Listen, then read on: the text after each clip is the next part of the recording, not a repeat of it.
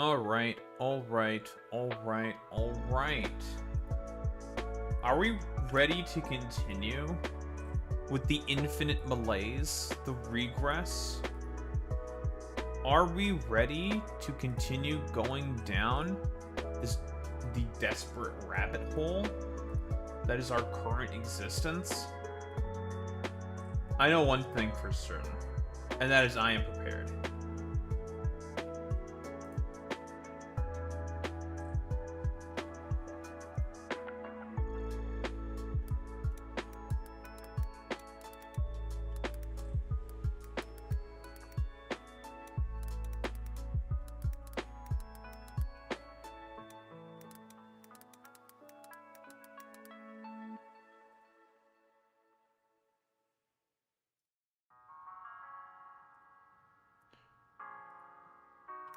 What's up, Plague Doctor?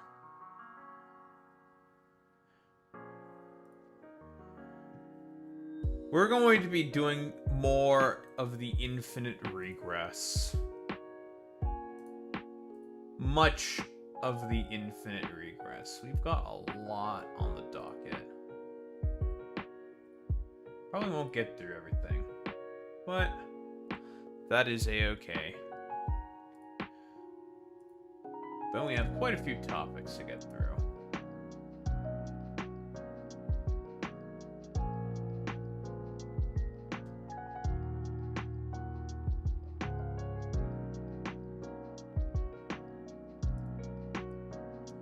I keep thinking if I want to make a segment on the... Do I want to make a segment on the fucking smear campaign against Hassan? I mean, I already talked about the initial clip that made it all go off and viral. I mean, it's... I've made my position very, very clear. It's just stupid. The fact that all the Democrats are deciding to hop on this sort of train is just... It's nonsensical to me. It's actually insane. It's like, what do we do? What are we doing here, guys? Why are we doing this?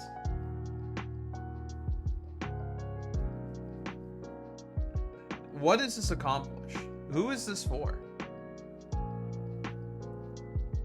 I find it to be rather nonsensical. But this is the infinite regress.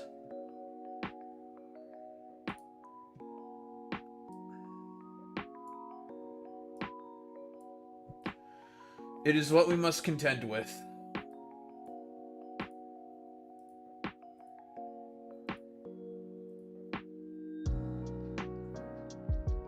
I'll wait for the usual suspects to show up.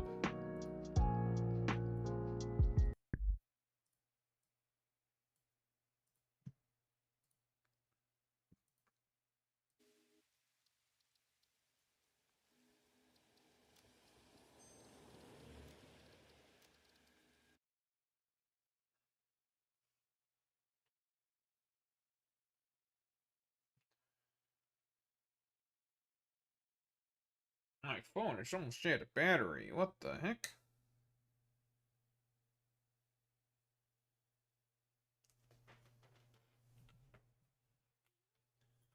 What is it? Yeah, we did some research. We do be getting some manufacturing upgrades.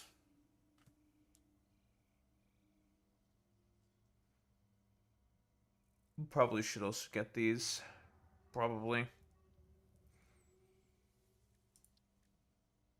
It's not particularly necessary.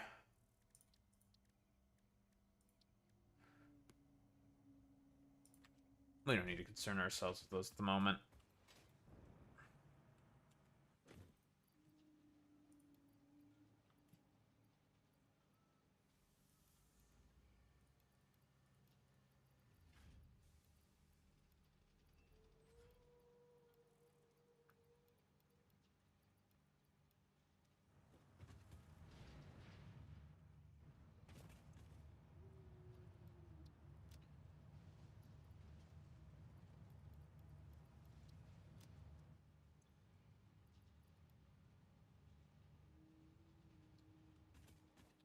Alright, upload those things.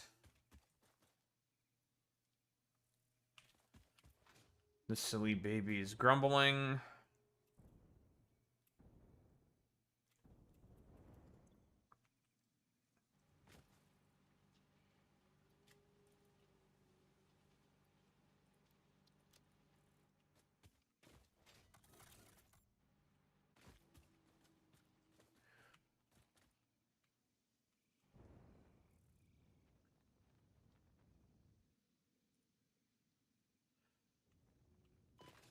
And it's time.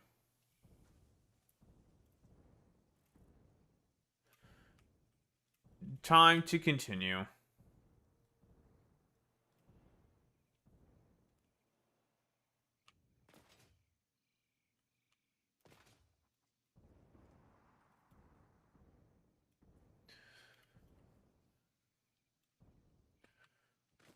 One, two, three, four, five, six.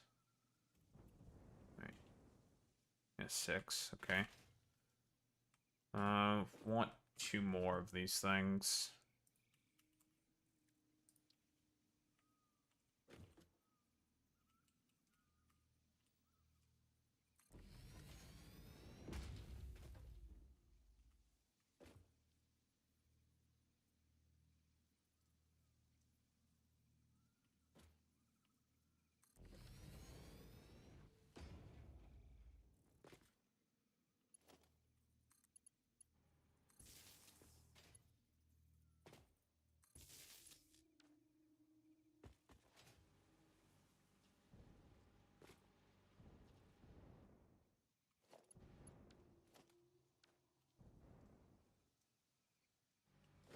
Do do do.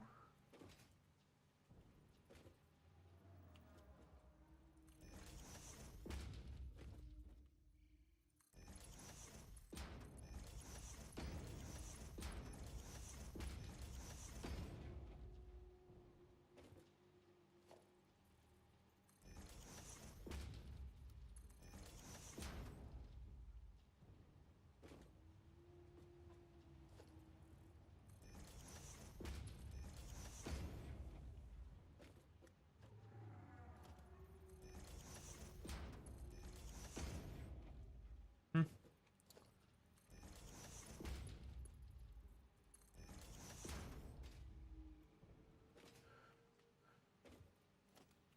It's time to grow some fucking pumpkins and shit. And some cotton. That's what we're gonna be growing today.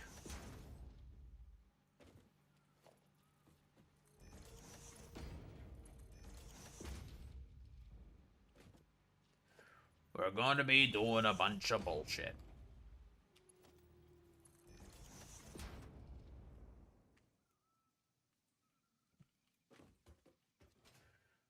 Will we have enough room for all of this? I swear to God, I hope.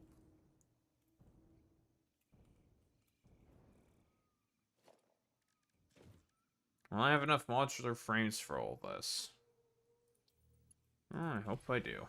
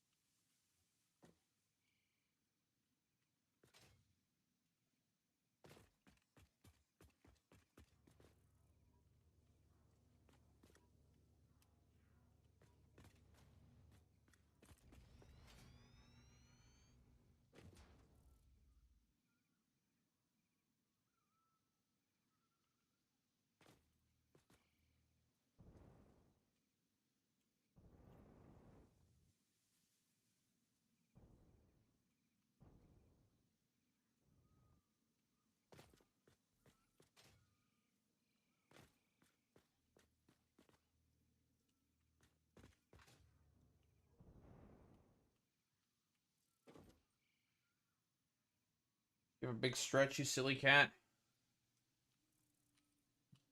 I'm eventually gonna have to clean your dang bowl.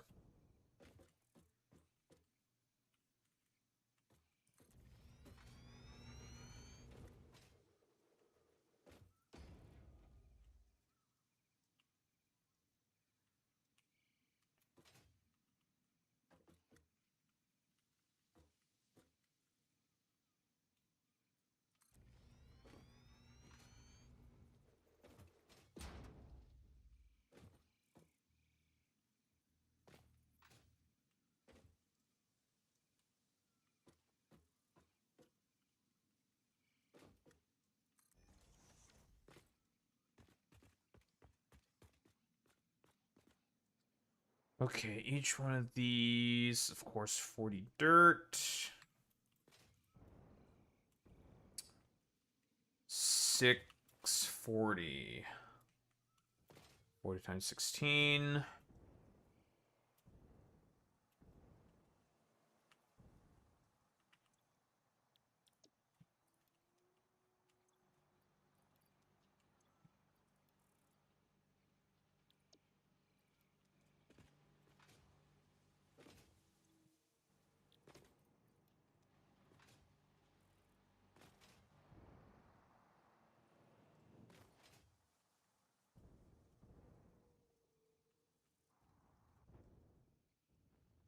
Eventually we're gonna have to run a really long pipe for some water and a bunch of other bullshit. Blah, blah, blah, blah, blah. Easy peasy lemon squeezy. Shouldn't be too hard. Alright. Give me more dirt.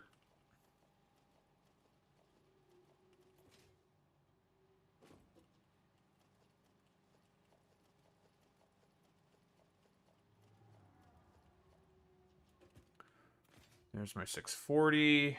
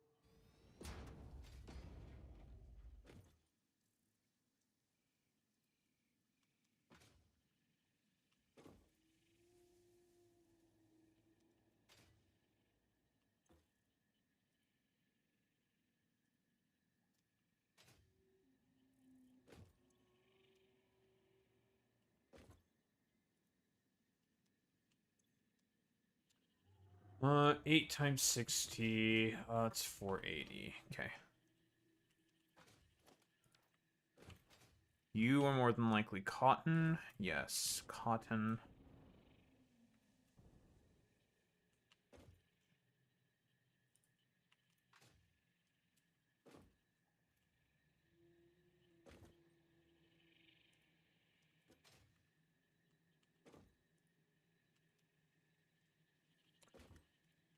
The cotton will be used to make a whole lot of fabric.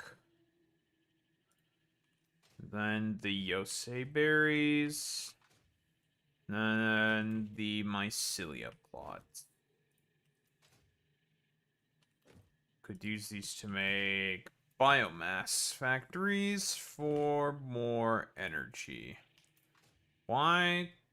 Because I can.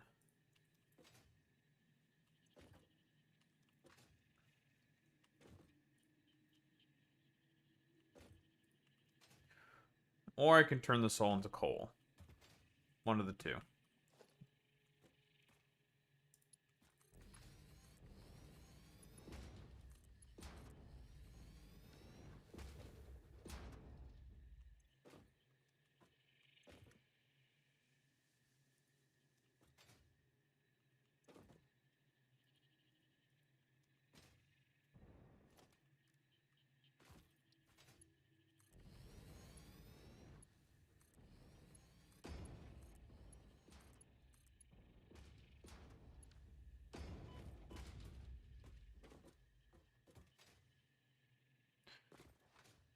Why are we low on modular frames? I did just increase all of our manufacturing capacities by double. Well, for a bunch of the machines, not all of them.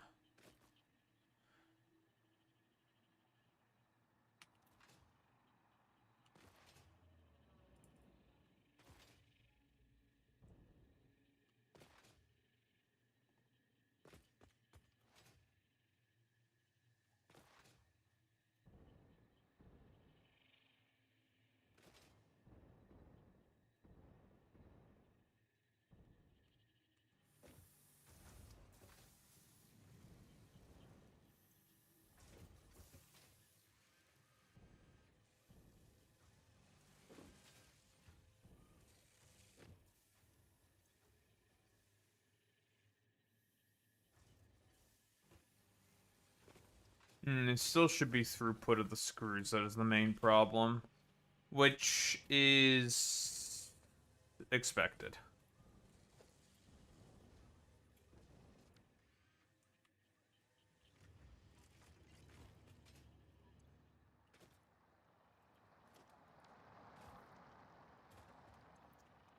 Very well.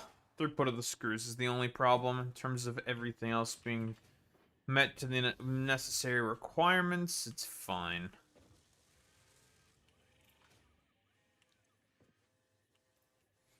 It's just screw throughput. That's fine.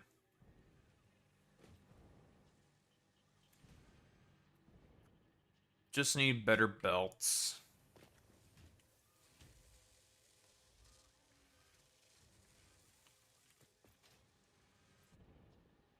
That's really about it.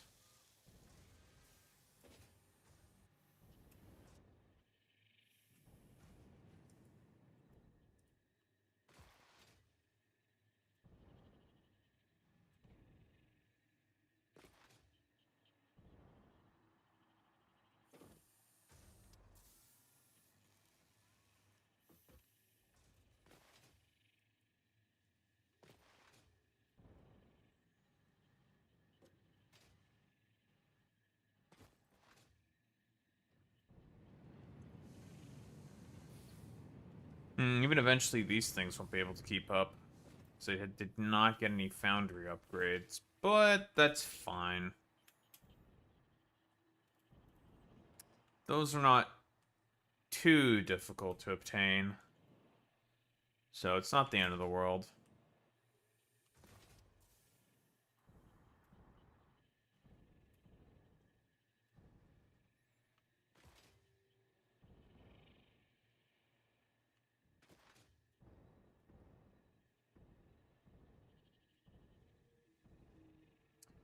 I do know where I could just grab a bunch of modular frames. Just for the purpose of continuing to build.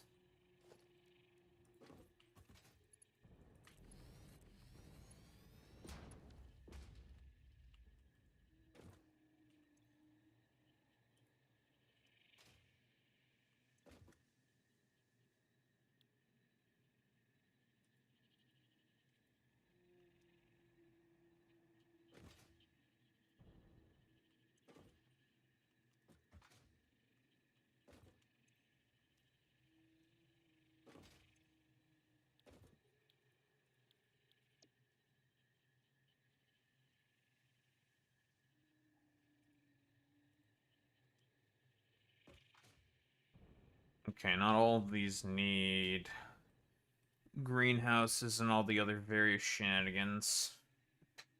That is acceptable. Ooh. Crack the knee. Alright, cat. I know. You still need to learn how to not poo in a corner or under my bed. And then I'll let you outside. You will no longer be punished. Why do you keep pooing in corners when I'm not there to stop you from doing that? Why do you keep doing that, you silly girl? I know. You're just a sleepy baby. Here you go.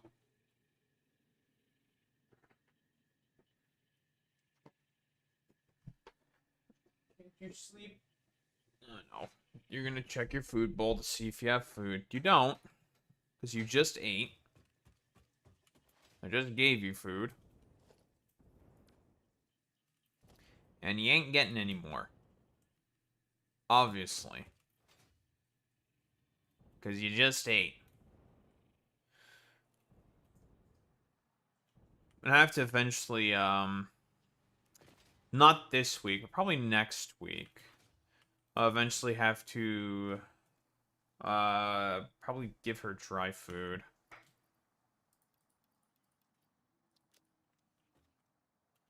To do that relatively soon. Because she's growing up. Can't be eating wet food for forever. Eventually I can just get one of those, like, automated feeder things. I know you want to go outside, huh? Don't you? Well, you can't. Because you've been naughty. Been bad.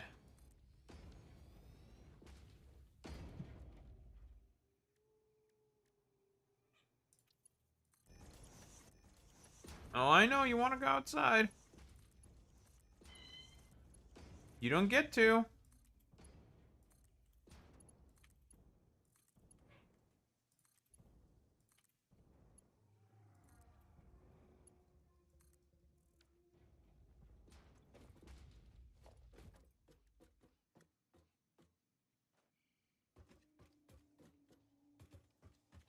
No outside for you yet.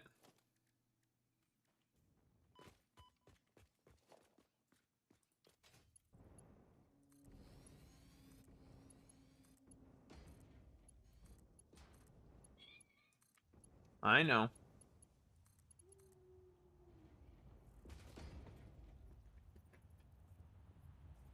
Oh, you peed in the litter box. Good girl. Now, if only you can poo in the litter box. That'd be great. Can you poo in the litter box? Can you do that? Just for me?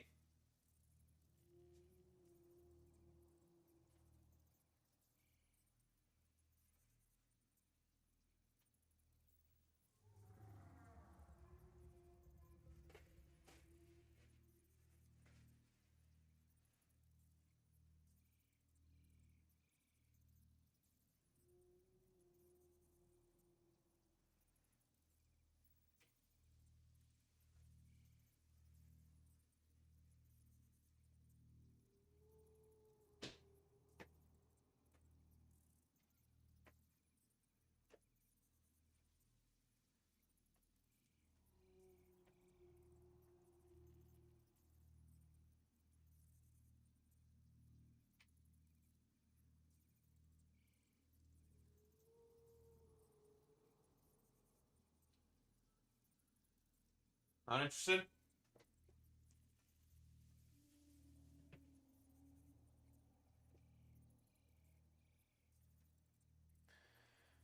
Why are you looking at my foot?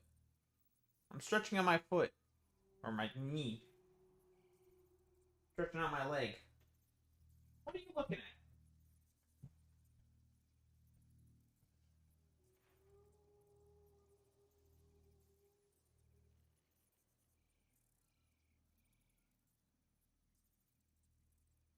You're a very good little baby. You know that, right? You just got one more little thing to learn, and then you'll be perfect. So be free.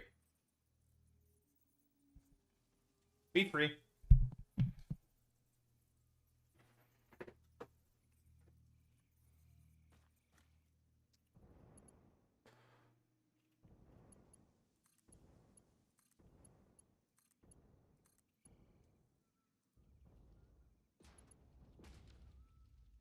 $15.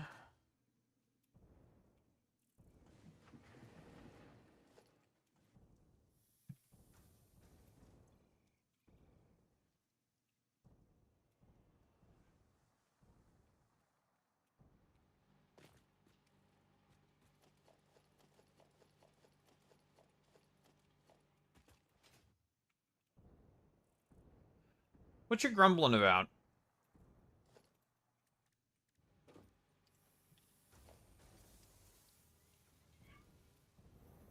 What?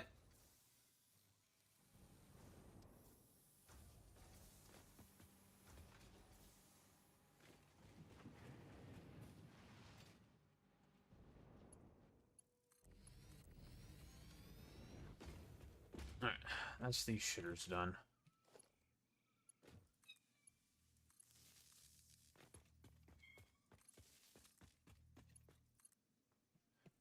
Well, you ain't going outside.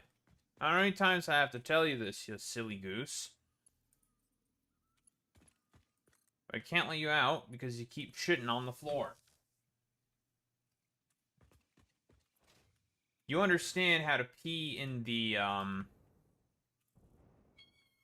I know. You understand how to pee in the Doctor, turn off my cringe inhibitors. Put right it, you'll lose subscribers. Do it. Okay. I was fucking joking. Why did you do it? I don't care what you say, Fox Fate. She's not going outside. No matter how much she wants to protest and grumble and bumble and schmumble, she ain't going out. Until she learns.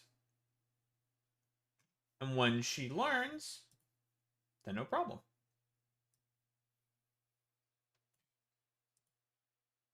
Of course, when I have my friends over on Sunday, no instances of that, but whatever.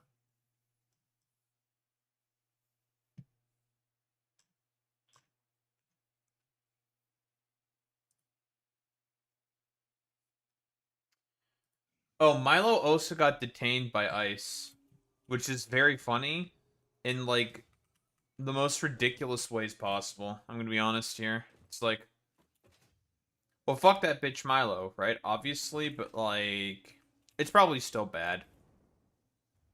But fuck that bitch Milo.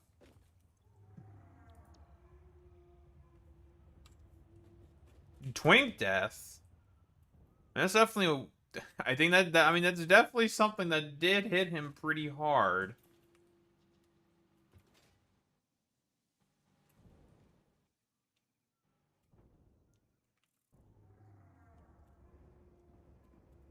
I think there's more concerning things about Milo Yiannopoulos besides him having twink death.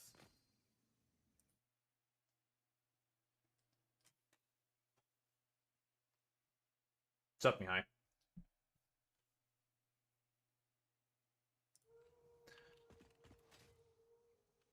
There's worse things out there that can hit you. I guess you could talk about the way that twink death hit Milo was funny.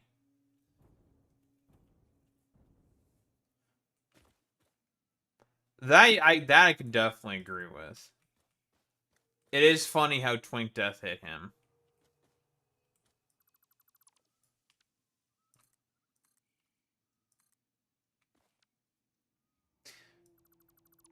Bro did this like whole performative thing of like throwing his wedding ring, um, throwing well, which apparently was extremely expensive. He threw it overboard during a time when he was broke, which means his dumbass probably tried to go get it again because he was broke. Apparently, like spent like 250K on that fucking goddamn ring or some shit. Whatever. And then he did the ex-gay thing where he pretended to be like he sold stuff on like one of those like Christian evangelical things or some shit. Very funny. No, not much behind. We're just waiting for the people to come in, and then we're gonna do some segments. Also, what's up, Big Jerry? How's it going, buddy?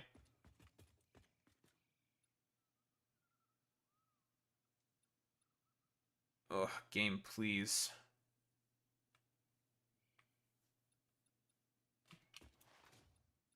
Yeah, it wasn't he a Catholic convert? Listen, we all know what that means. You're convert, you're Catholic. That's Nazi. Alright, almost killed myself. Epic.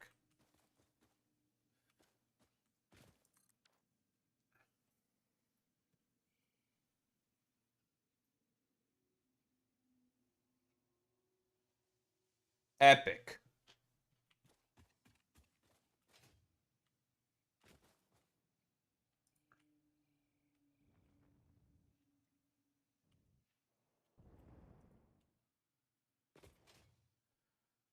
The cat just keeps standing by the door. She wants to go outside so badly, but I can't let her. You're being punished, silly little girl. I can't let you go out. I'm sorry.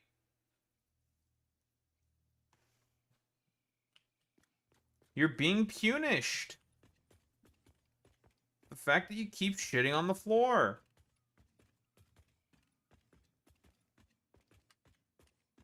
And I never have an opportunity. Every single time, same thing when I was a litter training her for how to pee. Always does it when I'm not in the room. So I can't catch her and just be like, hey, hey, hey. Do it here.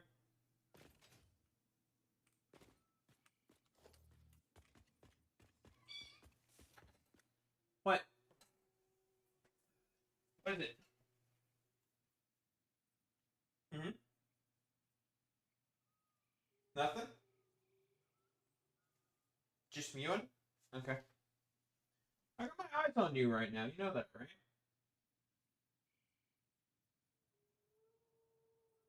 Yeah, okay, buddy.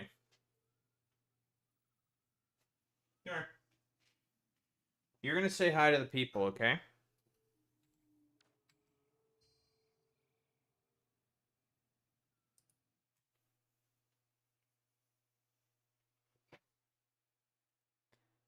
Yeah, you don't like being held right now, do you?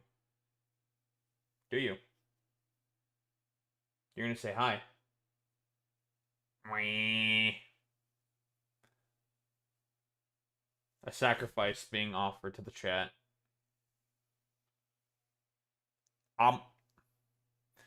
Milo was raised Catholic because he said something heinous about being groomed by a priest was good. That was on Joe Rogan, I believe. That was the initial thing that got him excommunicated. Excommunicado, shall we say. In terms of his like, whole sort of sphere. Because there's like, hold on. You're gay and you think that you being raped as a boy was a good thing? What the fuck?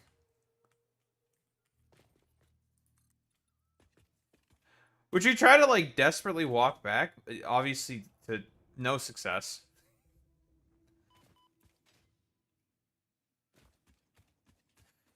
Cause he was like trying to do like one of those like edgy bits that he used to do during like his like dumb fuck debate days in like 2016, where he's just like, oh yeah, I think it's like a good thing for I don't even remember what exactly the quote Milo had was. It's like, yeah, it was something about little boys and priests and something. It was fucking weird. It's Milo. He's very weird.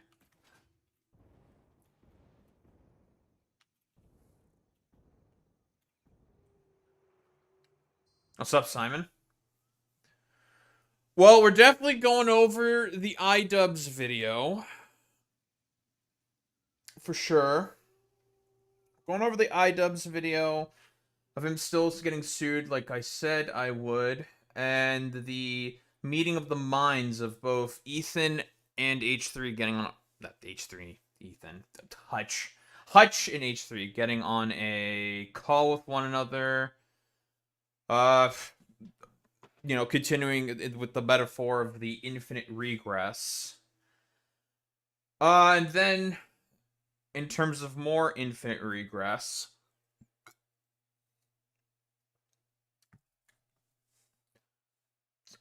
not getting to shit on Chibi reviews, but we'll shit on someone else instead. Kazahana. Because now I finally have an opportunity to shit on that fucking loser. So, and what else? I'm planning to go through a lot of stuff. The mail-in ballot stuff we're going to talk about, and probably also, if I get to it, how seemingly the food supply in the United States seems to be all infected. So you commented on the whole straw versus powder drama. I mean, it's one of those things, Simon, where it's inevitable, right? Because all these people are... It's a human centipede. It's the metaphorical Ouroboros eating its own tail. The thing with Powder is that the thing that shot her into the spotlight, into the limelight, was the whole Cinder documentary that she put together, right? If I recall correctly.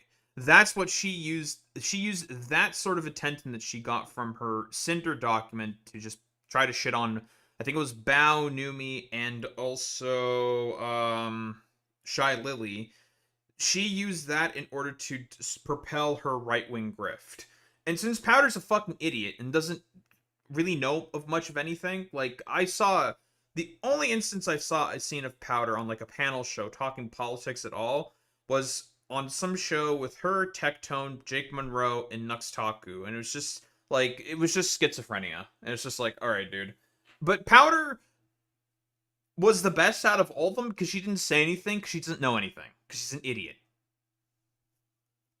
So in reality, like most other women in the VTubing sphere, they're progressive liberals or some form of just normie. But since she has the Chud audience, she has to parrot the Chud opinions. But she made a mistake in saying one of her non-Chud opinions. Because I do think that she's being quite genuine in terms of being pro-abortion. Quite genuine. Which is a mistake. She should have just lied if she wanted to keep the whole thing going. Now she's basically fucked. Well, I mean, not fucked, but she put herself in a terrible position. So, I'm just saying she's probably good. And it's causing, maybe not a collapse, but fractures. All she had to say was that abortion is murder, and that's that. Easy.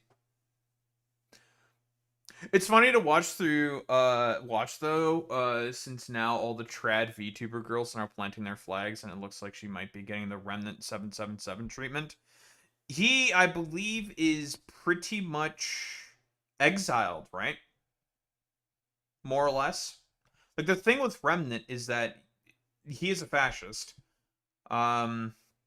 Absolutely, but he tries to be like a pseudo-intellectual about it. I've done a couple of videos on him. He does not know what a grifter is. He does not know how people use media for power. Or he literally got to the point where it's like, oh, you're correct, but wrong political ideology. But, you know. But I'm assuming that more than likely it's just going to be excommunicated. And she will probably fade into, maybe not irrelevancy, but in a diminished state. So that's good.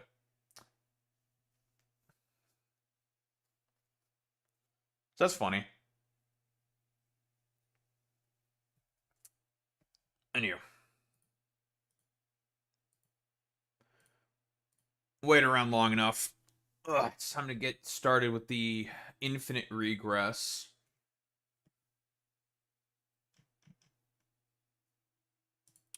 Do do do do do. Do do do do. All right.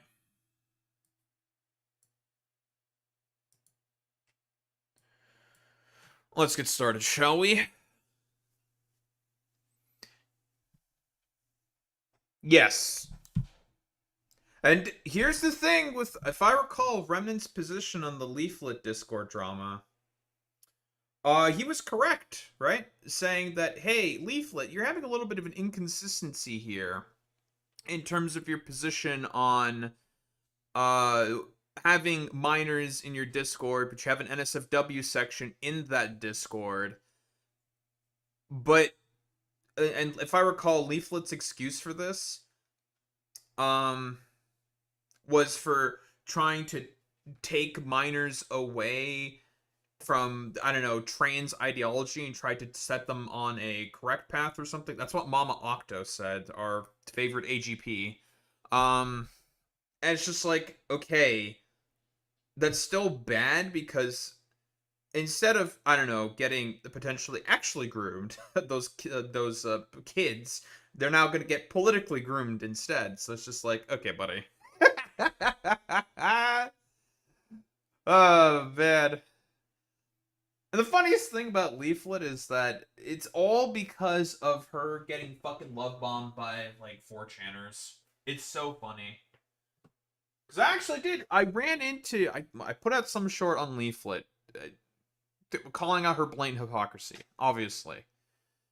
One of her old fans popped up in that short and said, like, yeah, just to give a little history on her, she used to stream more with her mother. Mostly because I was like, yeah, she did get BTFO'd by Niara. Like, Leaflet is completely out of depth in terms of any top. She's just an idiot. Totally out of depth. And she used to stream more with her mother. She doesn't really do that much because I did posit the question, like, why is her name both Leaflet and Asari? Who's the Asari? We know Leaflet. Who's the Asari? Asari is the mother. She used to stream more with her mother. And from what I understand, she started to get into some gun stuff. And then she got love bombed by 4chaners. And then she went down the metaphorical pipeline. Happens to the best of us, of course. Happens to the best of us. Well, metaphor, but you know what I mean. So that was an enlightening piece of information from that particular commenter. I was like, that's fascinating.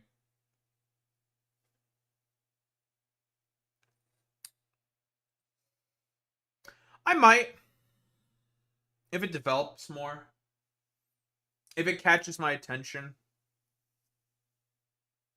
If it catches my attention. It sucks that I've been ghost banned on Twitter, but because like mostly all it's just been is that all the trad right-wing VTuber idiots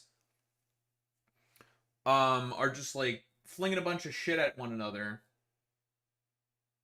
Because one person said, I think it's okay to be pro-abortion. I don't really care. And it's just like, okay. Unless there's like videos made or something, then it might just be one of those like shit flinging fests. Because I hate abortion debates. Abortion debates are so fucking stupid. I hate that shit. It is the most boring shit on the fucking planet. Because the solution is pretty simple. Alright. If the wife wants to get an abortion, she should be the one who gets the ultimate decision. But the partner should also know. If they're in a married couple. If it's done by rape or through incest, woman gets the ultimate decision, period, end of story, abort the fucking fetus. Unless they want to carry it for some reason. Whatever, that's their decision. And it's pretty simple. Very simple, the abortion debate. But it's all become this whole stupid, like, bleh, infinite regress of just, oh, what is a human? Oh, is a human at conception? Blah, blah, blah, blah, blah. Yeah, dumb. Straub did do a live stream on this? How long is it?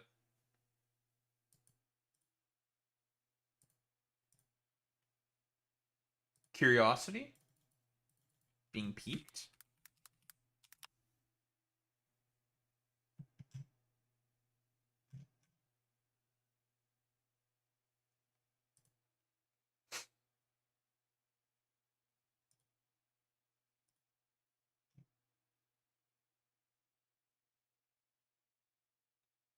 Hour 53 minutes.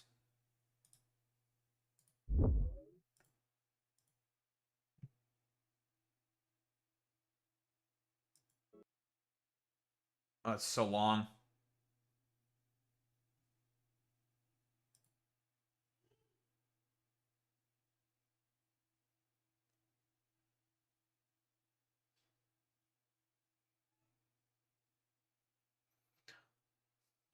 Sup, silently, Bren.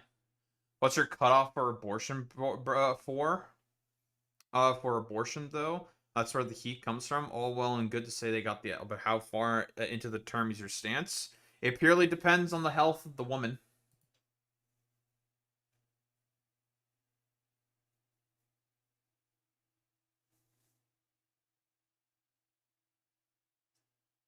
Yeah, maybe another day. Maybe.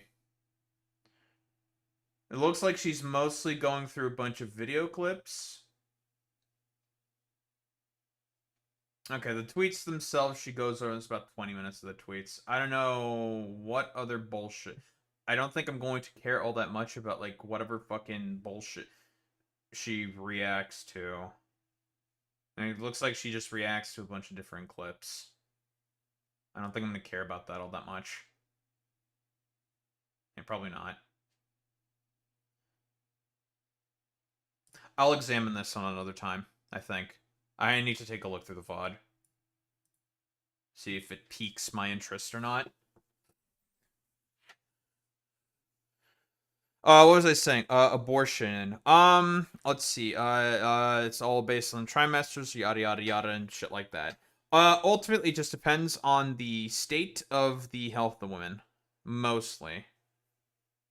My stand is that abortion shouldn't be used as an alternative for contraceptives.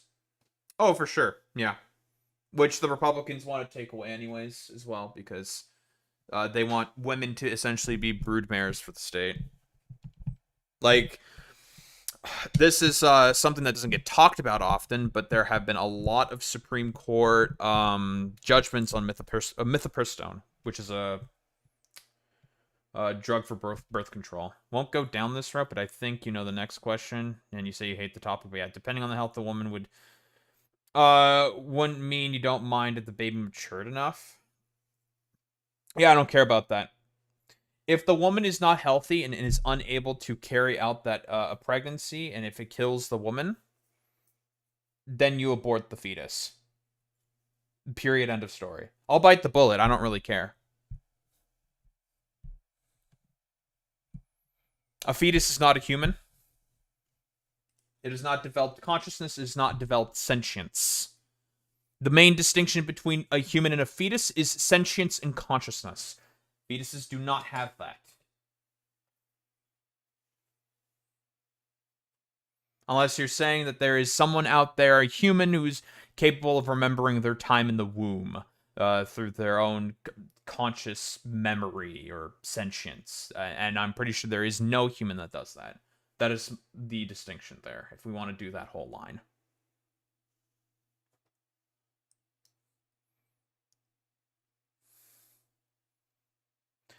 But I mean, here's the thing. Romania, where I'm from, Ceausescu, what he wanted to do, because he was desperate to replicate the baby boom, he decided to outlaw all abortions and contraceptives.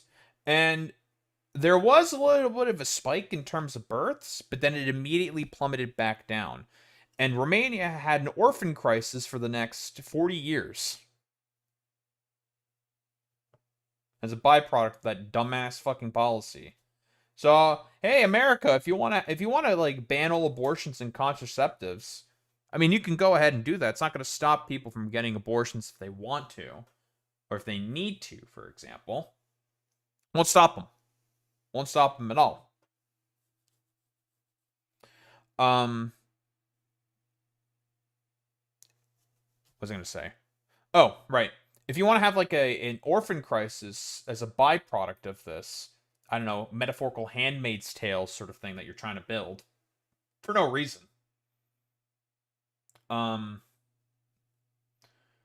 You can do that and just have an orphan crisis. I mean, you can just do that. Same thing that happened in Romania.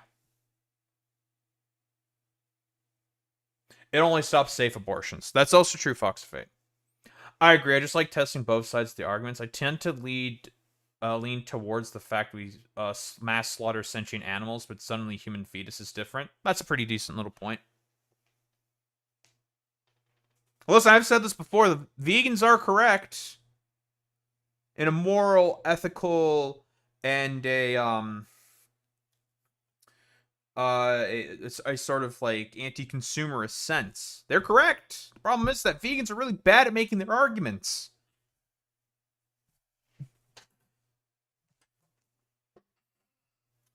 Where the hell did that damn cat go?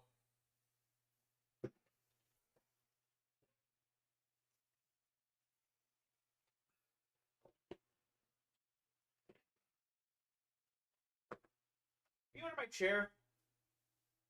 Oh no, you're in there. How the hell did you get up there?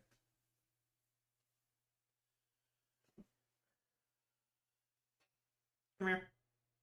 I don't want you staying in the bookshelf. Come out. Come out, you silly girl. Come on, come out, you silly goose. Ain't no biting.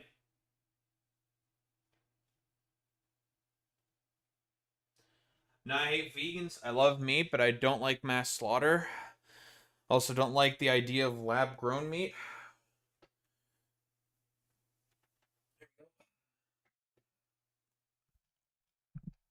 Bit of a reality check at the end of the day.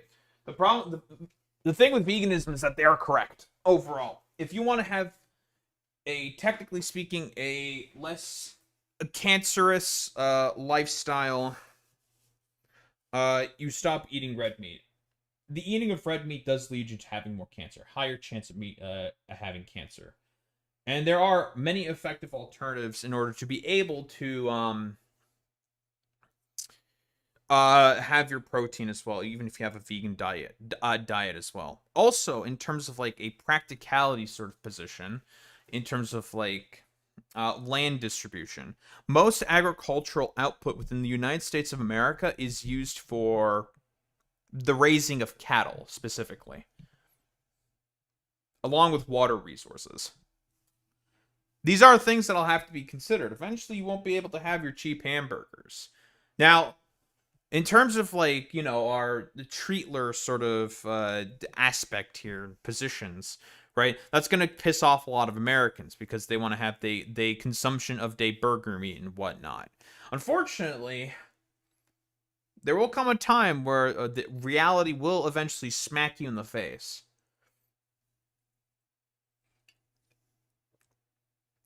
Now, generally speaking, I'm not a vegan. I do like eating meat. I like my steaks. I like my burgers and stuff like that.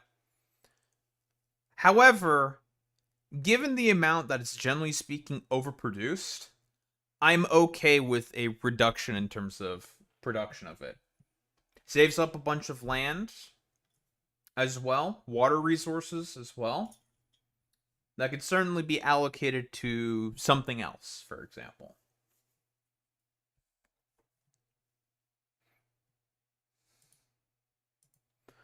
Certainly do like being more efficient with my resources.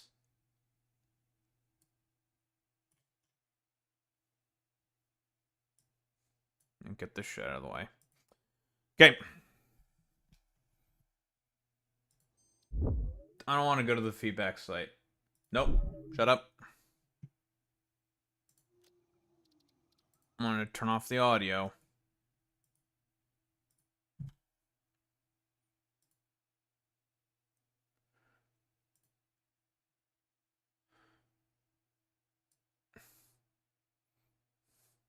Here's the thing in terms of the AI data centers. I don't think, for example, talking about it in terms of a water consumption aspect, I've come around to this, is the most effective argument. The more effective argument is going to be noise pollution, the fact that there is a general disruption to local communities for not that much of a gain. I think that's the more effective argument, because I fucking hate AI data centers. Those things suck. That is the 10 times more effective argument.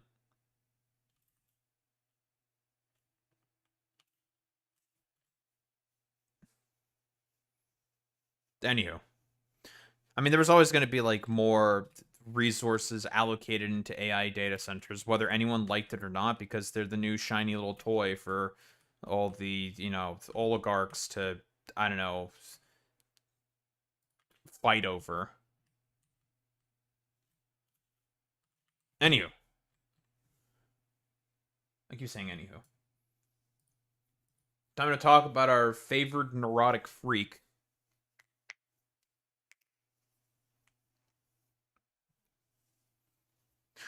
Well, I did say I would talk about this video when it came out, and now it's out. Now, as we all know, we probably don't need to relitigate the whole sort of iDubbbz Ethan lawsuit situation. I don't think we really have to, but we'll do so for posterity's sake. So, iDubbbz, streaming as a VTuber, as a dragon, scorched legume, and whatnot, had a message from Destiny from the drama that both Destiny and also Ethan had over the Rose drama, where he sent a bunch of porn to a 17-year-old OnlyFans model and is currently getting sued for that. And as a byproduct of that drama getting uncovered by Willie Mac Show, or rather covered by Willie Mac Show, Ethan, in response, decided to make a video about Destiny, basically calling him a freak, in so many words. Capiche? Not complicated at all whatsoever. Very cool, very good. Because that's where the origin of the message of Destiny saying that Ethan probably rapes his kids in DGG emerged. And the justification that iDubbbz uses to put the message on top of himself was apparently to just say that, oh yes, I feel like I don't want to get clip chimped at all, so I'm going to put this message on top of myself. I mean, sure, whatever. I think it's very silly, stupid. Moving on, who really cares? Even though iDubbbz himself, in that exact same stream, not only apologized for putting the message on his on top of his model, he also said that he does not agree with the message either. Ethan still decides to go through with the lawsuit. Ethan also stipulates that he would drop the lawsuit, or any of the lawsuits that currently are going on against them, if the parties are willing to give out a genuine apology. Whatever that means to Ethan, I don't know, flip a coin, pick your poison, whatever. It's going to be fucking stupid, obviously. Ian does his official apology as a stipulation of the settlement of the lawsuit, but Ethan didn't like it.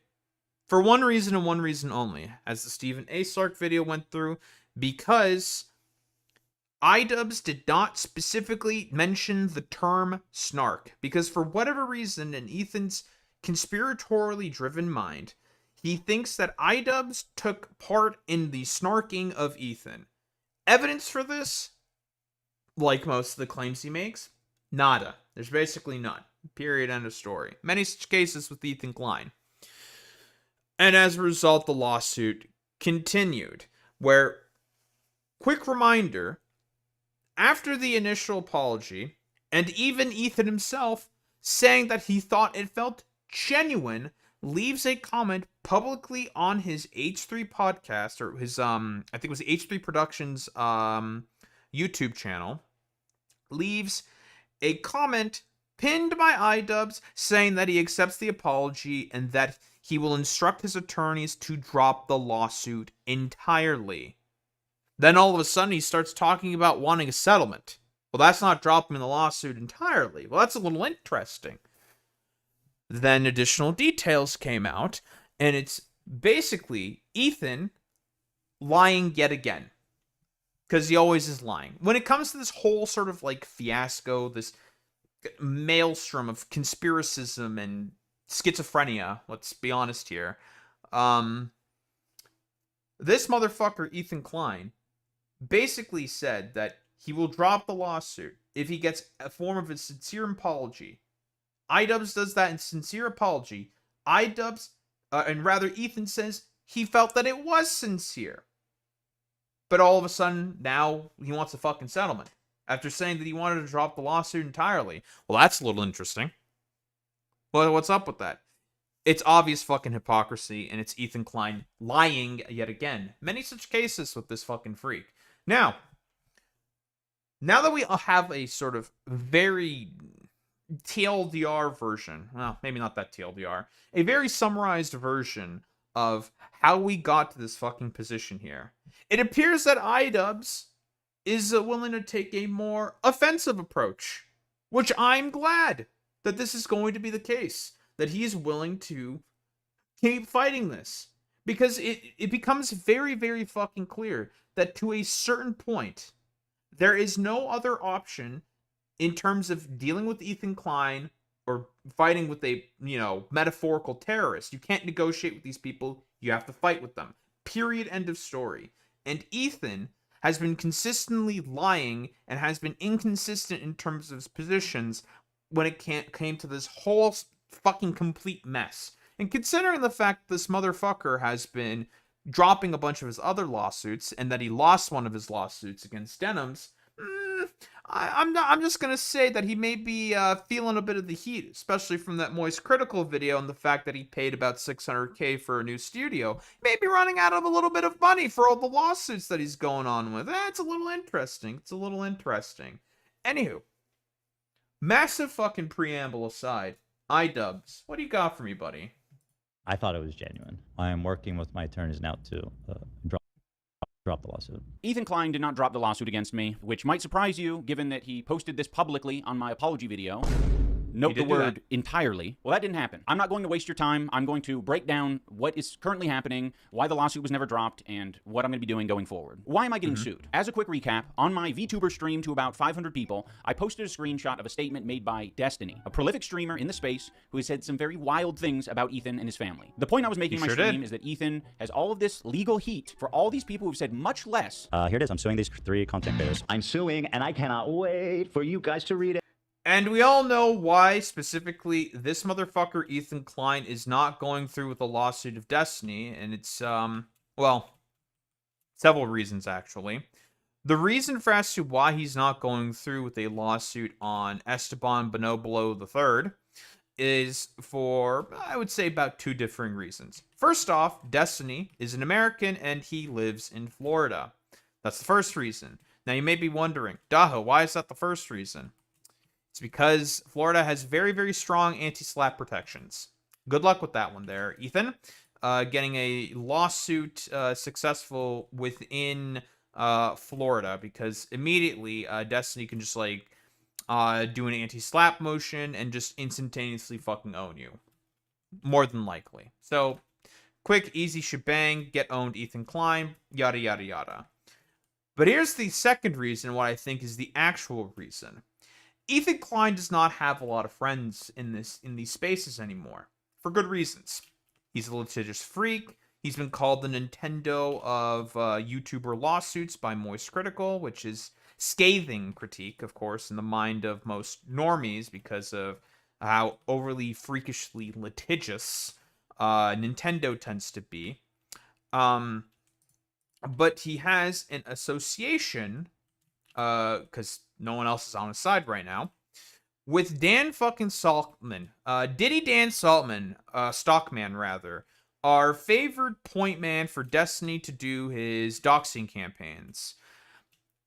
Dan Stockman, Diddy Dan Stockman, is owner of a funny little company called Redact.dev. And if you ever notice on Ethan's backdrop while he's doing his podcast, he very conveniently has a little thing called Redact.dev on his backdrop.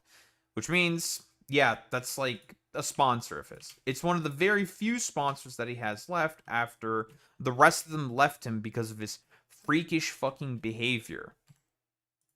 I said I'm suing Noah Samson. I'm suing this fucking piece of shit, this little scumbag. I'm suing all of them. I didn't have to be suing any of you guys. All 3 of the people I'm suing, lying and defaming the dude who's like suing everybody talking shit right now. People are not learning. They will not learn. They don't believe me still or something. I'm suing 3 people. This is not the end of it. But he will not pursue someone like Destiny who's accusing him of... Quick reminder, the 3 people he was talking about were Frogan, Casey Tron, and Denims. So far, in terms of, like, let's just do a quick synopsis and update on those lawsuits.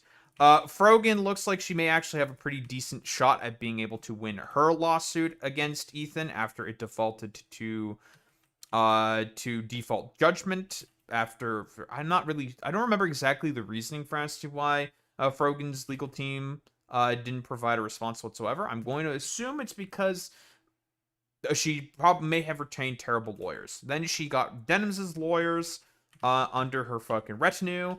And it looks like they're actually being more effective in comparison to that of her previous team of lawyers. So good for Frogan there. Fantastic. Excellent. 2 claps. And it is a byproduct and a result of that in terms of a lot of the motions now that she's doing in terms of the appeal. It looks like, and this is per Kilotonics' sort of assessment, because he's been looking at that case very, very closely. He's been saying that, yeah, it looks like Frogan may actually have a pretty decent shot now at actually being able to effectively push back against Ethan, and he may also potentially lose this lawsuit as well. Yeah. So, in terms of all the lawsuits that he's done, he got Casey Tron to settle out with him. He got scared of Noah Sampson for potentially filing an anti-slap motion against him. So that's 1 and 2. The Frogan one's still not done yet, but apparently it's not looking good for him. So 1.5 and 3. And he got BTFO'd by Denims, forced to drop basically every single lawsuit that is against her. Although he is appealing the current judgment from the copyright lawsuit, which is probably not going to go well for him. So he's like 1.5, let's just say, to 3.5. You know, he's got a 30% win rate right now. It's not looking great for him. Something so horrible. Well, I guess I had no clue how far he would go to prove me right. He ended up suing me in the Canadian courts for defamation, but not Destiny. Why is he not suing Destiny, you might ask? Don't worry, he'll give you... Ooh, I'll answer that question real quick. It's because iDubbbz lives in Alberta, and Alberta does not have anti-slap protections. Canadian courts have various rules, province by province, very similar to the United States in that particular respect, and Alberta does not have anti-slap protections. Myself in Ontario, or if you're in BC, and I think also Quebec, have very good anti-slap protections. Give you the breakdown. I've explained like the technical aspect of it. That 1, Destiny lives in America. 2, he soon after stated he doesn't believe it. Right. So those are 2 disqualifying facts. Yeah, okay. It depends on where in America that he lives. I wonder why Ethan Klein is not specifically saying where in America Destiny lives. Why is he not saying that? That's a little interesting. Soon after Destiny stated that he doesn't believe it. Okay, well, I did that too. Also, living in America is a disqualifying factor. You are already attempting to sue Noah Sampson for defamation, who is, drumroll... Same with Casey Tron, Frogan, and Denims. They're all also American. American. Living in America. Okay, so neither of those actually apply. Let's see what else he has to say. I said this a year ago, or plus when it started. I'm just following through on my promises, man. We all know why I'm doing it. It's not rocket science. Oh yeah. Wait a minute. What? To bully he said people? something about a year ago. What was that? I'm not done. I'll never be done. I will never be done with you. That's how much you've betrayed me and how much I want you to know I am never going to be done. I will besides the Joker-style rant that Ethan is basically going on here, for what reason exactly? Meh. Yeah, meh. Dog, you're just doing this about the fact that literally nobody fucks with you anymore, little bro. Like, listen, Ethan, I've said this before and I'll say it again. If you just stop doing your podcast for a little while, go get some fucking therapy, relax for a little bit, okay? And stop having such a schizophrenic conniption about Hassan. And then, because this is also stuff that's coming from his own subreddit, from a bunch of his fans. They're basically complaining and saying, like, dog, I used to really fuck with the podcast, and it was great and fantastic when Ethan was just, like, doing his goofs and his gaffes, and he was just being a silly little guy. But now, like, with the shit that's going on right now, he's not really being a silly little guy anymore, and it's just, like, kind of sad and pathetic. So, I don't want to fucking watch this shit anymore until he goes back to being silly, goofy little guy, Ethan. And by the way, in terms of, like, the content cop, in terms of all this, everyone was also saying the exact same thing. It's like, listen, you were the goof and the gaff guy. You liked having goofs and gaffs. I'm pretty sure this would all just be over for you, Ethan, if you just went back to being goof and gaff guy. But for whatever reason, you don't want to be goof and gaff guy for some... It doesn't make any sense to me. Like, the neuroticism is on another level. never be even. What does that mean? I'm talking about them, being interested in them, being, I'm fascinated by everything they're doing, right? The streaming, the whatever. Oh, that little unhinged Joker rant? Sure, oh, okay. I completely forgot about that. So, okay, he's suing us. It's public. People are talking about it. Charlie, Moist Critical, catches wind of it. He's telling people about it. And Ethan, on his live stream, says this. Part of the reason why he also started dropping a bunch of his lawsuits. I still say that if Ian would issue a genuine apology, I'd probably think about dropping the lawsuit. If he did that, I would probably drop the lawsuit. That's all I ever wanted, honestly. If he issued a genuine Well, that's a apology, I lie. would consider dropping the lawsuit. Honestly, I didn't think me apologizing By the way, he said that about, I think, every single person who's had, who he's had beef with specifically, and then all of a sudden, when it comes to iDubbbz, the standard has changed. What is this? This is Copacabana. You are a sad, strange little man, and you have my pity. Farewell. Thank you, Buzz. Very cool. Apologizing would lead to Ethan dropping the lawsuit. I wanted to post it. I posted it of my own volition. I felt bad about what I had done. I don't want to be posting Destiny-related shit, and especially as it relates to people's families. To my surprise, Ethan posted this to my apology. He even texted both me and Anissa saying that he was going to drop it. I thought it was genuine. I am working with my attorneys now to drop the lawsuit. So what's happened since then? Well, suddenly, there were more demands behind the scenes. That's it. That's all I ever wanted, honestly. And candidly, I think this was my biggest mistake when interacting with Ethan, thinking that when the time mattered, we would both bend a little bit and be mature adults to see the other person's perspective. That was a mistake, and I will not be making that mistake going forward. The settlement was meant to be confidential. So really? There were a couple of other mistakes that iDubbbz also made. Like, that whole fucking stream where he was, like, trying to explain the situation was also not particularly great. But honestly, it's all under the rug. Under the rug, then? I think that's what the saying goes. I don't remember exactly. It's all fucking water under the rug. That's definitely not how that saying goes. But whatever, you know what I mean.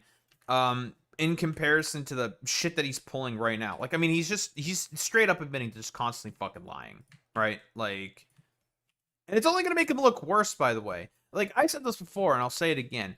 If Charlie were to catch wind of this, right, and he makes another video on Ethan Klein, it's over, right? He's probably going to drop these lawsuits as well. Water under the bridge. That's what it is. So I'll only be discussing things that were disclosed in open court that members of the public have already heard and reported on. If you look at the settlement, which I must remind you is not dropping the lawsuit entirely, you will see that he wanted me to express regret for participating in snark communities. First off, I have no problem. So that is the exact same thing that we have talked about in terms of the Stephen A. Sarch video, right? And the Stephen A. Sarch video goes over that particular detail in a lot in terms of a lot of scrutiny for Ethan Klein, or for not Ethan Klein, for iDubbbz here, saying that the problem is that you have to be extremely specific when it comes to stuff like this, because it is very serious. And Stephen is correct in that particular instance, right? I don't disagree with what Stephen A. Sarch is saying there, right? You have to be very precise with your wording, and you basically need to have a script for this shit, because they can get you, legally speaking. Why? Because fucking law is the inner machinations of how law works is an enigma. Very many such cases, of course. And as a byproduct of the fact that Ian here did not specifically mention the term snark, it gave Ethan the wherewithal to basically say, I don't actually accept this statement whatsoever, because he didn't say one specific word, even though he agreed to that sort of position. Because iDubbbz's interpretation of snark is general harassment communities. And I've said this before, and I'll say it again. There's nothing inherently wrong with a snark community. It just depends on how the snark community is run. Ethan Klein's snark community, there was not many problems with it. I've been consistent on this, and I'll be consistent about it till the day that I die. There was nothing necessarily wrong with Ethan Klein's snark community, because they moderated it well. They made sure that there was no going after sponsors, and that there was no unnecessary sort of like stalking and harassment campaigns. Every now and again, there'd be a rogue mod who basically loses their shit. And that happens in every sort of Reddit community. So if Ethan wants to have a problem with the, I don't know, if we want to do the whole sort of like infinite fucking regress with Ethan Klein, if he wants to have a problem with like literally every snark community, he would have to go after so many other communities to try to take down so many other fucking subreddits, and just to have a complete conniption about all of them. It's either all of them or none of them. But for some reason, when it comes to like certain snark communities that he participates in, that's fine, no problem whatsoever. When it comes to snark communities that he has, like, you know, with people that he has beefs with, you know, it's fine, it's whatever. This is the problem that specifically people are having with Ethan Klein in particular. It is the inconsistency, constant inconsistency with him. And should we really be surprised that he only continues to have said inconsistency? You know, I've said this meme before. I'll say it again. But you know, it's snark for me, but not for thee. Problem doing requests for things that I've done a million times before. I, like most other creators, don't support harassment communities. I don't think it's a good thing, and there are many of them. I was told that I could do it in my own words because I do not use the word snark or snark communities unironically. I wanted to disavow actual bad behavior that is easy for everyone to define and recognize. Harassment, attacking people's families. I was willing to accept the terms of this agreement based on that understanding. On July 2nd... And that's where iDubbbz made his specific mistake, because Ethan had to be specific with the wording. You have to. This is why you have to be extremely specific with your wording when it comes to stuff like this. Because guess what can happen? Ethan can just come right back around and just say like, "Well, he didn't say snark specifically, so guess what? Lawsuit back on, baby." And that's the problem with this in particular. I make the statement. Both parties sign the agreement, and a few days later, a week later, I am informed that it wasn't good enough. Sir Ethan was not pleased. So what was the issue? The issue was I didn't use the exact wording snark communities when making my statement. Why that is important, I think we all might have an idea, but I can't assume. You're snark-brained. As snark-brained as ever. And who's king snark? Snark Snark narrative. Guess what? Snark brain. She got snark-brained. That's another snark talking point. The snark talking point. So this is what snark-brain is. People like Ian like to make fun of how dumb that is. Quick reminder, there is no evidence whatsoever that that Ian or iDubbbz here ever participated in any of the H3 snark communities. There's just none. I've not seen any whatsoever, and trust me, I've looked. There is just nothing. Nothing whatsoever. So, again, complaining about your fucking snark community, and as much as you're complaining about it, Ethan, just doesn't make any fucking sense to me. It's nonsensical. It's just silly. It's just another excuse from this incredibly neurotic motherfucker to just have a conniption about people who fucking criticize him. I mean, he said it himself, you know, Kilotonics' video withstanding, that he has a lot of fucking problems with people who criticize him. I don't fucking promote snark, okay? I don't promote snark pages on the show. From the iDubbbz snark Reddit. It's like that's a lie, by the way. He does promote snark pages on his on his podcast. He does. Post snark clarity. Snark is basically Ethan's version of Donald Trump's fake news. Fake news. CNN. Fake. We are fighting the fake news. You are fake news. Sir. If Ethan doesn't like some valid criticism, he can sort of wipe it away with, that's a snark talking point. If someone is upset with Ethan, he can say that they're snark-brained. Now, I don't want to indulge in what I see as a delusion. You know, there are a lot of hateful communities out there. I think one of the most prolific ones is Kiwi Farms. I don't think I've ever seen anyone in the history of the internet being harassed like this. Give me an example. When have you seen this? Every fucking day. Chris Chan? Chris Chan is like some Kiwi Farms like underground goofball. Even with Chris Chan, it was so isolated to like. Yeah, it was like a well, okay. Yes and no. The thing specifically with Chris Chan is that Chris Chan more specifically was that was 4chan that started it, and part of the reason for as to why Kiwi Farms under Joshua Moon began from the sort of beginning was the fact that all the fucking A-loggers, I think it was Chris Chan where A-logging even became a thing from the beginning. Everyone fucking hated the A-loggers so much that essentially they were being forced to start their own sort of board in order to do their A-logging. Because basically, I think they basically got banned from 4chan from being from posting because of how fucking annoying they were. Because everyone hated the A-loggers. Community. I'm being serious. Chris Chan, sure. Like, but that's just like a Kiwi Farms meme, dude. I don't use the word snark. Yeah, I think it's Kiwi ridiculous, Farms meme, and dude. Ethan knows that I think this. This is what snark brain is. People like Ian like to make fun of how dumb that is. But if you were to go off of Ethan's very broad definitions, his channel and his subreddit perfectly fit the definition. Let's take some of these descriptors from your own. It's a very, very good point there from Ian right there. If you look at Ethan's subreddit, it's just Hassan Snark. That's it. So this motherfucker loves to bitch, moan, and complain about fucking snark communities till the cows come home. Motherfucker, you may need to, I don't know, grab a mirror and take a look at it. Bro, your whole subreddit, which is supposed to be about you, motherfucker, is just Hassan Snark. If I were to go on to Ethan's subreddit right now, How long would it take for me to scroll down until I see a post about Hassan? Because of all the DGG schizophrenics that currently rant and rave in there, it would not take very long whatsoever.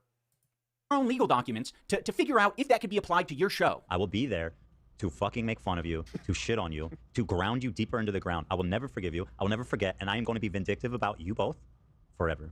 I will never Sure, man. be even. What does that mean? I will talking about them, being interested in them, being, you know, I'm fascinated by everything they're doing, right? The streaming, the whatever. I don't fucking promote snark. People go, oh, he's so obsessed. What are you talking about? I literally told you from the get, when this whole thing started, that I would never leave them alone. That I would obsessively fall. I would never. When everybody's forgotten about. Why would you say this, Ethan? You know, because by the way, like, listen, this is all just more and more mounting evidence against Ethan. This only just makes him look terrible. Like, why would you say all this stuff? It just doesn't make any sense to me. It's a little weird. It's a little sus.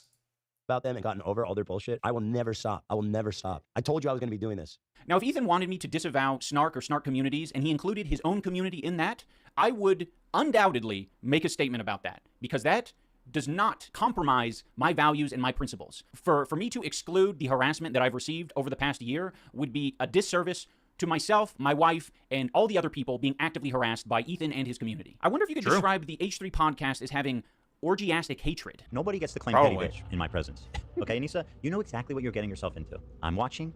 I'll be watching you every breath you take. Huh, it seems like that'd be pretty easy to argue. Now, Ethan would probably try to dispute that, as he has before. I don't fucking promote snark, okay? I don't promote snark pages on the show. The H3 production. But by the way, let's just quick reminder: this motherfucker H3, while in a celebrity fucking poker game, took a fucking a pic of Anissa, where Anissa was talking about, I think, getting her pussy hairs getting lasered off or something in some location somewhere. She had an appointment, got her pussy hairs lasered off. Yeah, whatever, sure, you do your thing.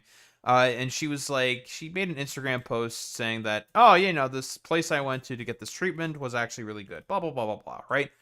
This motherfucker, on the fucking Snark Reddit, on the iDubbbz' fucking Snark Reddit, took the screenshot of it and saved it to his phone. It's like, bitch, well, like, this motherfucker wants to complain all the time about, oh, snark, snark, snark. Snark is so stinky and bad and mean. Snark, snark, snark. And he's just constantly engaging in the behavior of the snarkers all the fucking goddamn time. Taking all the, like, screenshotting, I don't know, Anissa talking about her pussy hair getting fucking shaved or lasered off or some shit. It's like, bro, that's weird, man. You have a wife and kids. What are you doing? What are you doing? Reddit is one of the most vicious snarks of all time. That's what. Okay, just because they hate you because you're a punk rat loser, it doesn't mean they're the most vicious snark. It just means that there's actually a community of people that don't like you because your snark is inactive and you don't actually know what it means to actually be snarked against. But that's So that's what we call in the business projection. Because that's what that is. It's, Ethan, you're projecting right there, bud.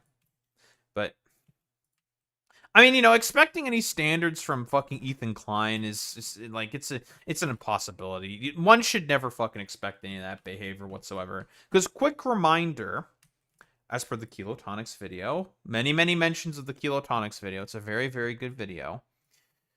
Ethan wanted to basically do something similar to that of what Adam McIntyre did in terms of getting his Snark Reddit shut down. His? Let's go with his for the time being. Whatever. If I'm being, I don't know, transphobic, I don't know, fucking sue me. Whatever. What Adam McIntyre did in terms of his subreddit, or Snark Reddit rather, was similar to what Trisha Paytas did as well. And that was file a lot of copyright lawsuits until the page was forcibly taken down by Reddit. Ethan tried to do the exact same thing in terms of the lawsuits and claiming of copyright on the H3 Snark Reddit. But it didn't really work because the same standard was not exactly met. So if you're wondering why there's like a bunch of random bullshit in the Library of Congress that H3 has in terms of a lot of these differing live streams and also the content nuke, that was the basic plan.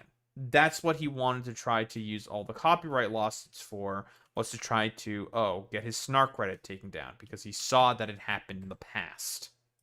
That's exactly why I didn't want to use the term snark, is because he's ultimately going to disagree with my definition of it, which is including his community and the content he makes. I don't think that's very fair, and I don't like compelled speech. And I don't think anyone else should have to deal with a multimillionaire bullying them to say exactly what the multimillionaire wants. By the way, even Reddit has responded to this concept of snark. We got a hold of someone at Reddit, and we told them about all the snark stuff. And they said, you guys are harassing people also. You're harassing people, and they're harassing people, so I don't see the difference between your community and their community. What a disgust. So as hilarious as that would be, because Kilotonics has also gone over this exact same clip, as funny as a response that would be from Reddit, I highly fucking doubt that that was the case. That was the reasoning for as to why a lot of the Reddit decided to not go ahead with taking down H3 Snark.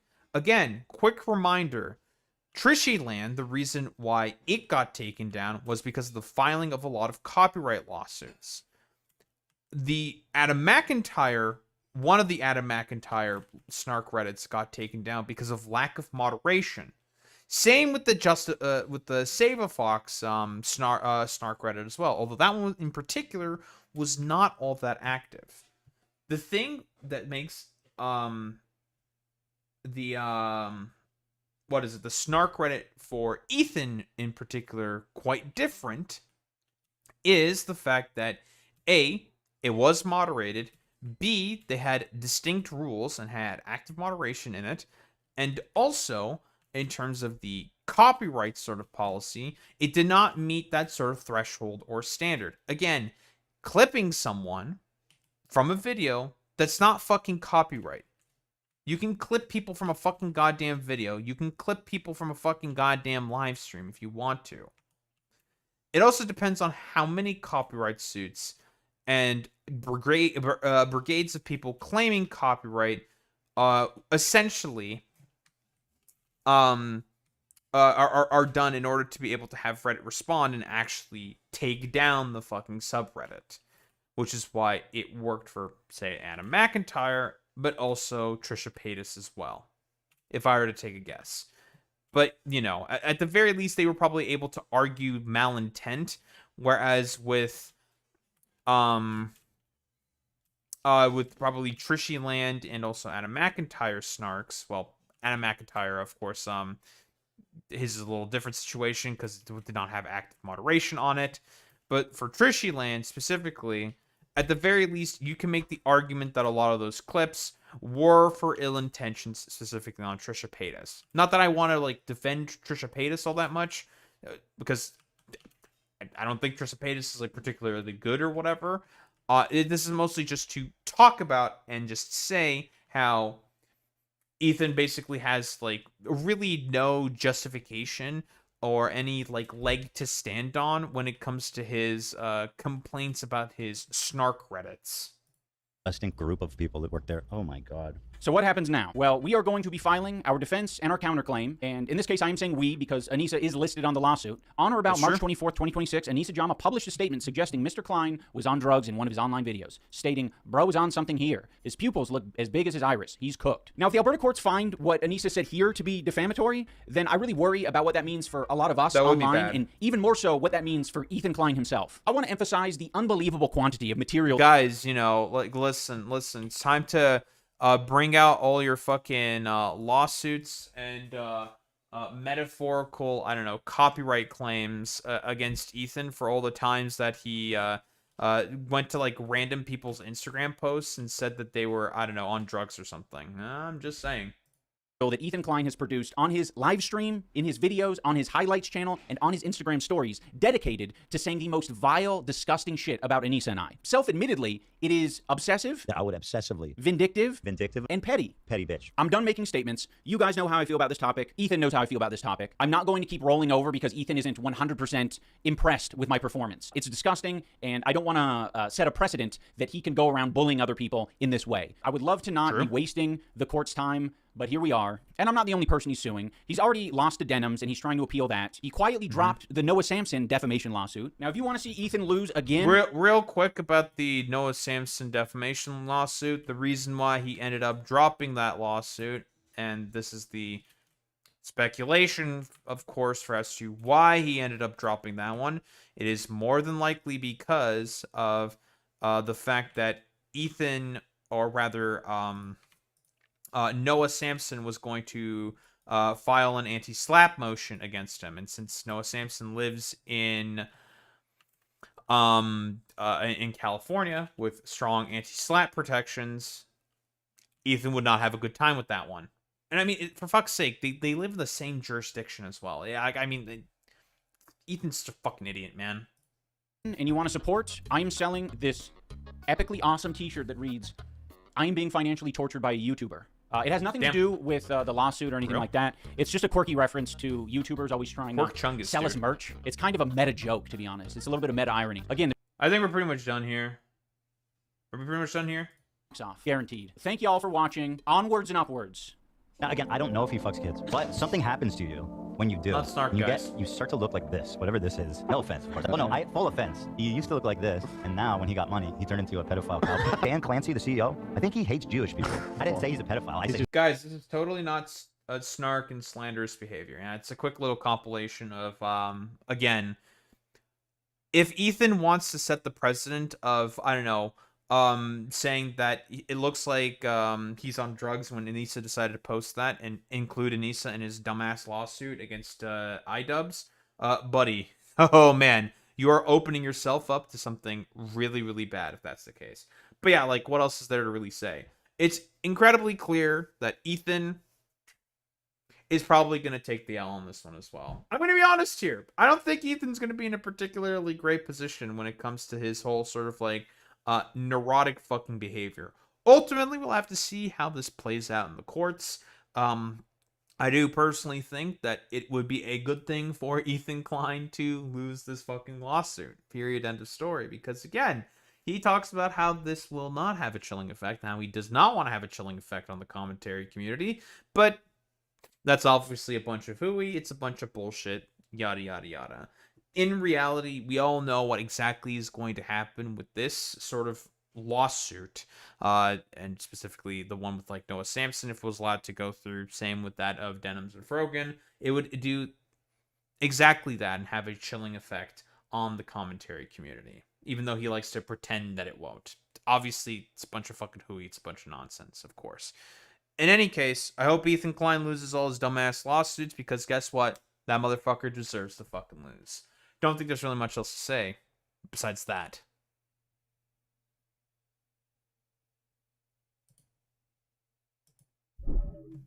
Okay. You were doing something that I was not seeing around the corner. What were you doing around the corner? Oh, you decided to take a piss in the litter box. That is fine. You can sit there for now. Being a damn cat dad, dude.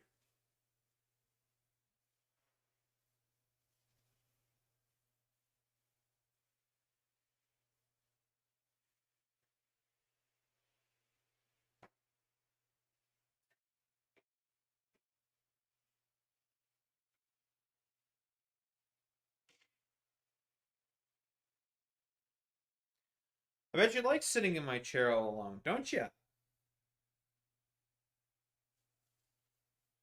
Well, sorry, baby. I gotta sit there now. You can sit on my lap.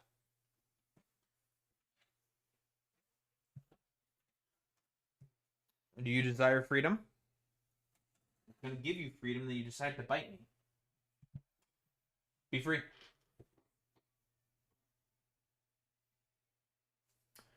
Be free.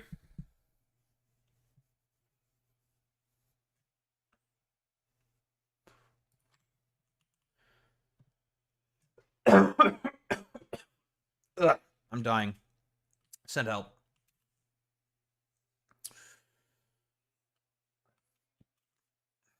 Oh, excuse me.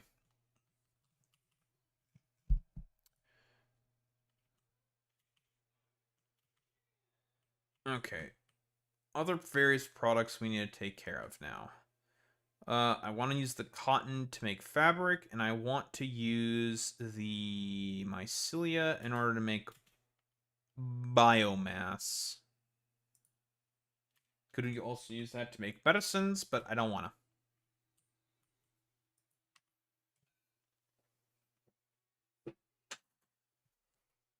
There you are.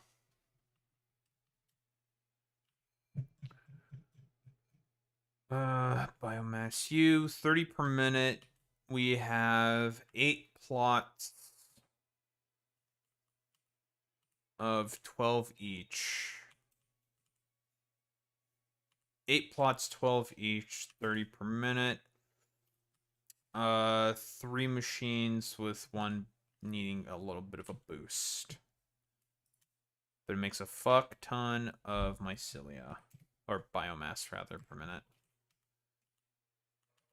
We actually don't have the throughput for this. That's fine.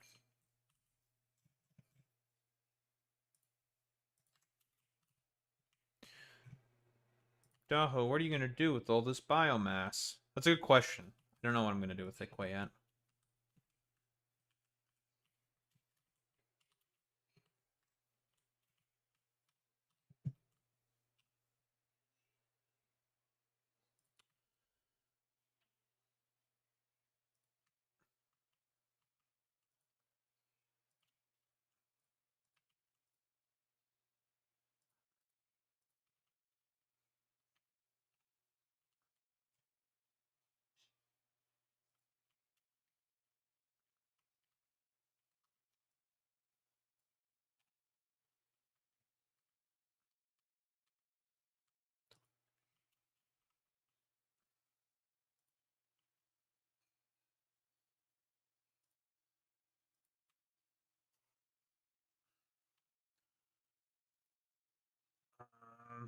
Mycelia. And then any. Let's see. Fabric. Cotton fabric, which requires biomass. I don't need a lot of this stuff, to be honest.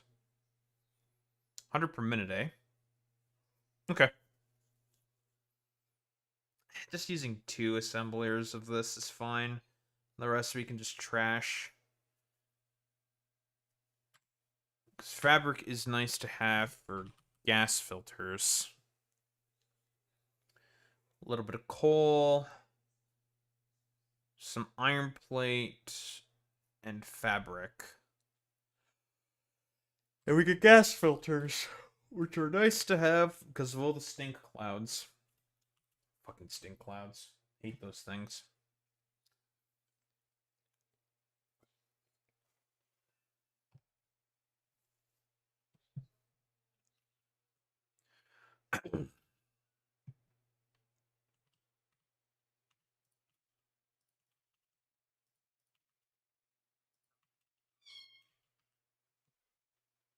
What? Going up?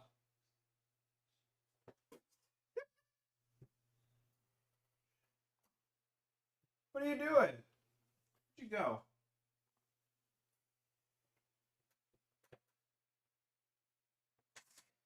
Alright. Goofy aw cat. Goofy aw cat, dude.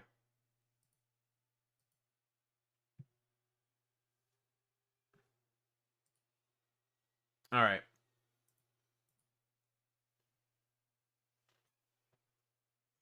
Heard you, goofball. Well, onward and upward, we must continue along with the infinite regress. From one Ethan Klein video to another Ethan Klein video. Alright. Let's get started with this shit. Might not go through the entirety of this video, because from what I understand, these two motherfuckers repeat themselves a lot. A lot. So you may not get through the whole thing. Fine by me. Alright, let's go.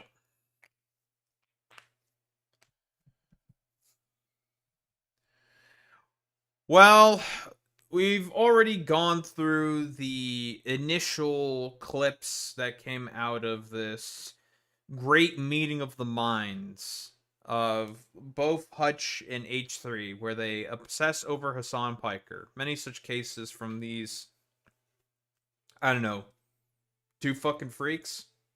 Two fucking freaks. Many, many such cases, of course. So, of course, as we all know, Hutch loves to constantly obsess over Hassan Piker. Why? I don't know. Maybe because he's just a big old fan. Many such cases with a lot of strange individuals. And Ethan, we don't really need to get into the reasoning for as to why he obsesses over Hassan and his associated orbit. Content nuke, leftovers, blah, blah, blah, blah, blah. But these two guys are going to have a much longer discussion in terms of, I'm going to be honest here, their grievances. Let's get into it. What's up, man? How you doing? Good. How are you? We're enjoying, the great Hutch's coverage. One of this great sane minds. And I was watching you this morning, and I've been thinking about the Hassan thing, and it's, I don't know if... Quick reminder, Hutch also spent, I think, about a month in a straight just covering Kaya Gate. Yeah. Sane mind, dude. If people are even... I want to explain what I think he's doing, and I think it's actually quite insidious, and I don't know if this is obvious or if people already know this, but... Okay, we've talked about this whole initial clip here of how, quote-unquote, Hassan is being insidious because of his anti-Zionist advocacy. And it boils down to, I don't know, the same old bullshit that a lot of these motherfuckers keep claiming about Hassan over and over again. Oh, he's just being so incredibly anti-Semitic, yada, yada, yada, because he does the whole conflation between Judaism and Zionism. When Hassan has never done that conflation between Judaism and Zionism. The only motherfuckers who do that conflation are Hutch and Ethan during this whole time. So, again, if you want to complain about conflations between Judaism and Zionism, I can agree with that, right? It's not a good conflation to make. Problem. You make yourself look a lot more ridiculous, and you make your argument look way less effective when you yourself are the ones doing that exact same conflation. And you kind of did touch on it today. But what he does is he spends so much of his time convincing his audience that he doesn't hate Jewish people and that there's a big difference between Jewish people and Zionists, right? Mm-hmm. So Zionists are the enemy. Zionist is the worst thing you can be. The problem is that Again, I'll probably stick my initial video taking a look at all of this, probably in the description. Yeah, I'll stick in the description because we've gone through all of the takes at this particular juncture already. Generally speaking, Ethan is just going to continue to bitch, to moan, to complain about Hassan. I don't know, saying that all Jewish people have the exact same goals and desires of the state of Israel, when in reality it's supposed to be the government that they are criticizing. In reality, if we're going to be a little jumbled to the talking point in terms of the synopsis of all this, there's a reason why. Ethan himself was also very, very jumbled in terms of the synopsis of this whole situation as well, making it such that it was... The take in of itself was rather nonsensical, but, you know, it's Ethan Klein, as expected. He has a lot of nonsensical fucking takes whenever he talks about a lot of differing stuff. Many such cases with our Ethan Klein, our good old friend over here. And as a result of all of the nonsensical fucking claims that he keeps making over and over and over again, it makes it such that any potential for criticism is rather wanting and rather, shall we say, blinkered and ineffective. Because, again, this motherfucker is complaining about the conflations between Judaism and Zionism, yet this motherfucker right here does that same argument constantly. Same with Hutch. How do you get yourself stuck in there? The baby is stuck in the baby containment vessel. What'd you do? Come on. I know you want to. Here you go. You silly baby.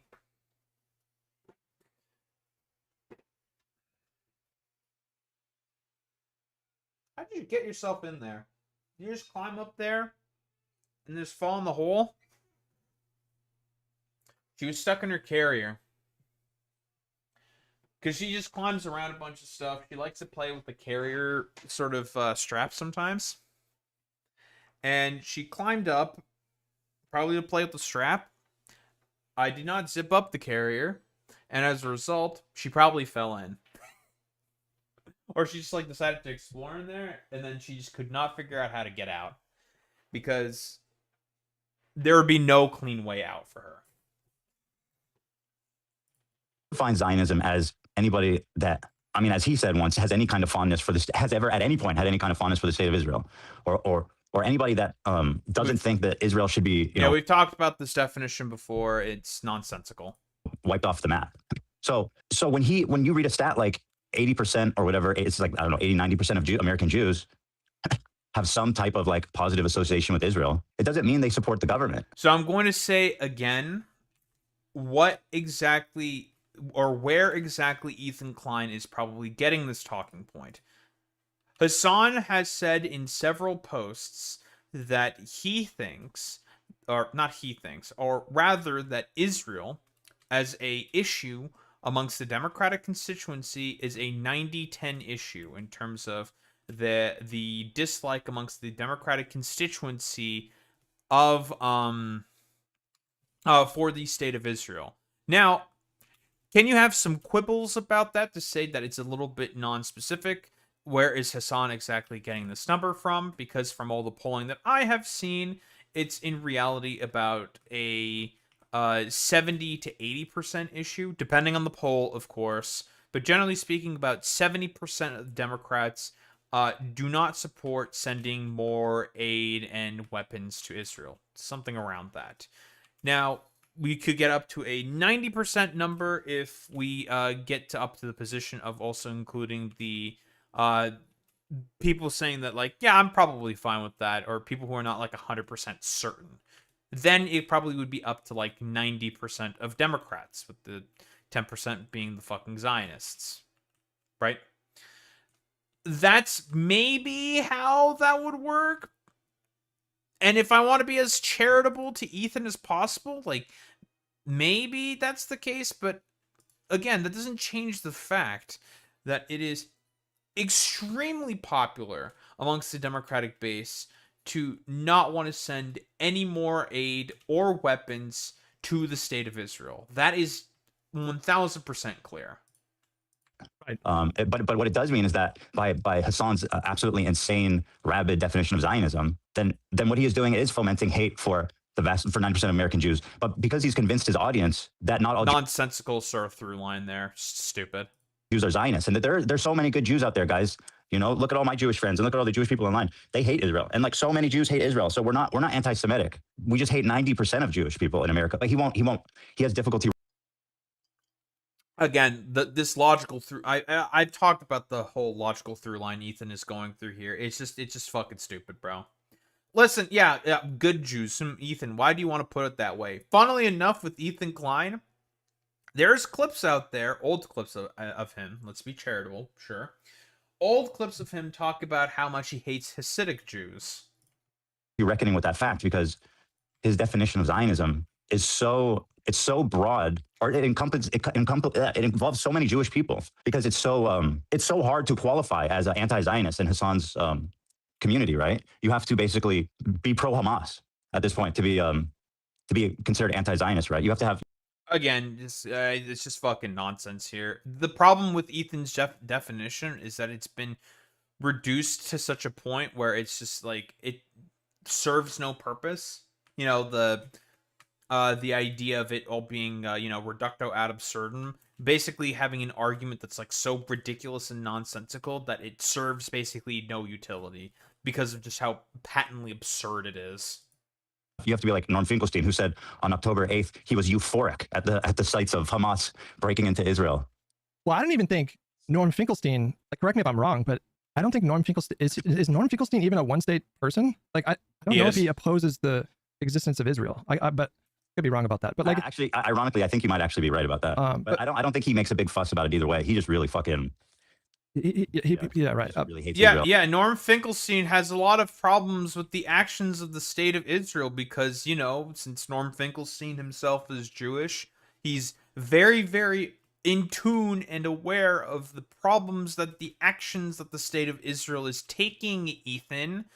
Norm Finkelstein constantly comments and talks about the problems specifically with the actions of the state. The fact that they are constantly putting Jewish people in danger, just like yourself, for the fact that this whole conflation that you're doing between Judaism and Zionism is very, very fucking dangerous and does not serve to help Jewish people. It only serves to further endanger them. Because again, I will go ahead with the similar comparison that I had in let's say the video I had before. Do you think that every Japanese person in World War II agreed with all of the actions of Imperial Japan? Probably not. So to say that, you know, in the propaganda of the Japanese state of Imperial Japan at that time, fascist Imperial Japan, to basically say that every single person, every single fucking citizen, every single Japanese person living all around the world agrees with the actions of Imperial Japan is nonsensical. But for whatever reason, Ethan can probably agree to a statement like that, but for some reason, Israel and Jewish people get some special exemption. I wonder why that is. In all of its forms. But in terms of defining Zionism, Hassan very repeatedly defines it as an inherently, what his language is, ethno-supremacist, settler colonial project. Yes. And I guess a question that popped into my head when you were talking is, okay, just for posterity's sake, let me get my definition of Zionism out of the way immediately.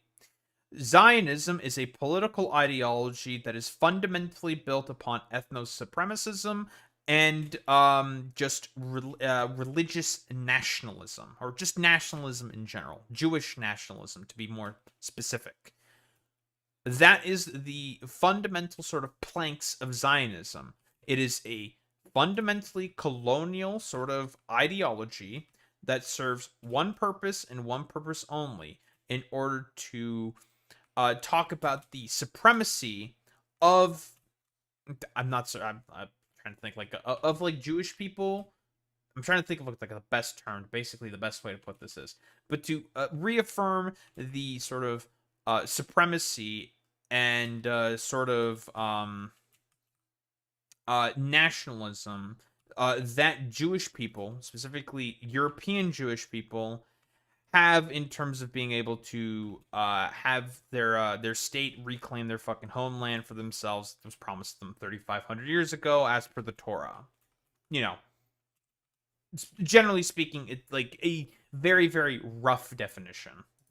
When you were being raised in Judaism, how often? That's like you said, Boy Meets Sunni. But Daho, I'm Indian. That must mean all 1.5 billion of my fellow Indians love Hintuva. Yeah, exactly. It's just, you would never say that. It's just nonsense.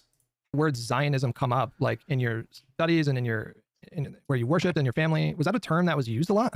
Never. I mean, for me, never. The first time I ever even started thinking about that word was like, I mean, I had heard it. If anything, the only people I heard using it was like white nationalists and like David Duke type of people.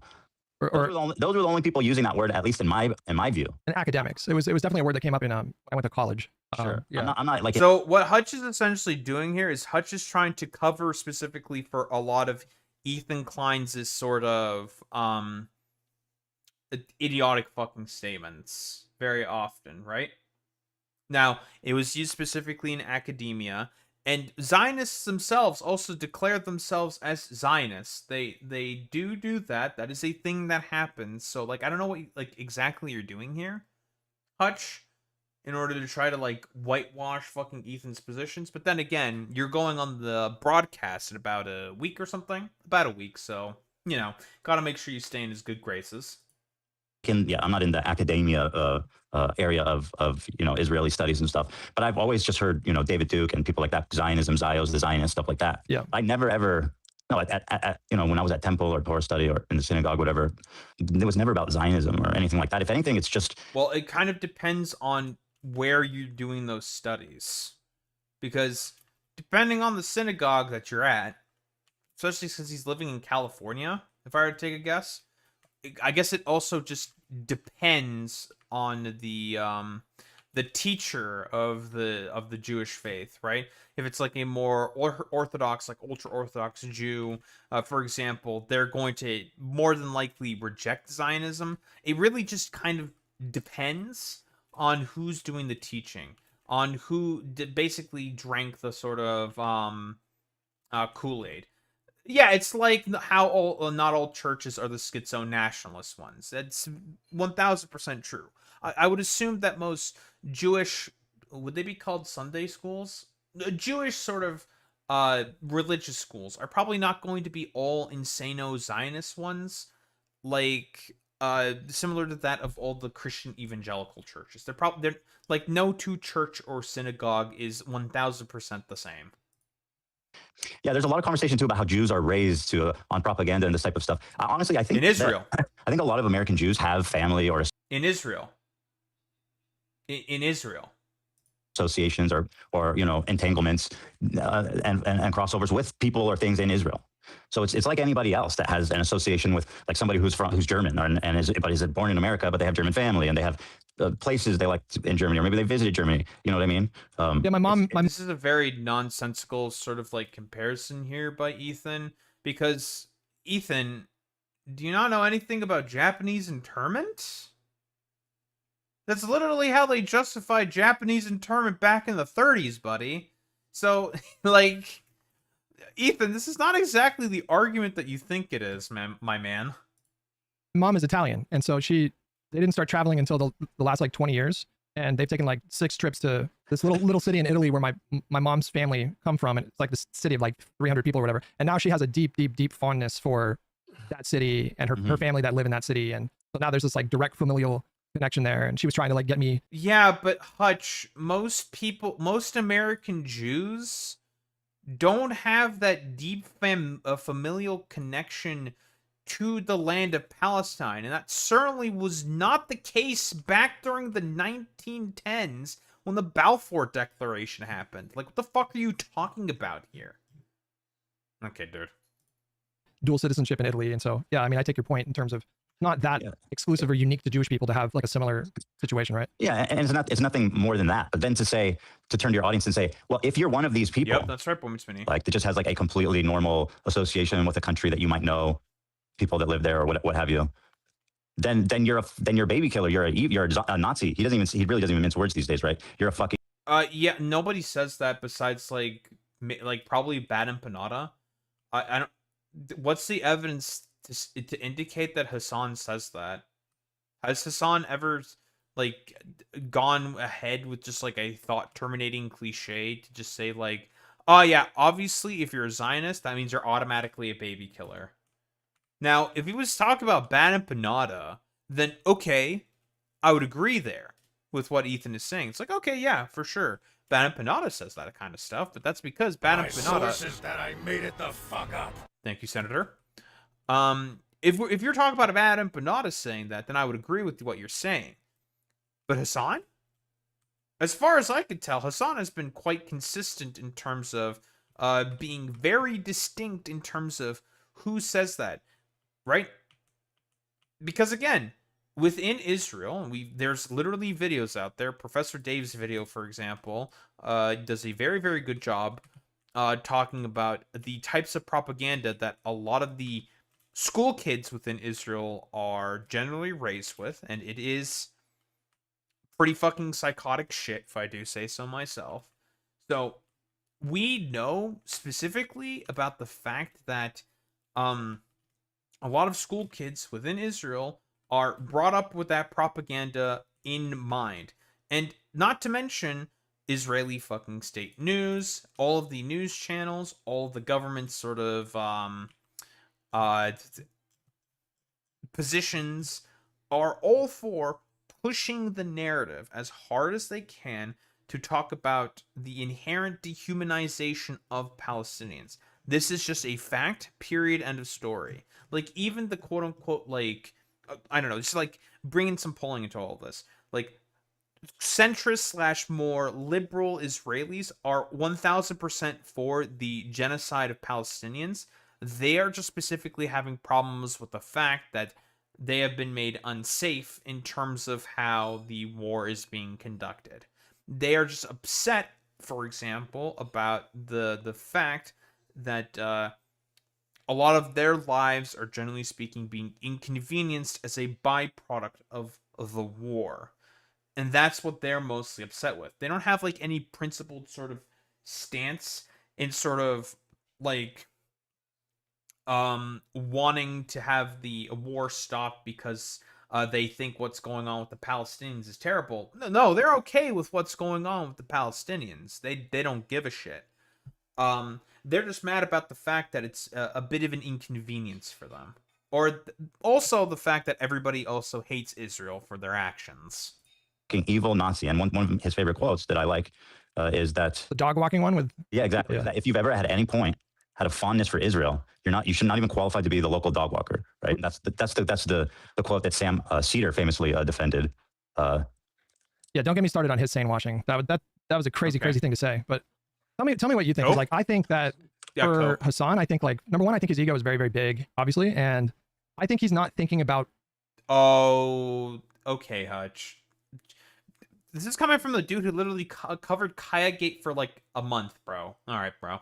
American politics in terms of like specific policies, like Medicare for all. In his mind, I think he sees himself as a thought leader and as someone who's going to lead the world into like his version of anti-colonialism and like ending capitalism. And I think he sees Israel as like the ultimate example of settler colonialism. And I don't think. Okay. Well, okay, let him finish. He's considering the experience like what you described, where you're not raised. I assume probably most American Jewish people are not raised with this belief that they're like literally a superior race or like an ethno identity or something. It's yeah. That's just. Okay.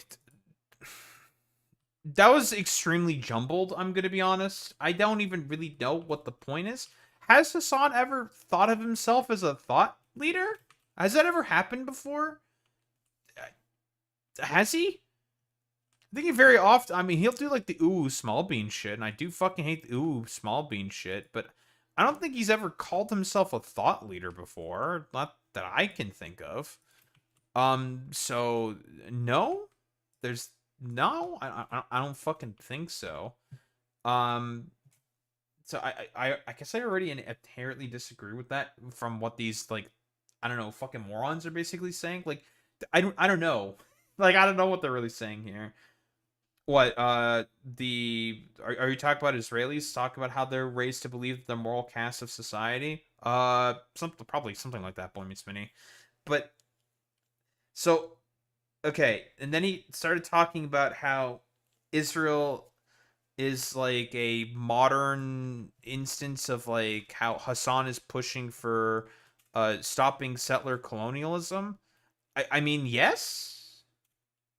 Yeah. I mean, because the basis of the state of Israel is from settler colonialism, so it would make sense that Hassan, who's generally speaking, against apartheid and stuff like that, against like settler colonialism or colonialism in general, would talk about that in particular. I don't know, man. Like, I'm not really sure exactly what these guys are talking about here. I'm just I'm a little confused. It was a very, very jumbled point there by Hutch. Just the Nazi propaganda, right? That's all it is. No, there's no Jewish people don't think they're. Listen, I'm not friends with a lot of religious Jewish people, but I knew a lot of them when I lived in Israel. Nobody's walking around thinking they're like superior. They have, I think they're. Oh, Ethan, those TikToks would like to say something else in particular. There's this one infamous TikTok of an Israeli basically flexing about the fact they had running drinking water and running water in his house when there was like a picture of like an emaciated Palestinian kid who is talking about the conditions within the refugee camps and how they have like no access to water. So Ethan, I got bad news for you. They're doing that in terms of a lot of the posts on, well, social media. there's like the radical settlers, right? These types of people do believe that stuff. And I'm pretty sure that me and even most Israelis are united in thinking these people are fucking horrific, disgusting, racist people. Yeah, but you guys are never willing to really willing to do much of anything about them. Now, this is starting to change recently. This is starting to change a little bit. And there have been more, well, they say themselves they're left-leaning Israelis, but a bunch of like young Israeli people who are coming out and protesting against the settlers, which, hey, you know what? 2 fucking claps. Good for those guys for finally recognizing how absolutely fucking insane the settlers within the West Bank and also in Gaza are in terms of their behavior. So, that's good. It's good. It's not really enough, and it's probably not going to change much of anything, but hey, gotta start somewhere, But like the vast majority of Jewish people definitely doesn't have this superiority complex. It's not like we're some group that's looking to like screw over other Jews. I mean, considering the fact that, Ethan, you keep parroting all of the Zionist talking points over and over and over again on your show, and in terms of trying to defend yourself from the accusations that you're not pro-genocide, you do actually parrot a lot of their fucking talking points. And you keep going after people who are anti-genocide, using their voices in order to be anti-genocide. So it's one of those situations where, again, you shouldn't be really surprised that a lot of people begin to think that you may be for the genocide within the Palestinians. Like, I mean, for fuck's sake, you are suing how many pro-Palestinian creators? Like, 4 of them or something? So, like, we're getting a little bit of mixed messaging here. Even if he doesn't fully believe the talking points, he carries water for them. Exactly, Boy Meets Mini. Or that we're colluding together to the whole greater Israel conspiracy craziness, which is something that I've heard even Hassan saying now, which is just like unironically, the liberal opposition within Israel have also said that they are, yes, for the Greater Israel Project. Yeah, and everyone that's currently within power, such as Bezalel Smotrich, Itamar Ben-Gvir, and Benjamin Netanyahu, have all affirmed the position of wanting to pursue the Greater Israel Project. That's just a fact. A straight up David Duke, like Protocols of Zion level of conspiracy. Yeah, it's just not a thing. And I mean, the thing is, Zionism is I feel like the whole Zionism thing is moot at this point, because the state of Israel has already existed for like 100 years almost. And there's like 9 million people living there. It's a fully developed country. Okay, hold on. Let that finish. This whole conversation about how the only solution is one state with equal rights. It's like, well, I think the only solution for the world is world peace and that everybody, gets $1 million. The truth is, well, no one thinks that, Ethan, but you have to ask yourself this question, and I hope this immediate example comes up into everyone's mind. How did South Africa do it? How did they do it? They became a one state between the Afrikaners and also the I forget the name of the black people. But the black people who live within South Africa, the majority population within South Africa, they were able to create a one-state solution with equal rights for all within that state. Why can't you have the same standard for Israel then? Why not? Or how about Rhodesia? Rhodesia no longer exists. It got fucking BTFO'd. So why can't we have the exact same standard for Israel then? Like, think about it for 3 seconds. And also, quick reminder, South Africa, yeah, that shit was not that long ago. Still about 30 years ago, buddy. Is that it's never going to happen. And it's not because I don't think it's great, or I don't think that would be like a nicer vision of the world. It's just the same thing. It's just not going to happen. It's just a country. It's been there 100 years. Okay, I wanted to say Zulu, Boy Meets Mini, but I was not 100% certain, because I think the majority of the black people would be part of the Zulu tribe, but I was not 100% certain. But yeah, it's diverse, right? Zulu, Xhosa, Songa, etc. Yeah, there's a bunch of them, but I think the Zulu tribe is the one that's got the majority. Maybe not like, I mean, there's a lot more Zulu in comparison to that of the other tribes that of all the different black people that will live within South Africa. It's full of people. It has, you know what I mean? It's not something that you just flip a. So does South Africa, but again, everyone was able to flip the switch, and that was able to work, Ethan. So again, I have to ask this question: how was South Africa able to do it? How did they do it? Switch. And one thing I told Hassan when we were kind of disagreeing on leftovers was that like the only way I see that happening is through some like horrific war. Like that's the only way I see something like that happening. And Israel would have to be forced through violence or extreme coercion that would require like very broad international consensus in a way that's just difficult to imagine. You know, what I was getting at when I was setting up like how.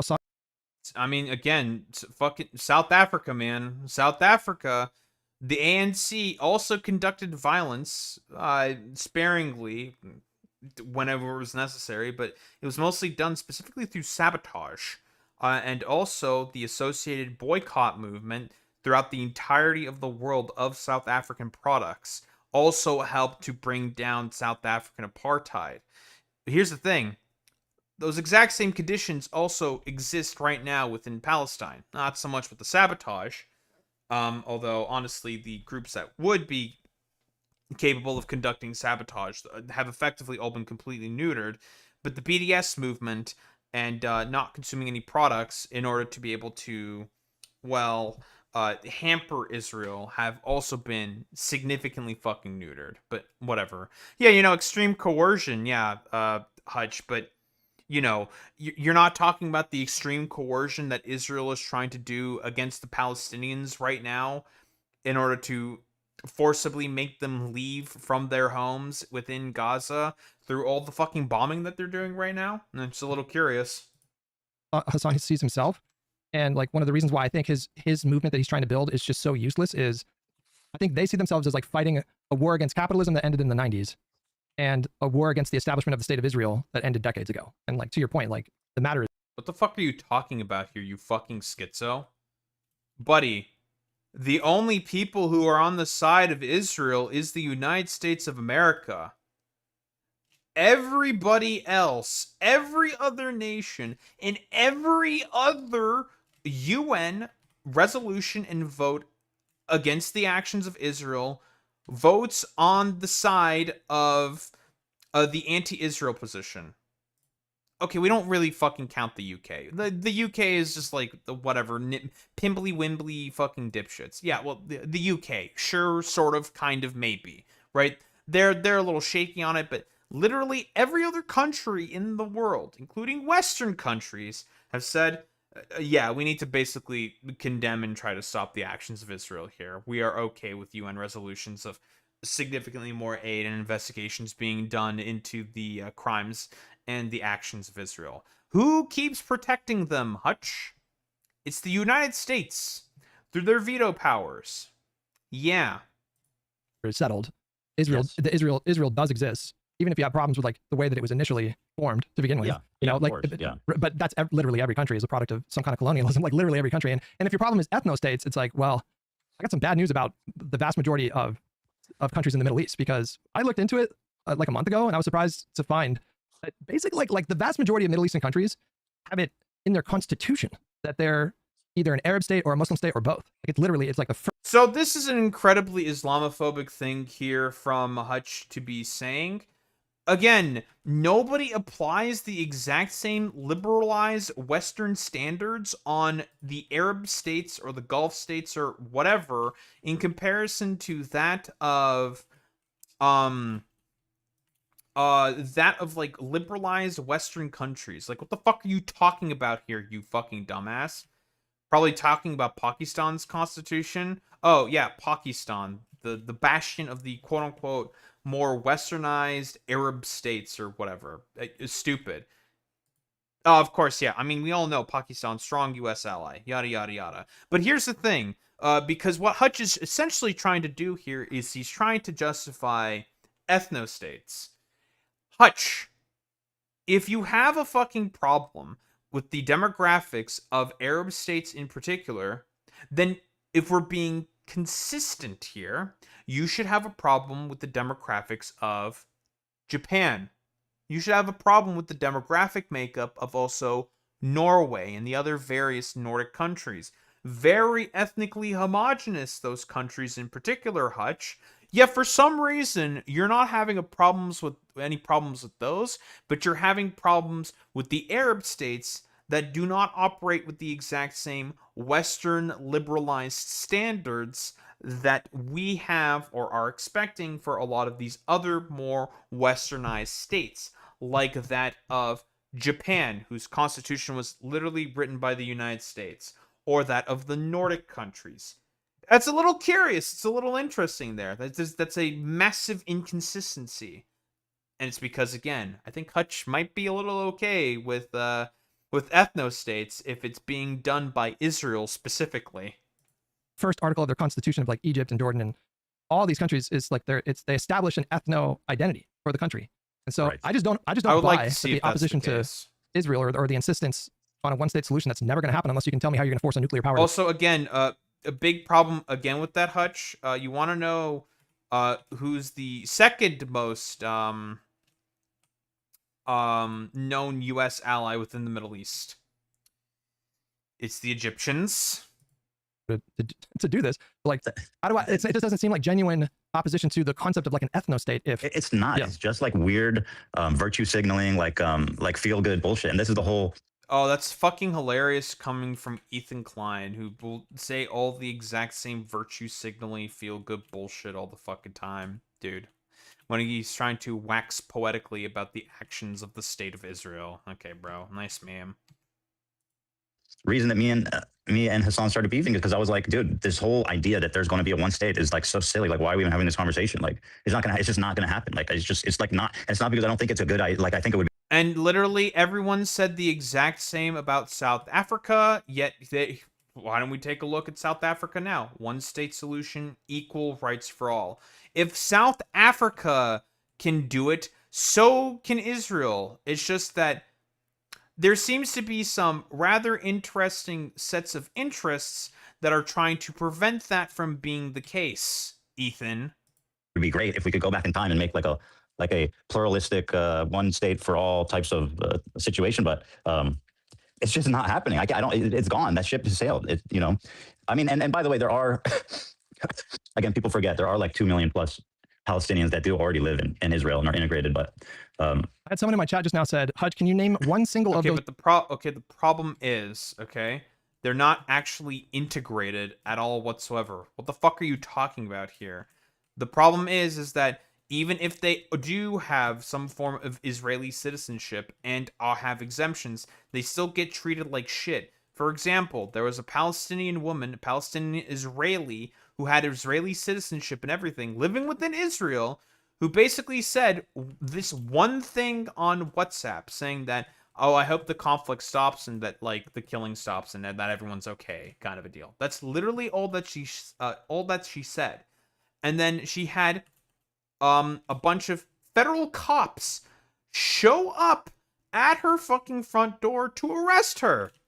So again, Ethan, if we want to have all of the exact same fucking standards be maintained here, then we have to be consistent. But here's the problem with Ethan Klein. He's never consistent. And Hutch is just like a blustering buffoon. Those countries that made any of their minorities stateless or stole land from one of those minorities, just one. I wonder if you have the... Israel did all of that. Hutch? Thoughts on that, Ethan? Well, I mean, the Arab countries were settled. Listen, I'm not a historian, but they were all settled like a long time ago. Whereas settled? The fuck are you talking about, Ethan? Settled by who? Like, ancient Mesopotamians? The fuck are you talking about? The lands have exchanged hands throughout various empires throughout eons. Well, maybe not eons. Yeah, no, eons. For thousands upon thousands of years.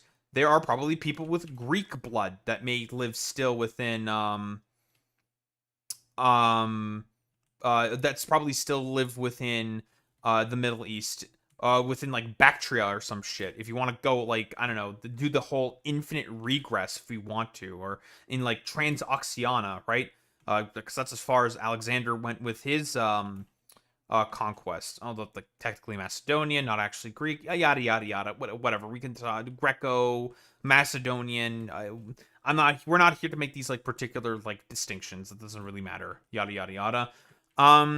If we want to do that whole sort of a meme, Ethan, I mean, we could do that, right? We could talk about how there was Greeks that technically settled within places within the fucking Middle East, within Egypt, within Iraq, modern day Iraq, of course, within, as you know, out far east as like modern day Pakistan and within the Hindu Kush, because they have gone out that far. Again, city-state of Bactria was established right by the fucking I was gonna say it's the Great Indus Plateau, right around there. Greek was a majority language in Levant, yeah, for centuries. But Ethan doesn't get that because I don't even know where he gets his history from. I can only assume it's like whatever like Zionist schizo he probably gets like any like notion of his history from. By the way, guys, I'm not defending the settlement of Israel. If you want me to do that, I'm not. No, I thought you were going to jump in and point out the fact that hundreds of thousands of Jewish people were expelled. Like, by the way, I'm just going to say real quick, there were even fucking Latinized Europeans who were fucking settling within the Holy Land as well. I mean, listen, the whole point is fucking stupid. Countries like Iraq, Egypt, Jordan. Yeah. About eight. Guys, that totally might not have been something that was caused by Israel themselves. Don't look up stuff like Operation Magic Carpet. To 900,000 were, right? Following the war for the Israelis' war of independence. Also, by the way, can we not sort of... Are these motherfuckers not really going to mention any of the reasonings for as to why Jews got expelled from the Middle East? Like a lot of the Mena Jews as well, who got expelled from the Middle East into Israel specifically. And all of the propaganda that Israel was basically putting out to say that Israel is a safe place for the Jewish people. Are we not going to mention that? And also how the Mizrahi Jews got discriminated by Ashkenazi Jews. We're not going to mention that as well? No? We're not going to mention any of this stuff? Okay, dude. Nice meme. Or I guess the Nakba, depending on your perspective, right? And so when I asked Hassan, where should the Jews of Israel go if they don't feel safe there in like one state? He literally told me, and people forget this, he literally told me they should go back to Iraq. Yeah. Which was an especially insane country to point to, given the... I would need to see the clip again, but I highly doubt that that's what Hassan said exactly. The Western Wall was cleared out in 1963 by the IDF for tourists. Guess who they displaced and massacred? Moroccan Jewish people. Yep. The circumstances that surrounded like the expulsion of Jews in that country. It's just that was such a crazy thing to say. Yeah. Like and nobody bats an eye. Nobody has any thought for that. Yeah, nobody fucking bats an eye of all the Mena Jews who get constantly fucking massacred by Israelis. But okay, dude. Nice meme. Says, because guys, listen, we got to reckon, if you actually want to make some progress on this, we got to reckon with the real situation, right? And the real situation is, okay, you got 9 million people here who own homes and businesses and skyrises and government buildings and subways and buses and tunnels. And you want them to either leave or risk, By the way, I thought this was all about like one state solution stuff. Like what like who was the one who unironically started bringing up like expulsions or something? Who said this? Nobody fucking brought this up. Literally no one was bringing this up. You motherfuckers are the only ones that are bringing this up. I don't even think Hassan himself ever brought up any expulsions for Jewish people within Israel. His position has always been incredibly fucking consistent in terms of all this. What he wants is a one-state solution with equal rights for all. Again, if South Africa was able to do it, so can Israel. But Tel Aviv, high-tech big buildings. Fuck that. I'd rather go back to Bengaluru. Tel Aviv sucks from everyone I know who's been there. Decaying city. That's unfortunate for Tel Aviv. Basically becoming minorities in Israel, which historically has not worked out well for Jewish people. And I know Hassan likes to point out to like the Ottoman Empire, which the Jews did. Again, like, it's fucking nonsense, dude. This is the exact same thing that every fucking ethno-nationalist says in order to justify their nonsensical fucking propaganda. Again, nobody is saying that. Literally nobody says that except for like people like Bad Empanada, but nobody treats Bad Empanada seriously. Everyone thinks he's a fucking psychotic loser. So again, like, stupid, just stupid. Did do well for a time that was also like over like 100+ years ago, right? So if you want to, are we gonna have any mentionings at all from for any of the other caliphates, the Umayyads, the Rashiduns? Are we gonna talk about any of the other sultanates as well? No, we're not. We're not. We're not. I don't think we're gonna get any mentionings of the sultanates, guys. I don't think that's gonna happen. Revive the Ottoman Empire, and you know, give the somehow. I mean, yeah, I don't think no Jews would be, that, you know, very. guys. I don't know how many Jewish people are in modern day Turkey. If he's suggesting that maybe Turkey taking a bunch of Jews, I'm not sure even what he means when he says Ottoman Empire, because it doesn't exist. It hasn't for a long time. Again, like this fucking this whole premise here is so fucking stupid, and the fact that we're like continuing down along this line is nonsensical, and it's just proving that, guys, I think these guys might have problems with Muslim people. That's all I'm gonna say. Time. Real quick, how would you feel about? I think Lonerbox wants to say what's up to you. How would you feel about adding him to the Boner call? Box? Okay. So I think I would have to start a new DM thread, and then call you again. Hey, I couldn't figure out how to add Loner. You gotta get a burner. What the fuck is? Okay. What the hell's going on here? Yo, nice fucking camera quality, Hutch. Nice meme. Discord account on your phone. Yeah, that's probably a good idea. 2026. I don't do this very often. Yeah. But so going back to kind of his recent statement that's getting him into all this trouble, it's so easy for him to defend himself to his audience and say, I'm trying to protect Jews, because people are always conflating these two issues. But the thing is, it's not a conflation. Like, by the way he defines it, 90% of American Jews are going to be Zionists, but the way he defines it. And that, again, we've heard this talking point before. It's just nonsensical. Again, and this is Ethan inherently ignoring basically what also American Jewish people think as well. So, because you're never going to get a straight, consistent answer. Yet for some reason, Ethan will conveniently say that every Jewish person shares the exact same Zionist perspective that he has. That's a little curious.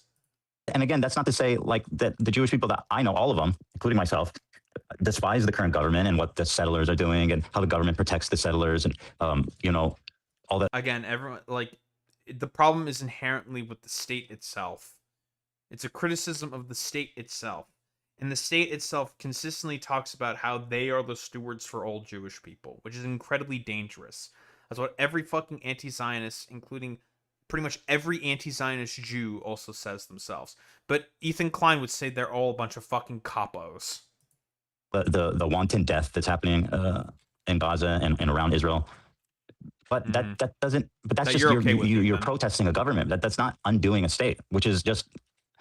It is just not happening. And this was my point from the beginning. Well, I'm going to tell you right now, I mean, those protests would probably still continue whether the Netanyahu government is in or not, because people are being extremely consistent in terms of what they're saying, Ethan. They are talking about how it is a fundamental issue with the state itself. It's a problem with its actions and its behaviors. But for some reason, Ethan just doesn't want to get it. Well, okay, we all know why. It's because he's just mad at like some fucking himbo. That's like really about it. Beginning, it's like I don't know how you're advocating for Palestinians when the solution is just erase the state of Israel, because that's not happening. You're not actually doing advocacy, because that's just not going to ever happen. So, I don't understand. It I think it makes the public discourse about this issue just so much dumber, because it's not a serious proposal. But he's convinced millions of people at this point that it is. And so there's, again, just, I reiterate. Wait, Hassan is the main guy who's convinced all of the people who are against Israel that there has to be a one-state solution or something? Like, what the fuck are you talking about here, Hutch?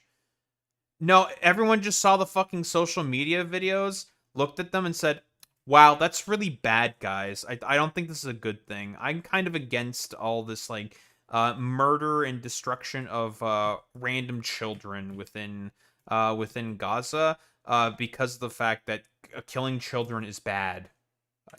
I think that's where most people are coming from, Hutch. I reiterate the point that they think they're fighting a war that's been over for decades. And so how can we get to a conversation about Now, we've real heard this solutions point before. It's if dumb. they're insisting that you have to adopt their view as far as like what should be done when it's just not possible? And so it's just, and if you don't adopt their view, you're Yeah, unfortunately, this seems to be the view that is popular amongst most constituents within America. Again, I have to say this constantly. I'm going to keep reiterating this exact same example. How did South Africa manage to do it, Hutch? How did they do it? Because clearly they were able to pull it off, no problem. So why can't Israel? That makes you think. Makes you think what particular interests are in mind consistently in terms of the calculus being done by not only the United States of America, but also that of Israel and various other private institutions and corporations. Makes you think, doesn't it? ultra Zionist, and you want every Palestinian to be killed. Like they draw these lines in the sand and then like tar and feather you in the public square. If you try to handle this conversation with any nuance isn't even the right word, but just like a touch of realism, right? Then you become an enemy of the movement. Well, no, the problem is that your fucking position is nonsensical.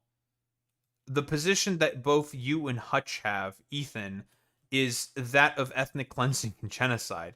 You people are okay with it, like period, end of story. And that's why a lot of people have a problem with you. And yeah, like you're saying, Boy Meets Me, the main issue that people are having with you, Ethan, is the fact that you just ignore reality. Same with you, Hutch.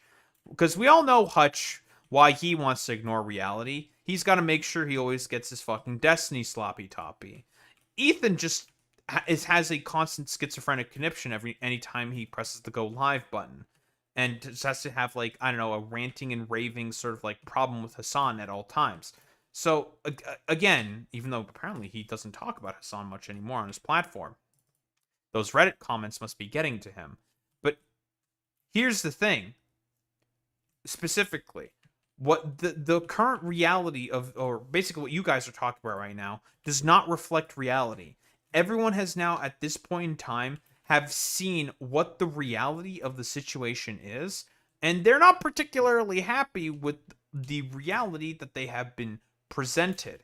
Again, like I said before, hey, Israel, if you want to do as good of a job as possible of appealing to the people that you need to always keep at your side in order to continue with your genocidal freakish actions, you should keep streaming all of your bombings, all of your constant fucking demonic, like, horrid actions live on fucking TikTok, because man, it's going to make you look really, really good in the mind of the American people, who you guys need to have on your side in order to continue with your actions. How the entire political spectrum there is pro-genocide? Yeah, exactly, Boy Meets Me. Like I said before, the quote-unquote liberal opposition that exists within Israel are also okay with the Greater Israel Project. They're okay with it, man. They don't have a problem with it. And that's, again, just kind of what happened to me. And then, but the thing, so again, Hassan, what he's saying to his audience is, I don't hate Jewish people. Actually, I love Jewish people, and that's why I think we should never conflate Jewish people with Zionism. And his audience believes him. And then because he spends the whole time convincing them that there's so many good anti-Zionist Jews out there, and he brings them on his broadcast all the time, and he talks about them all the time.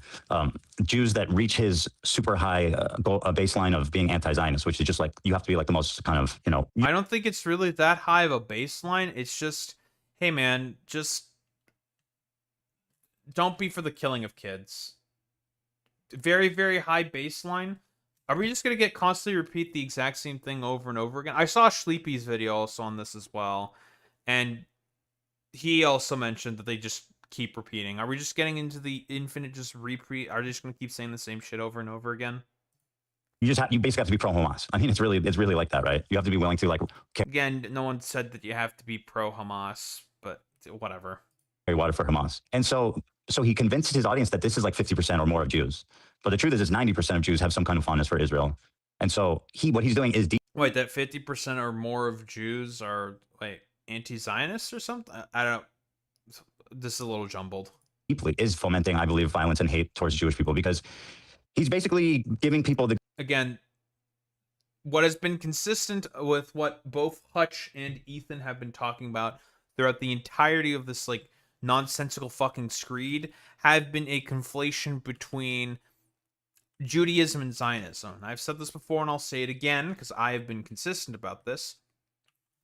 Zionism is a ethno-supremacist political ideology, whereas with Judaism is a religious and a cultural affiliation. There's nothing inherently ethnic about being Jewish. There's nothing inherently I don't know, like cultural. No, not cultural. There's nothing like inherently ethnic about being Jewish. It's just not how that works. It's ridiculous.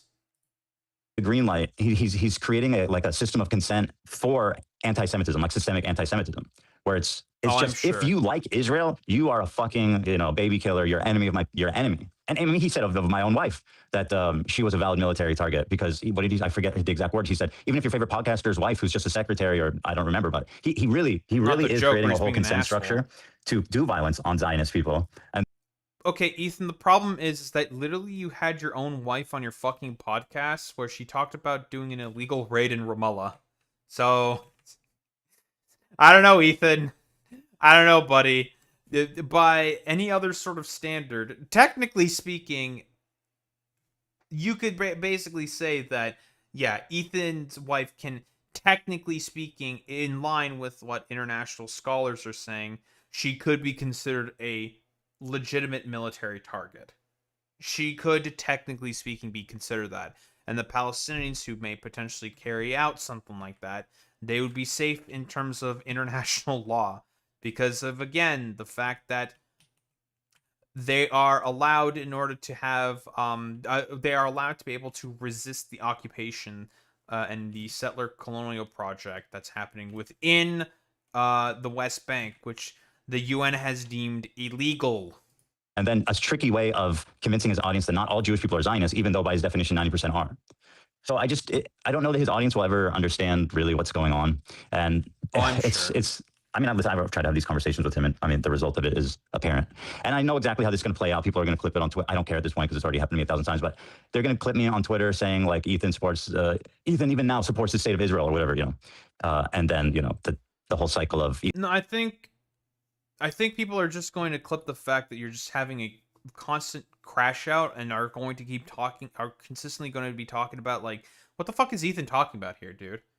Yeah, I too have also never heard the 90% talking point either, Boy Meets Mini. The only thing that I speculate that Ethan might be mentioning there, what he might potentially mean, is the fact that Hassan has said that it is a 90-10 issue in terms of the Democratic constituency supporting not sending any more aid to Israel. That's like the only thing I can think of in particular. But otherwise, what Ethan is saying here is just nonsense. I think we're just gonna get constant repetition here. No, it's not that Ethan has bad listening skills. He probably is in an environment where he's just being fed a bunch of fucking propaganda and misinformation, if I were to take a bet. Or he has his own sort of like conspiracy theories that he has concocted in his own mind, something like that. Yeah, I think these guys are probably just going to keep repeating the exact same sort of talking points over and over again. We don't need to listen to any more of this. I think we've gotten the whole entirety of the gist.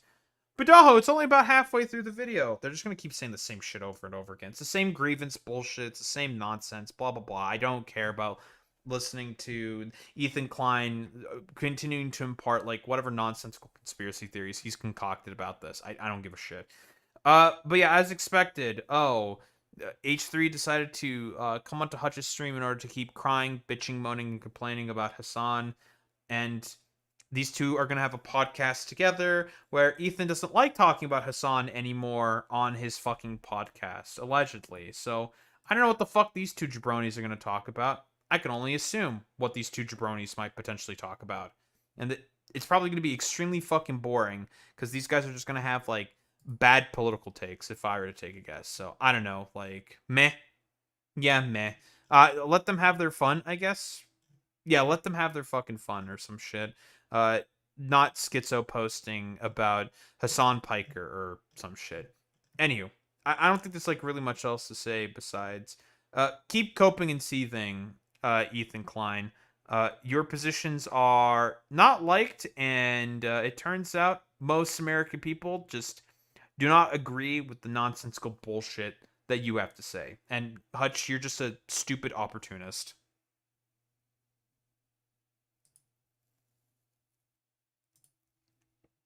Dude, in Elam, there are literal mass graves being unearthed right now. It's horrific. That's Gaza in a few years. There's already mass graves in Gaza. It's not Gaza in a few years. That's Gaza right now. Or I guess when people finally have access to start cleaning up the rubble, I guess, for lack of a better term. Sorry, little baby. Did I wake you up again? I know, baby. Can you sleep in your bed? Can you sleep there? Graves are from 2008, 2009. Nice, ma'am.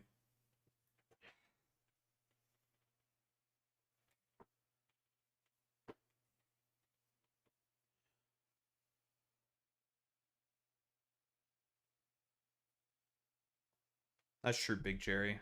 Lamau lol for Ethan Klein and also Hutch. Because those guys are fucking freaks.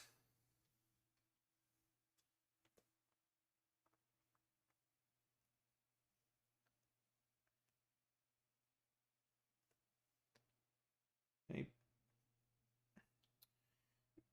You don't want to sleep in your bed? She climbed up on top of my bed last night and woke me up. Well, and I was trying to go back to sleep, but she kept moving around on top of my bed.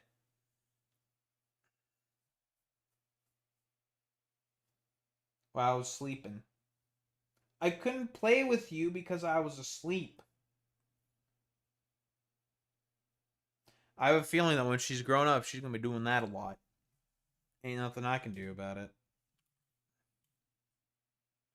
What?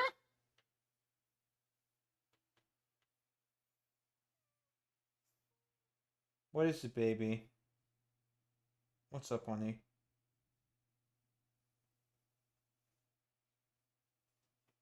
She's very tired. She's not a ball of energy. She's a sleepy baby.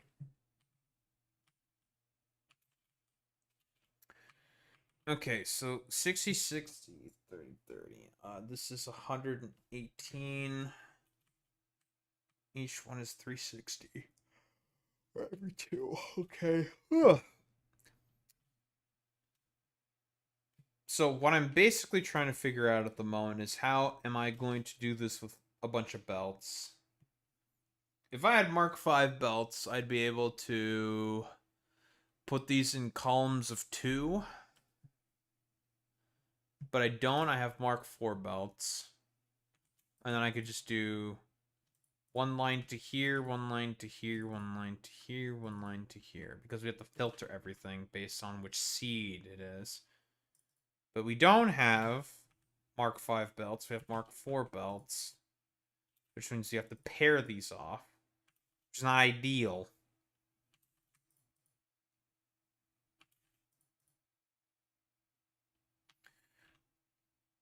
So here's what we're going to do instead. We're just going to future-proof. And say, we're going to get Mark V belts eventually anyways. So we're just going to do it this way anyways. Fuck it. I do not care.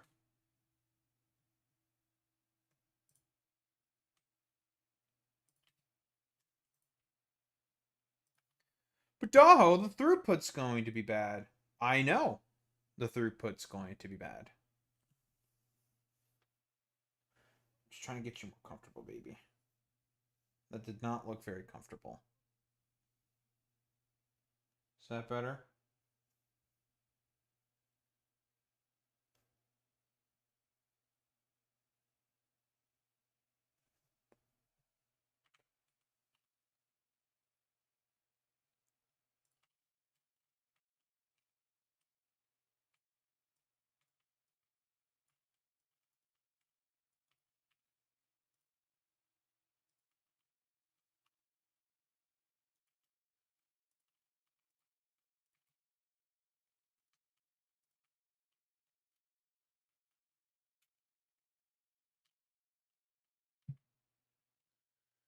Okay, so mycelia.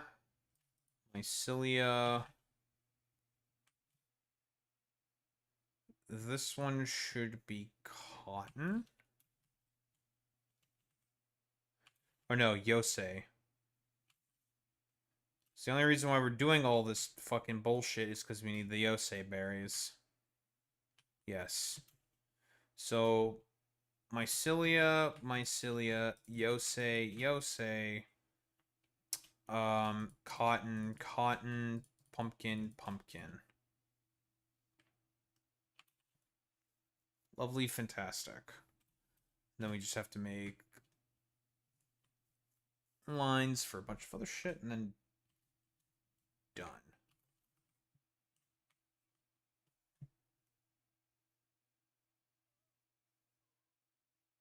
I know, baby.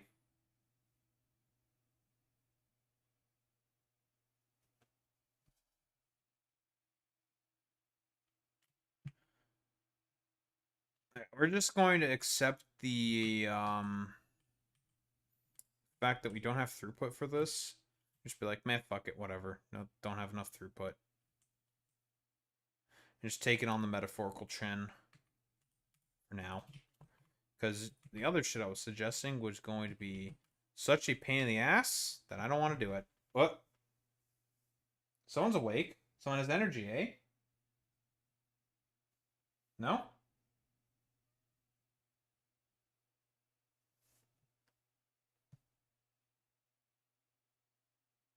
What is it? Sleep. Sleep.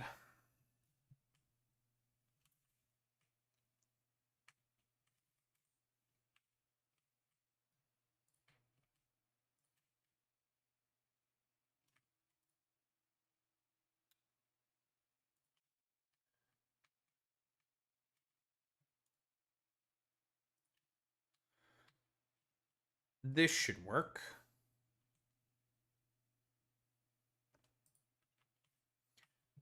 Hachyderm, queer tech mastodon server. They had the to ban their fair share of Zionist dipshits. It's so bad they require two-factor and a written promise you're not a troll to join.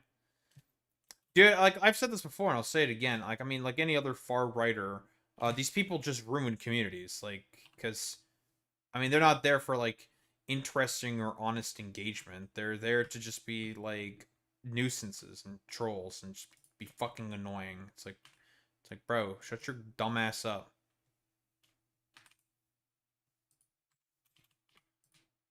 Mycelia seeds.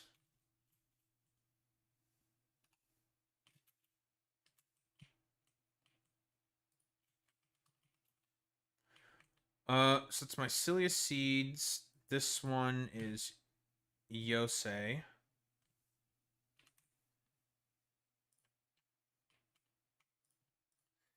Well, duh, why do you need all these yosei berries?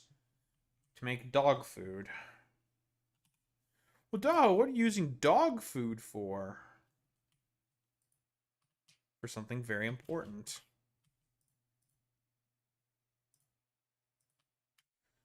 And part of the reason why you even get this mod to begin with.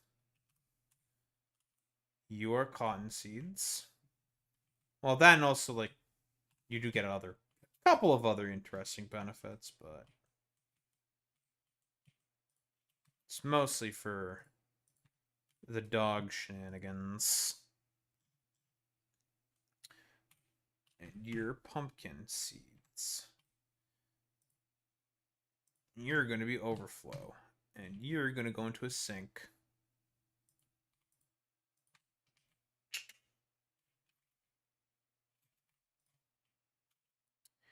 This will have to do. Eventually we'll have to come back here, get the appropriate belts, and done. So this is going to have some throughput problems because we haven't got the belts. Obviously, we're also missing the water. But I mostly want to get this whole shebang started. Because I want those pumpkins, and I want that cotton.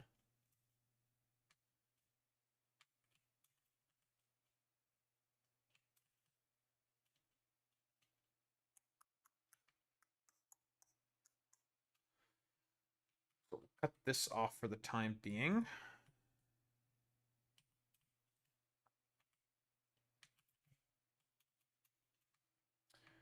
I want those pumpkins so I can get my research done.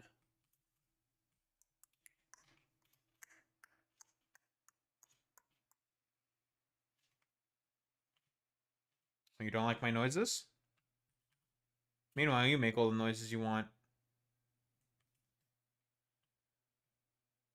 Like, why can't I just be a happy queer nerd who nerds out with people building cool shit? Because you're a homo queer, that's why, obviously. Come on. Queer? In the year of my lord 2026? What are you, fucking gay? Or something? I don't know. Why are you gay? Who says I am gay? You are gay. Alright, Bubby. Let's get this motherfucker doing some work right now. But Daho, you don't have any water going in.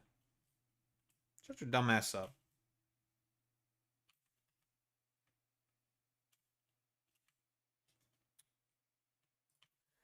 We also don't have power for this thing. Power.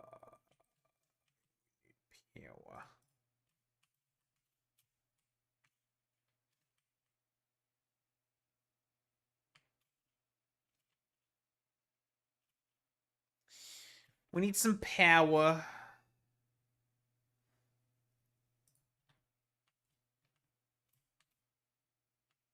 That works.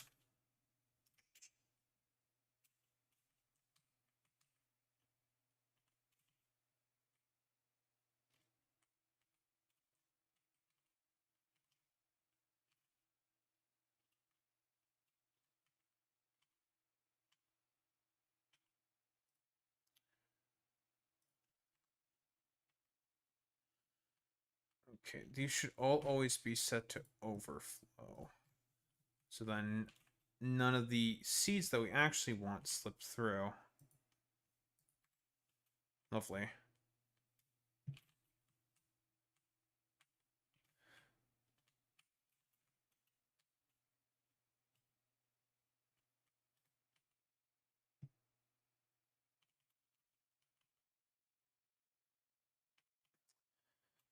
So the main thing these things are all missing now is the water. They need the water so then they can start growing. Lovely, fantastic. Otherwise, these things are all set.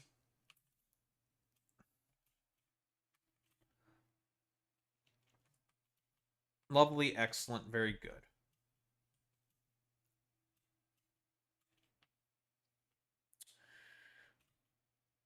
Where do we get water from? Where do we want to get water from? It's a question.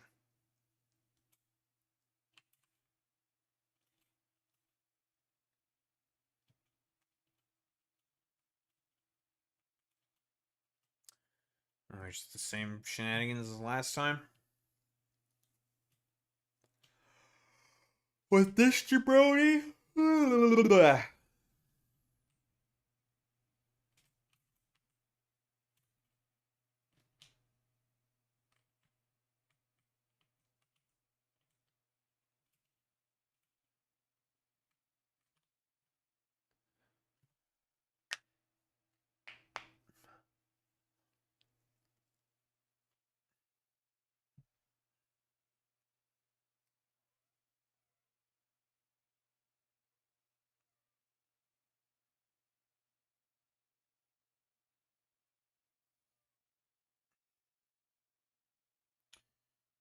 You're falling over.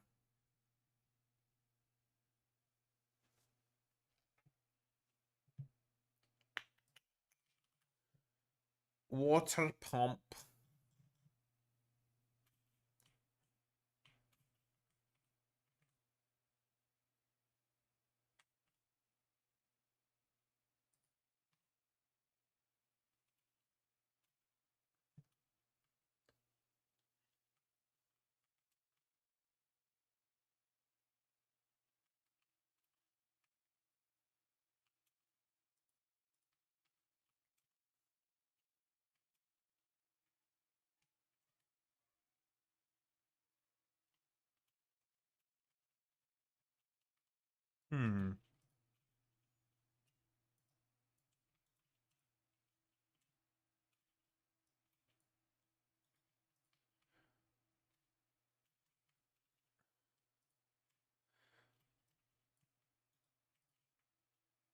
Okay, so pathing for this shit.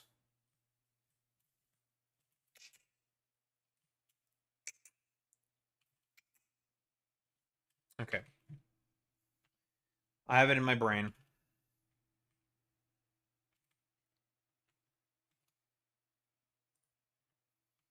I should be upgrading my power poles to power poles Mark IIIs, but daisy chaining exists, so I ain't gonna.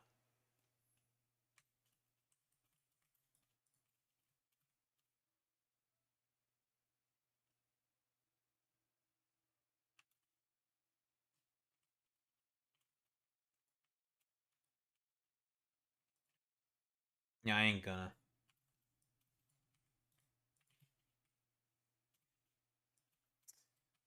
Anywho.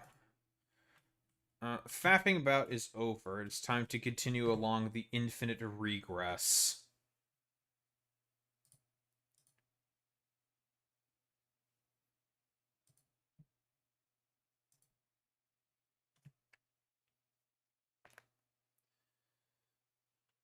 It is time. The infinite regress continues.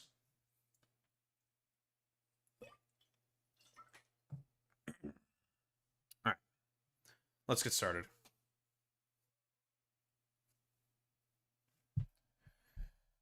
Well. The infinite regress continues, as always. Well, guys, it's over for me. It looks like Daho is being a massive hypocrite.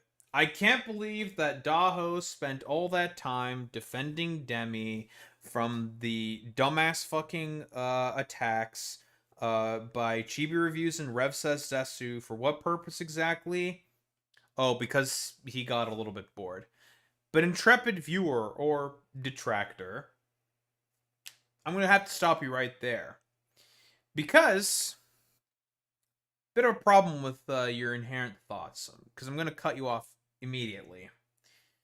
The problem is I believe I even said myself in one of my Demi videos talking about the Chibi Reviews drama that she had over the fact that she was talking about how she was not comfortable at all with the NSFW artwork of her model, and how, and she never said this because this is a position that was prescribed to her, even though she herself never said this, how a lot of people thought that Demi would go after a lot of the artists making not safe for work artwork of her model. She never said that at any point in time. So to prescribe that position onto her is dishonest in so many words.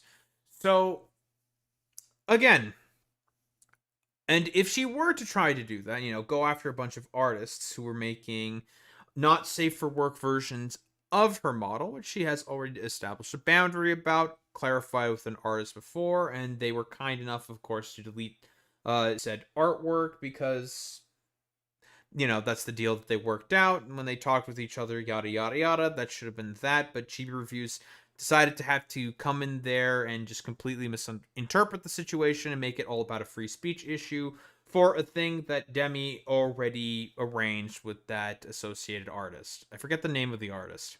I'm really bad with names. Whatever. Moving on. So that should have really been that. Now, I said, I think in my first initial video, but I could be wrong, that if Demi was trying to go after people for making NSFW artwork of her model, I would be against that because it's just going to be something that's just not possible.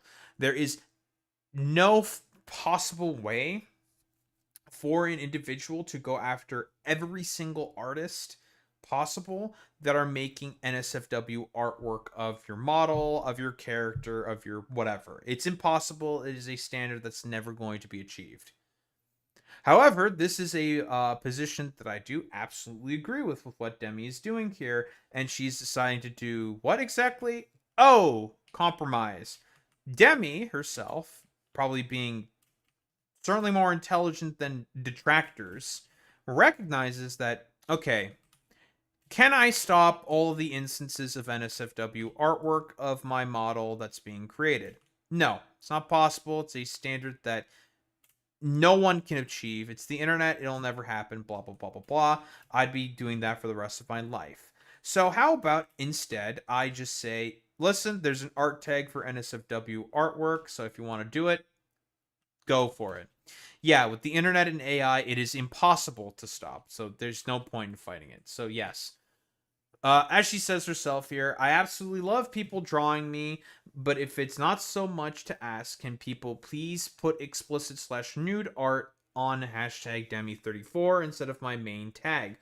A lot of people are misunderstanding, but this is to keep the main hashtag clean from explicit art. I think this is the best middle ground I can think of to keep everyone happy.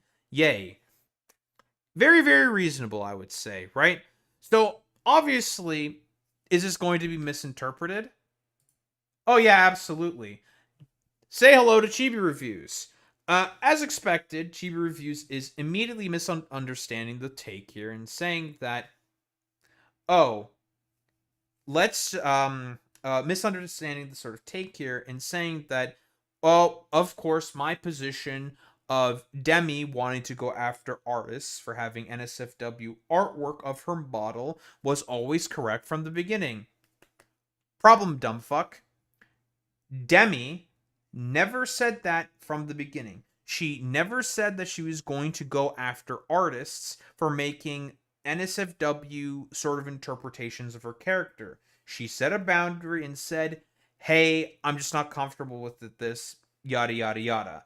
And when she clarified that position to the artist that made that, basically that pinup of her, for lack of a better term, basically saying that I'm not comfortable with the fact that you drew a bunch of art with my model. That's just a boundary that I have. The artists themselves said, oh, I had no idea that that was the case. And as a result, I DM'd her, talked with her, we cleared up the situation, and that is that. And then the artist themselves was kind enough to remove the incriminating pieces. And that really should have been it. But Chibi Reviews is not intelligent. Yeah, he's not intelligent. He's extremely, extremely fucking stupid. And so he's going to try to do everything possible in order to find some dumb fuck hypocrisy burn because, I'll say it because I don't really give a fuck. He's a pedophile. Yeah, because he's a fucking pedophile who does everything possible in the similar fashion of course, AIM-OC to try to blur the lines between Lolly and Lolly Khan, which is the exact same shit that AIM-OC also did himself, trying to make the whole free speech argument about having drawings and depictions of young children within non-sexualized and sexualized contexts. It's like, well, it's all free speech, it's all artwork, it's all okay. That's the exact same argument that AIM-OC also made, Chibi Reviews, and AIM-OC, of course, went to jail for being a pedophile. But, you know, whatever, as expected. Oh, Chibi Reviews is a complete hypocrite, and this is the original post as well. But we're not talking about Chibi Reviews, because he didn't make a video about this. How unfortunate. We're going to talk about a differing dumbfuck VTuber adjacent commentary channel known as Kazahana, or Kazahana? Kazahana. Sure, whatever.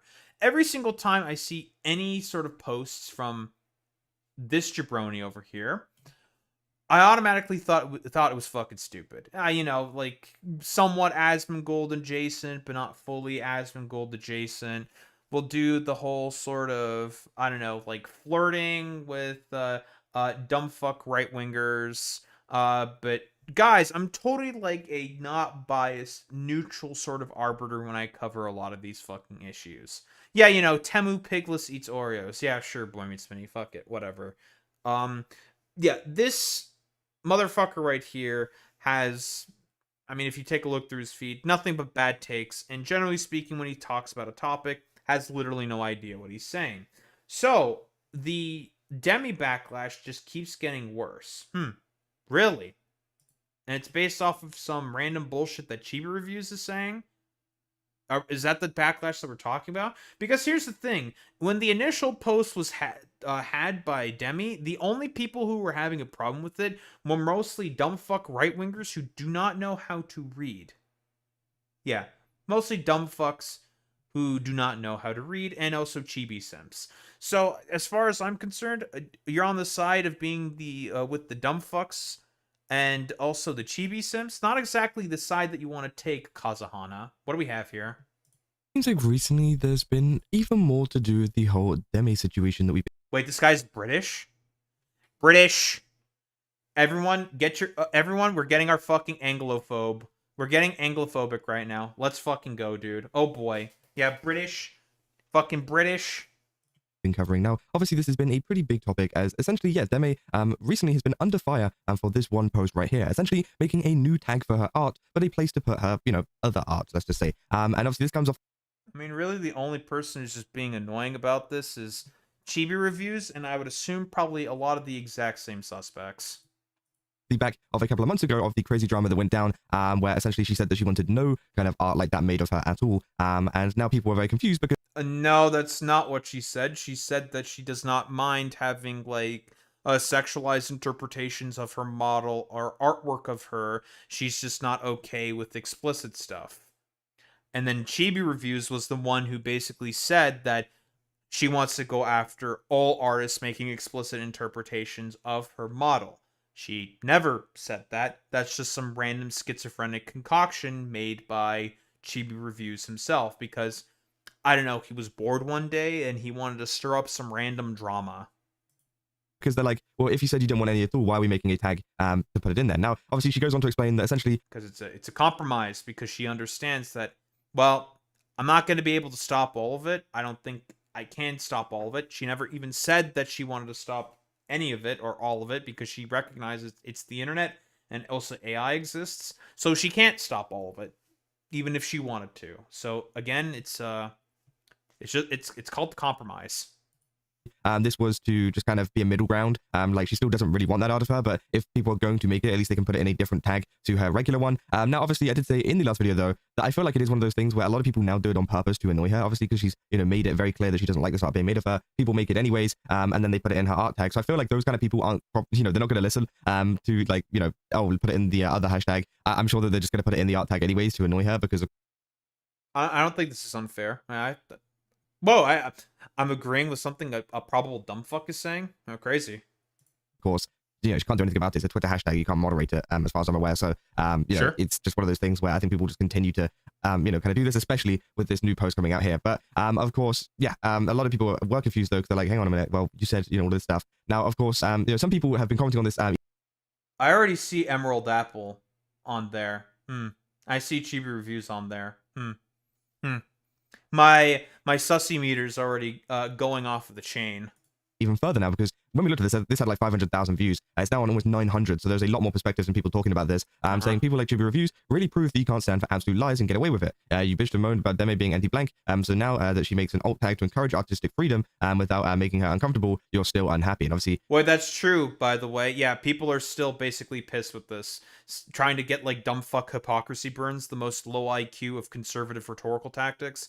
Again, this is a compromise because for something that she was never for anyways, or never specified at any point in time of going after artists who make explicit artwork of her model. She's like, listen, I'm fine with lewds and stuff like that. I'm fine with like sexually suggestive stuff of my artwork. I just don't want anything explicit.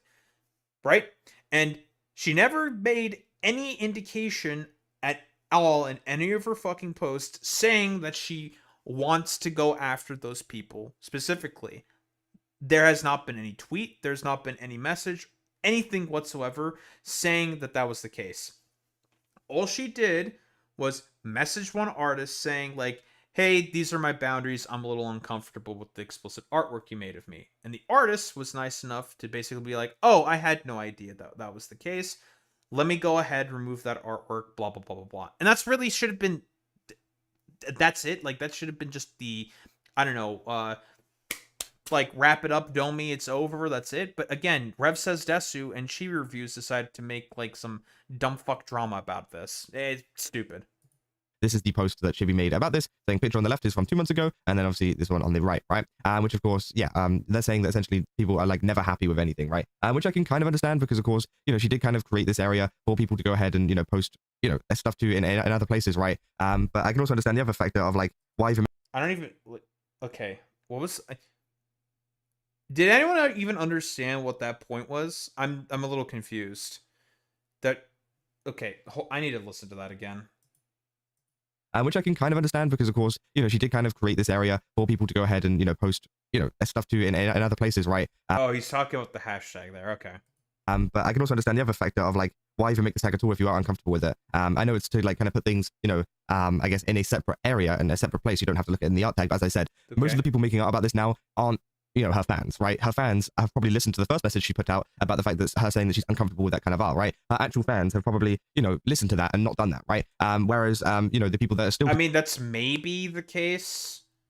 Maybe that's the case, but who really fucking knows? There could be just fans of her who just want to make NSFW artwork of her anyways. Like, I don't know.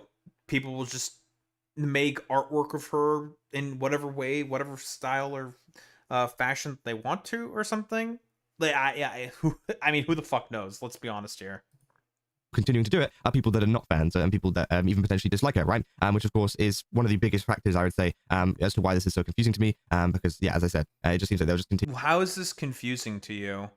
This is an acknowledgement that for something that she really never specified again, but whatever. She wanted to, I don't know, take care of all the ranting and raving schizos on Twitter for some reason. Sure, that's her prerogative. I don't really give much of a shit about that.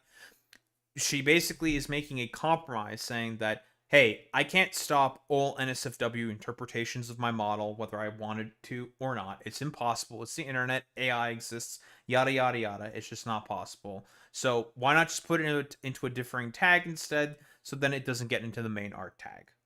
That's, it's pretty simple. Yeah, she contradicted herself for a position that she never held from the beginning. Continue to post anyways, and if anything, making this tag might make it seem like it's okay once again for her actual fans to make this kind of art, meaning that you're probably... What?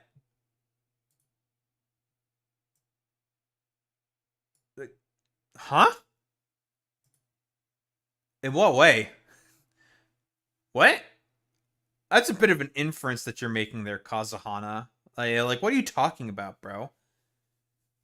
That doesn't mean she's inherently okay with the artwork in of itself. It is an acknowledgement that this is the internet, this is the environment that I'm in.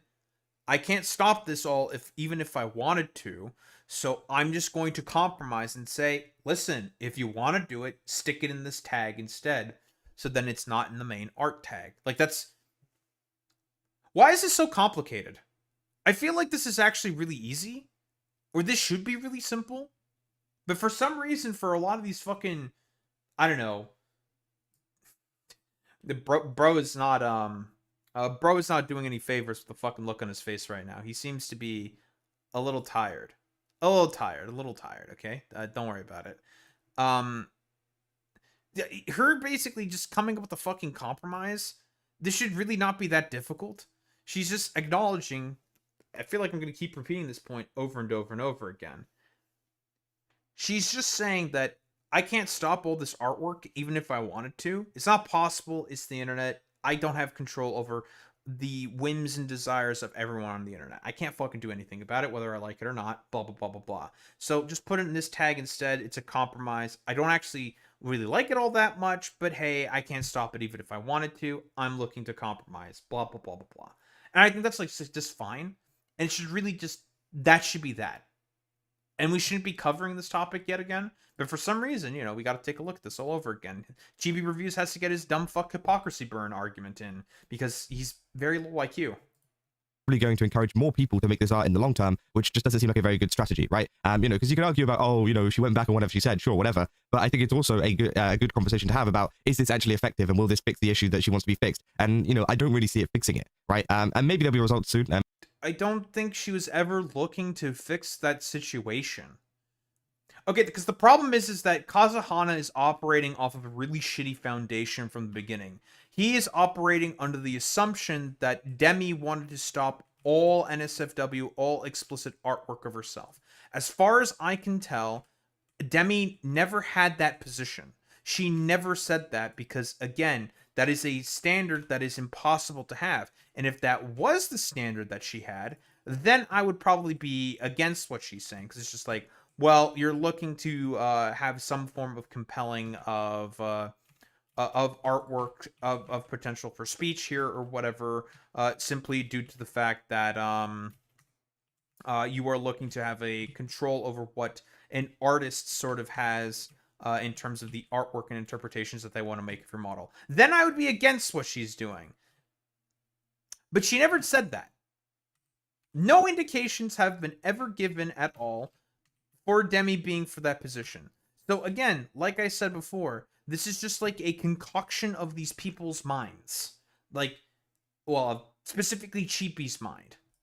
And maybe it will fix it, potentially, you never know. But I'm having a hard time seeing how it could fix it. But yeah, of course, some people saying the obese, mentally ill VTuber with VPD, depression, and PMDD, a genetic disorder, quality of vocal cord issues, says she's uncomfortable and comfortable with this kind of art of herself. Her entire brand is... So as expected from Emerald Apple, the dude is too fucking stupid to be able to understand what basic words mean.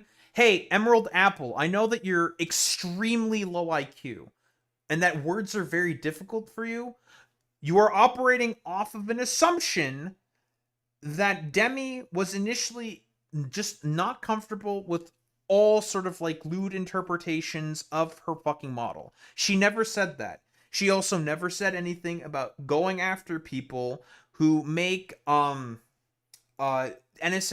versions of her fucking model, because she knows that that is a standard that is impossible.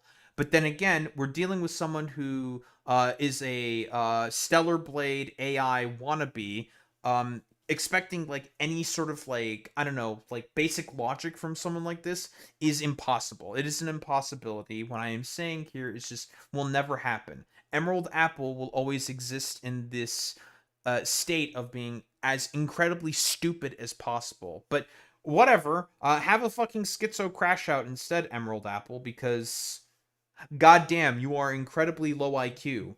This is, I'm gonna keep saying this point over and over again. This is nothing more than a compromise. This is an acknowledgement, a understanding of saying that, hey, I understand I'm not going to be able to stop this. I'm just going to keep reiterating the same point that I've had, that she's been consistent on, saying that she is not comfortable with the explicit nude art of her model, but if you're going to fucking draw it, just put it under this tag instead, whatever, blah, blah, blah, blah, blah. And that should be that. Unfortunately, Emerald Apple is not intelligent. So words are a difficult sort of prospect for this individual to sort of understand, and so as a result, they just have to lie. You know, they just have to lie.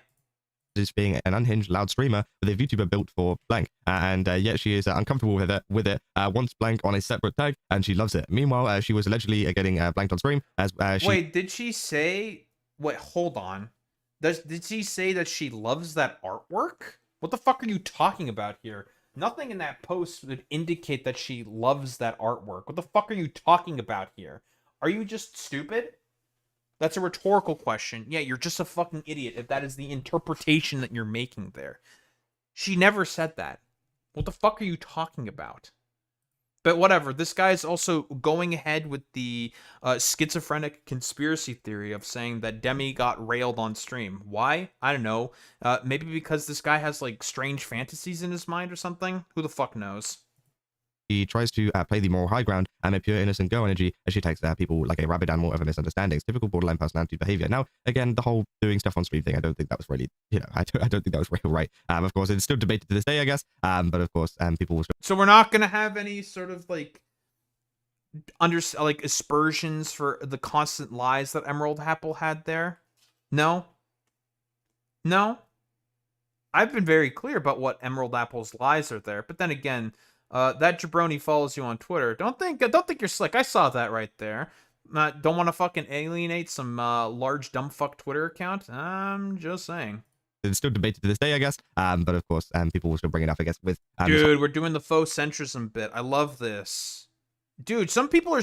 This is something that's still being debated here, guys. Even though, again, it's just a willful misinterpretation being made by all the dumb fucking right-wingers for what exactly? Oh, because they're stupid? Yeah, they're just stupid. Whole situation going on, right? And of course, as well, more people kind of on the opposite side of the fence saying, it's a compromise, bro. Deme, no NSFW, people re. Deme, okay, just put it into a different tag, people re. Wait, this is just true. Yeah, this is again, yep. This is just accurate. Like, duh. Wait, I know this dumb fuck over here. I recognize this name. This dude's a fucking Floridian. All Floridians are stupid. So yeah, so people were calling her prude for not wanting it, and these guys are... Yeah, that's pretty true. That's true. And, yeah, that's true. That's true. It is. That's true. That's pretty true. That's pretty true. I mean, it's true. It is pretty true. Calling her a blank for allowing it now. How about you guys make up your mind about what you want? Like, geez. So it's almost like some folks just want to bitch and moan about anything. So yeah, just keep it blank free. Be consistent with what you want to see. Are we gonna have like any, I don't know, opinions or something? Kazahana, aren't you a commentary channel? Are we just gonna have like very like Fen City opinions or something? Like, cause it's been over half of this, like basically over half of this video has been this dude just like, I don't know, going over some random fucking tweets and just saying like, oh, guys, there's like a little bit of a debate going on here. Like, I don't know which side to take here. Blah blah blah blah blah. Like, what is this? Oh, but Daho, you're just making this too political. You can't take sides on anything whatsoever. It's like, nah, shut your bitch ass up, dude.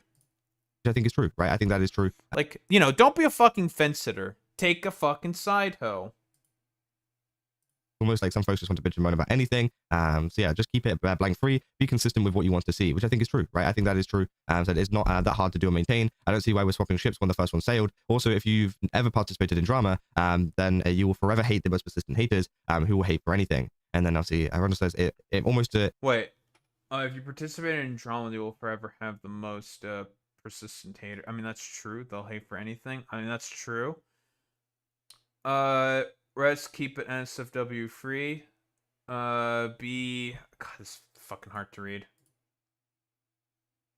Be consistent with what you want to see. It's not that hard to do or maintain. Wait, but she has been consistent with what she wants. So, okay, her deciding to make a compromise is not her being... Okay, whatever. I mean... It's mostly a fucking stupid opinion. Whatever, moving on. So it's almost impossible, and this drama shows no one will listen to you no matter what you say anyways, which I think is interesting. Of course, we can continue on. We've read some of these comments already. You know, so now you're okay with it, which obviously is something that a lot of people have been asking. You know, people just confused. Saying, so okay, I don't know why people are being confused about this. It's actually very simple. It's extremely fucking simple, but whatever. Whoa, she's making a compromise, and it's not very fucking complicated. That's okay, bro. Nice meme. So now it's okay. I'm sure most people are going to be very normal about this post. And of course, I cannot scroll any further because of the other art. But you can see that, you know, I think there is much more mixed opinions now within the chat and stuff like this. Now, of course, Deme has also responded to another post here saying, made a new tag because people could listen to simple boundaries. Most people on this app feel sorry for you. Said it is what it is. But I think, but I'm sure this is better than the last time at least. That's a W in my head, which is interesting. Saying, don't cry victim when someone puts in your chat puts blank. That's on you. Said, dude. Yeah, dude. Fucking mentally ill Floridians. Like, I'm just gonna victim blame the woman here. Why? Because I'm from Florida and I don't have a brain.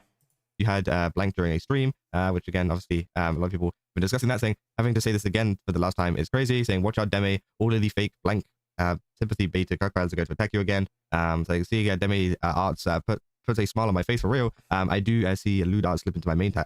So main art tags a lot. Like there are lewd tags for a reason. And yeah, I think it is just, I don't know. At the end of the day, I think it's one of those things where I think Deme has tried to come up with a solution. I think maybe didn't think about how much this would cause backlash, right? I feel like this has caused quite a... What backlash is this fucking causing? Like what? From some of the most fucking schizophrenic fucking losers on this fucking platform known as Twitter? Yeah, dude. Oh, I can't believe that this is causing a lot of backlash. Bro, you're the only one who's quote-unquote trying to focus and highlight on that fucking backlash because, again, you orbit around all the dumb fuck right-wingers that exist on Twitter. to lots of backlash. And, you know, I feel like anything to do with this kind of subject will probably cause some sort of anger among some group of people, no matter what side, right? Welcome but to the of internet, course, you know, this was supposed to be a bit of a middle ground. But again, I don't think it's a very good middle ground in the sense of, as I said. Oh, we're finally actually getting an opinion here about 7 minutes and 40 seconds into this mostly just non-coverage here. Yeah, mostly just non-coverage. Wait, how is this a bad compromise? In what way? What, because it's hypocritical? In what way is it hypocritical? This is an acknowledgement, again, because we're operating off of a terrible fucking foundation here, fundamentally speaking. Since we're operating off of the stupid, annoying, like, schizophrenic nonsense that Chibi Reviews essentially threw out into the ether, because, again, he made it up.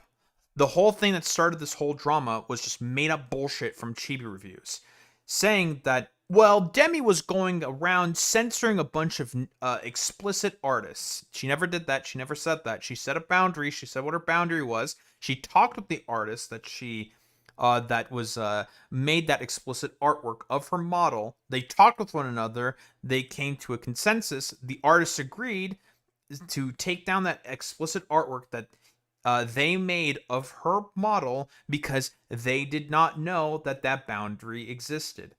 And that should have been that. But for some reason, all of a sudden, there has to be this big-ass drama by Chibi Reviews and also Rev Says Desu because they got bored for some reason. And here's this fence-sitting fucking dipshit over here saying that, well, you know, she's trying to make, like, a compromise here, but I don't think it's going to be really effective. Why? Because people are not going to listen to her on the internet? What, do you think that she doesn't acknowledge that? That she doesn't understand that? Okay, cool. Do you understand that? All right, man. Like, nice meme. People are just going to do it anyways. You know, people that dislike her are mainly posting a lot of this stuff too. So they're same low IQ bullshit that I exactly predicted.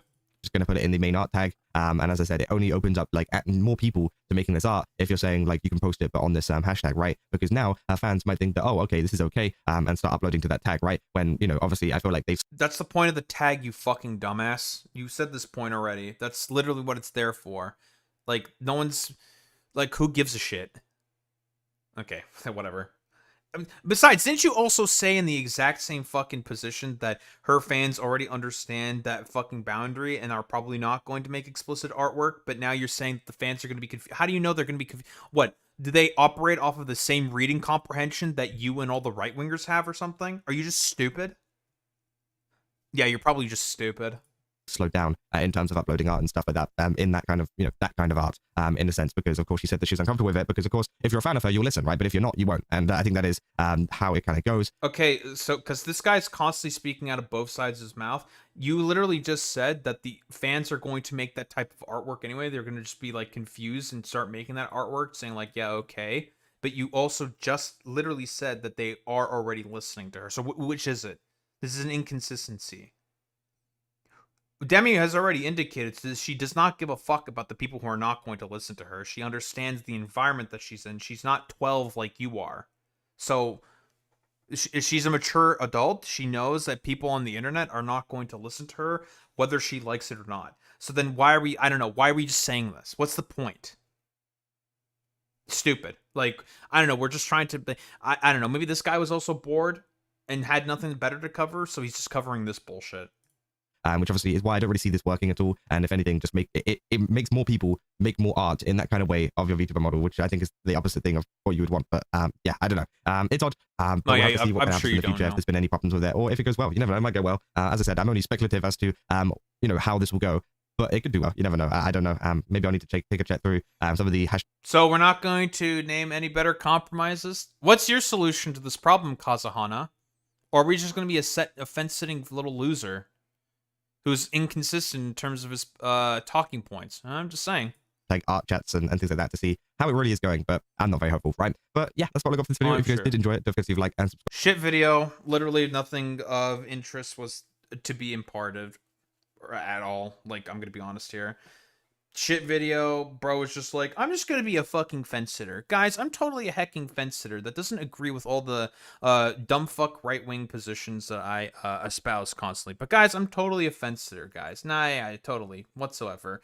But yeah, I mean, should we really be surprised that this quote-unquote centrist had nothing to suggest in terms of a better compromise to the reasonable compromise that Demi was suggesting here? No, nothing.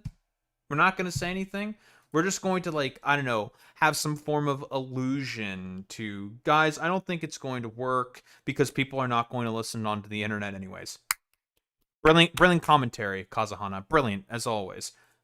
Great work there, buddy. Jesus Christ. Like, oh, man. In every single way that a lot of these motherfuckers can be as, I don't know, like, boring and stupid as possible. Well, besides the right-wingers just being wrong and stupid and constructing this drama off of a nonsensical foundation to begin with, to the fence-sitting dipshit like this, who's just like, guys, I don't think it's going to work because people on the internet don't listen. Brilliant commentary here, Kazahana. You're imparting so much fucking information in a 9-minute video where you just go over some fucking goddamn tweets. Brilliant, fantastic. Very informative, very cool, very based. Where basically you just decide to, I don't know, not offer any pushback or any opinion whatsoever in terms of a bunch of the positions that all the dumb fucks are lying about. For what purpose exactly? Because you don't want to fucking alienate those people from your audience, because if I were to make a bet, most of those dumb fucks on Twitter who just lied about Demi are probably within your audience, if I were to take a guess. Anywho, don't think there's like really much else to say besides, don't be a fucking fence sitter. Sometimes you just gotta fucking take a side hoe. And for this one, it's extremely obvious.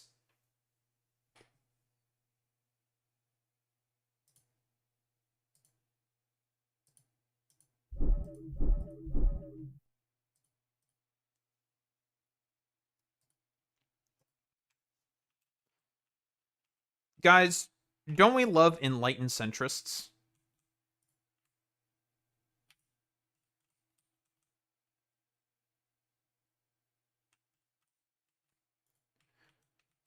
Guys, I'm not gonna have any opinions whatsoever in terms of the lies that were about this whole sort of like situation and drama from the beginning. Because I can't really have an opinion, because unfortunately having an opinion means that people are not going to like me. And we can't be having any of that. Now, can we, people? Alright. Brilliant. Fantastic commentary. Boy Meets Minnie, I bet you learned a lot. I bet everyone learned so much in terms of that this whole sort of like nonsensical predisposition. Very cool.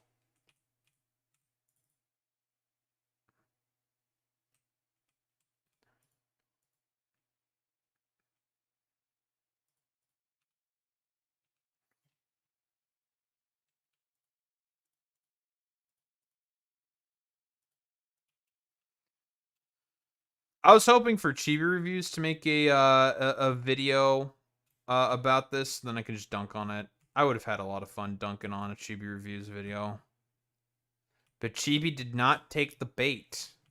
Now, I wanted a perfect video for Chibi would have always made a video on shit like this, but I don't know, did he learn his lesson? Probably not. Imagine being a principled person instead of someone lazy who says everyone else is bad. So true, Boy Meets Minnie. Well, in reality, that guy didn't even say that everyone else was bad. He's just like, so people just say things like, oh, do they now? Okay, brilliant. It's a great commentary. I mean, I've said this before and I'll say it again, but some people should just not have commentary channels. It's like, say something. Literally say anything. Why are you even offering any sort of, like, commentary here from the beginning? Like, this is just boring and stupid. Take a fucking side hoe, or just say anything else besides, guys, people are just like saying things, and people are like saying things like, oh, are they now? Oh, okay, sure, man, very cool. Have some panache, have some compassion, have some fucking aggression, have anything. I don't know, guys, people just like say stuff and things. Like, you know, for everyone who calls Moist Critical a bit of a fence sitter, At the very least, there are probably videos where that I can point to where Moist Critical is very clear in terms of an opinion. Like, for example, the Ethan Klein lawsuit. Very, very clear in his opinion of saying that, yeah, the lawsuit's just kind of bad, guys. It's just bad, period, end of story. That's really about it. And people are just going to be nitpicky over the details. But the overall position is that the lawsuit is bad, which is good of Moist Critical to say. Even though he's a quote-unquote very, very infamous fence sitter.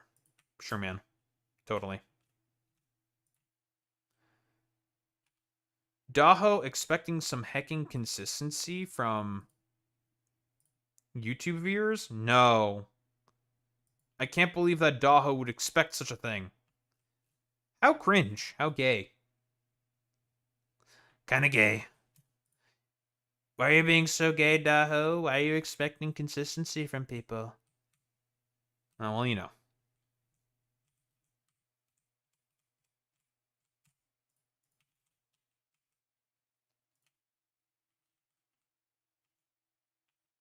Buh.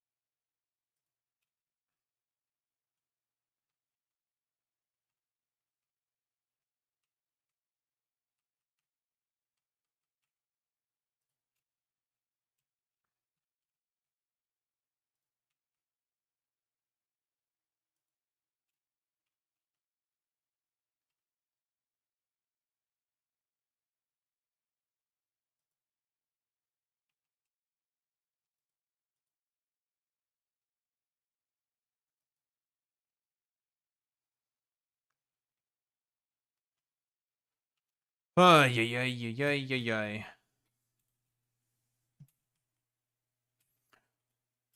Well, you know what, Boy Meets Spinning? I'm going to have quite a radical take, okay? Bad people are bad. Can we get some claps in the chat for this radical take that I'm having? I'm saying that the bad people are kind of bad. Holy shit. Guys, have you ever considered that people are bad sometimes? That's a nice argument, Senator. Why don't you back it up with a source? My source is that I said that people are bad.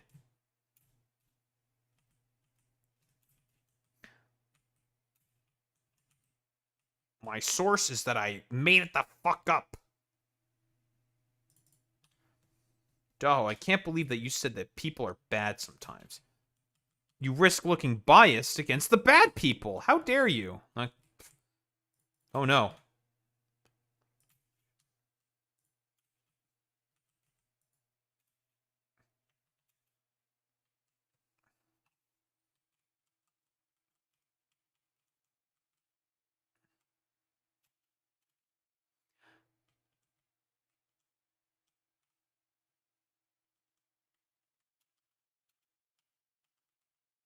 But yeah, if there's one thing that I do not like, it is the attempted sort of, I guess, like, quote-unquote mainstreaming, or attempted at, like, mainstreaming in, like, a media sense of, fucking commentary of videos. It's like, no, bitch, don't fucking do this, like, mealy-mouth bullshit. Fucking take a side.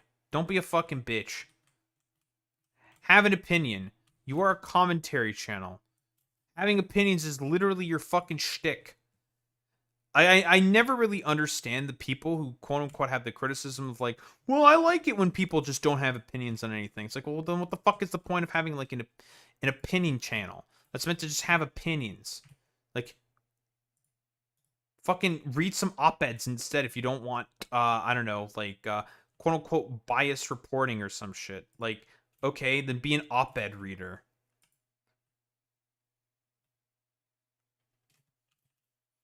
Especially since I do know that guy's fucking biases. I know what his biases are. He's not slick with it.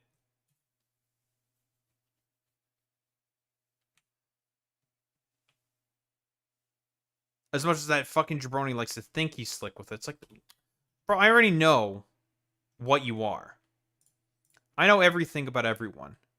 I've seen enough to know.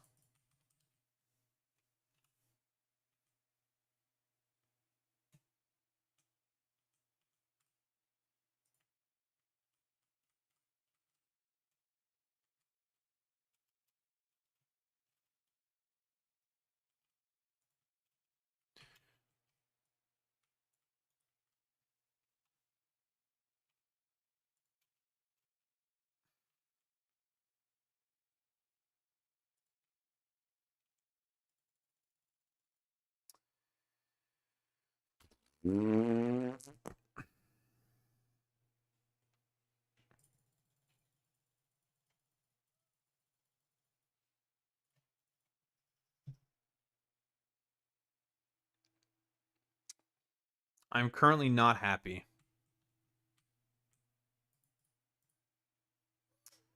Fucking fine, asshole.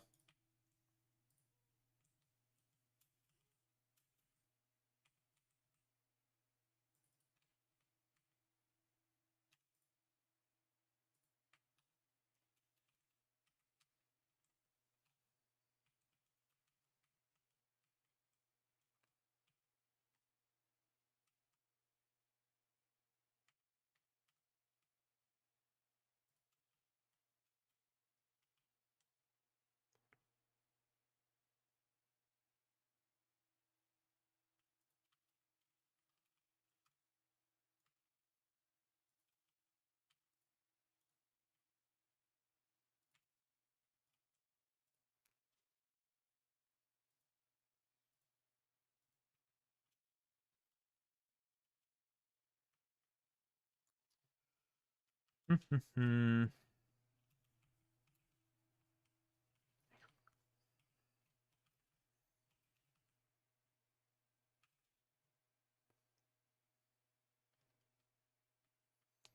least I'm not as tired today and I can actually stream early tomorrow. What the? Boy meets so many streams? Huh? He does that? What the heck? I never would have known. Perpetually tired for 3 weeks. Oh, wouldn't you like to know? XD.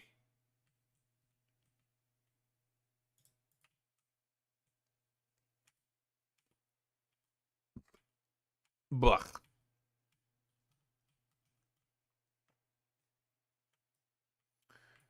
Buh.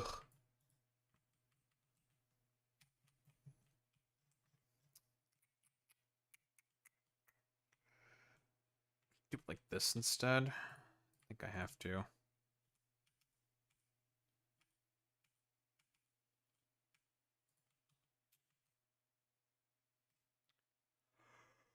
Oh, that's annoying. Oh, fuck it.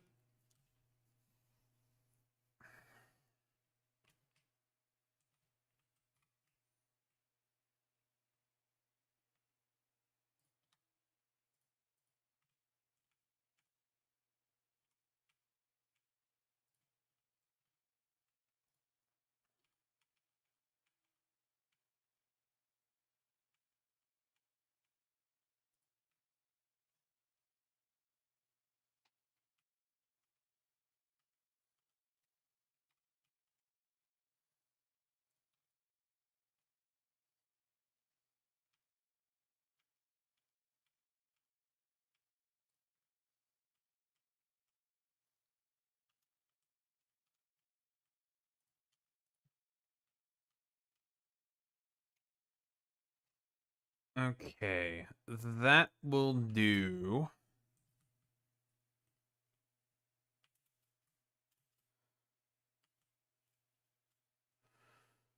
Now to make 4 holes.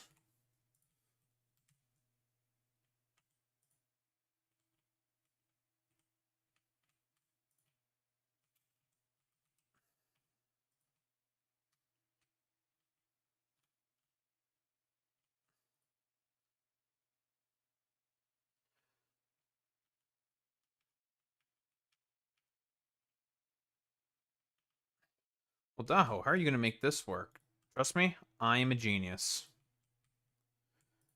My brain is extremely large and very much so in charge.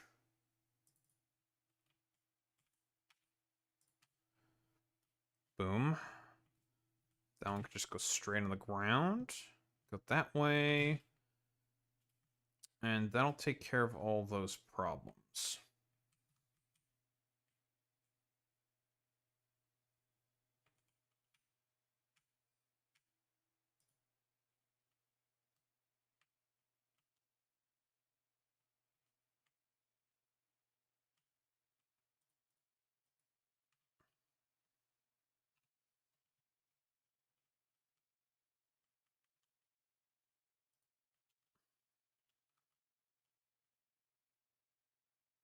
Well,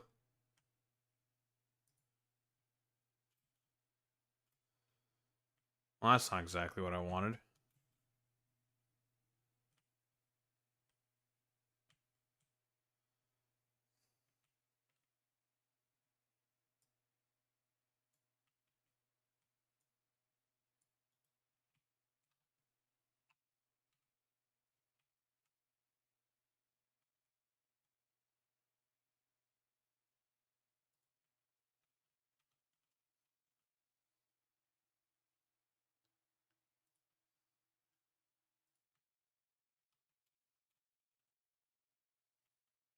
Hmm.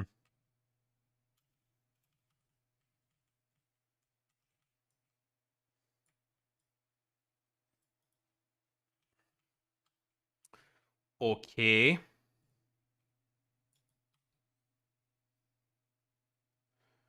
Why are we being so king?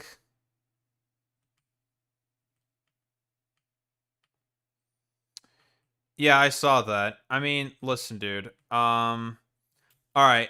Do I condemn Hassan Kamas Kapiker? No, because I hate you people. I do not condemn Hassan Piker. Why? Because you people are stupid and annoying. There. Clip it, ship it, rip it, at track Hassan, and then move on with our lives. There? Is this fair?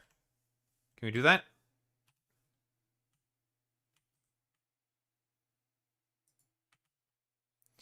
Well, Daha, why are you so hateful in your heart? Why do you have so much hate? You shouldn't hate Daho. You should appreciate. Appreciate what?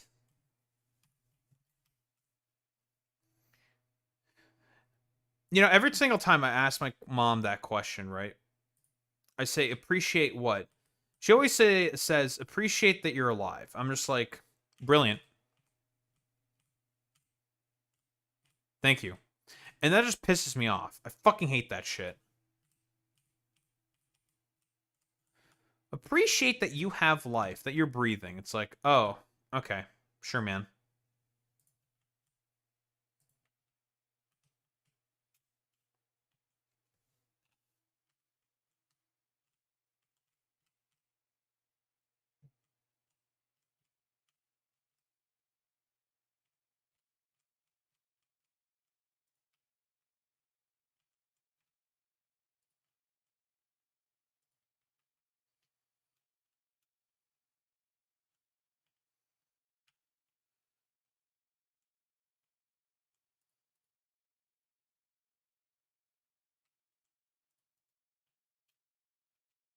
Buh.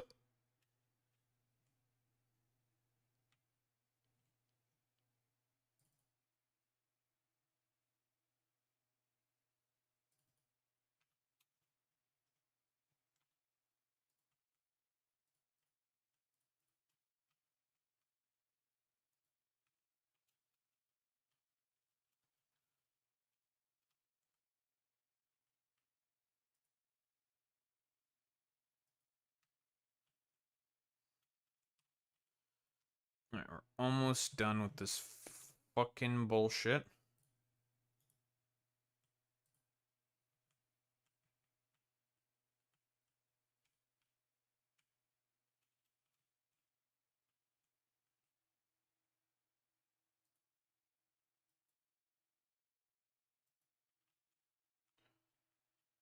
Buh.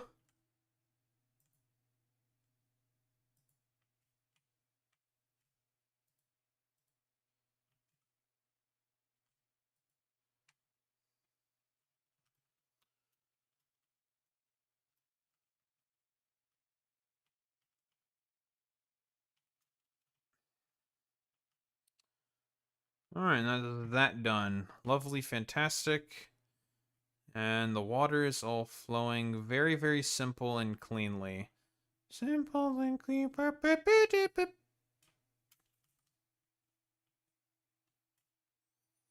Daho, this isn't Kingdom Hearts. And that's right, it's Kingdom Farts.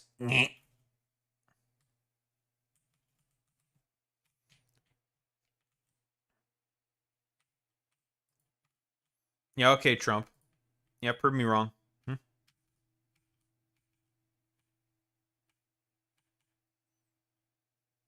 Every game is Kingdom Hearts if you try hard enough. Really? Okay, Tell me how... Okay. Tell me how Warhammer 40k is Kingdom Hearts. Go ahead. How about... Oh, yeah, okay, tell me how, like, Dawn of War is Kingdom Hearts. I'm waiting.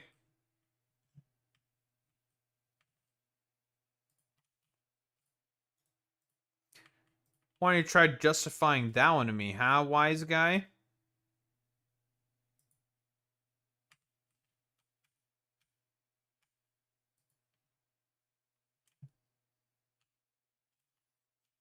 You think you're so smart.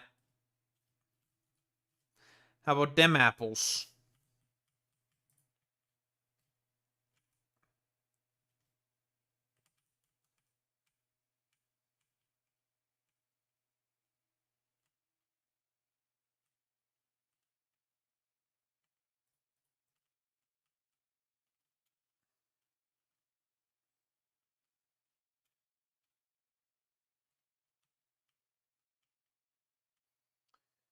Boy Meets Smitty, you are making a classic mistake, and you're operating under the assumption that Sora is thwarting people's schemes. You just gave yourself a rhetorical trap there, Boy Meets Smitty. You have fucked up now. Do you think that Sora understands what the fuck is going on in any of his games? It's foolish, Boy Meets Smitty. Sora has literally no idea what the fuck's going on.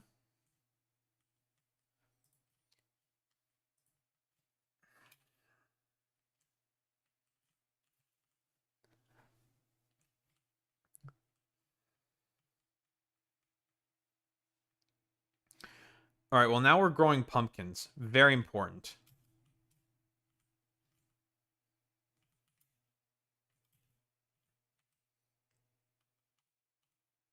Yeah, feels pumpkin, man.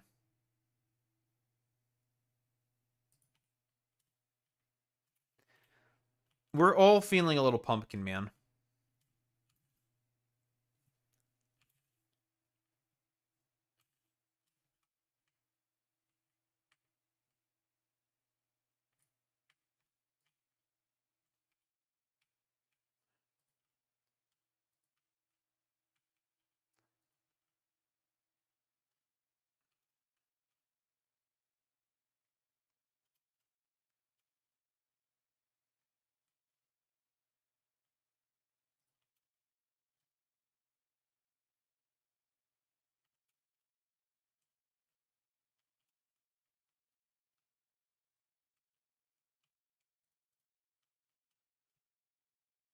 Oh, yeah, it's almost done.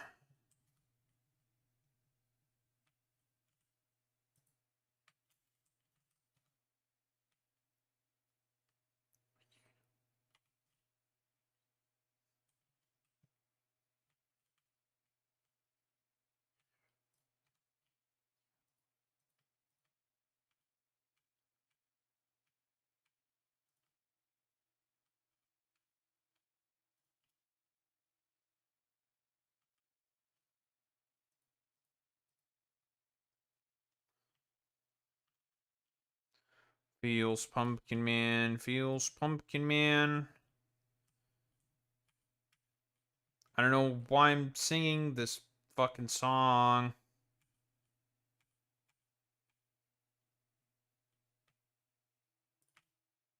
It's not even Christmas.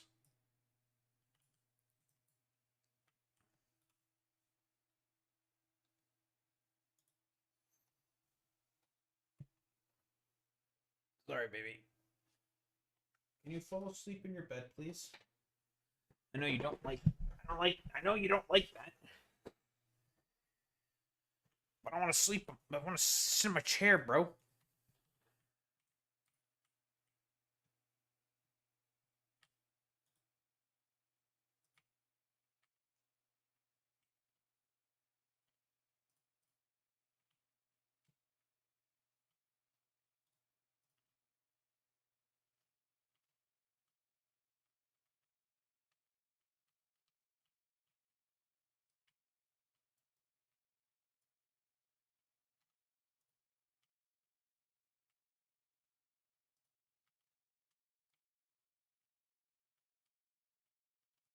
God damn it.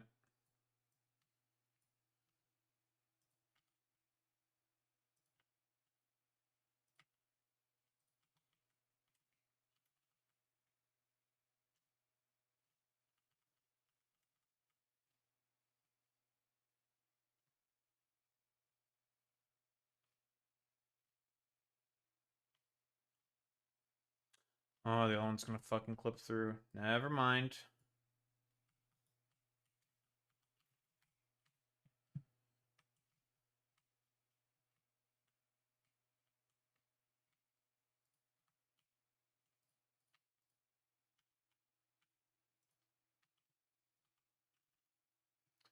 You know, that's also another thing I'll never understand when we're spinning. Why the fuck are there commentary channels who have basically no opinions on anything? What is your purpose in life if to not have any opinions on anything? You're a commentary channel. Oh, well, you know, some people are, it's just like okay to just have a dude who's so like talk about the drama and just have people formulate their own opinions. Like, nah. That's like some Mugen pussy ass bullshit, and every motherfucker got mad with Mugen when he did that shit. Which I agree is a bunch of bullshit, because he probably does have his own biases. Which is that we just live in like such an eternal like no critical thinking sort of society. It makes it such that guys, we just need to have our Hecanorino, Centristorino types. It's very important that we just have no sort of like thoughts or opinions on really much of anything, guys. Having thoughts and opinions and stuff's a little difficult. So how about we just have none? It's just like, well, brilliant. It's like essentially just co-signing yourself to not wanting to think critically is how I see that, to be honest. It's just like, well, why the fuck would you just admit that you don't want to think critically? Like, it doesn't make any sense to me.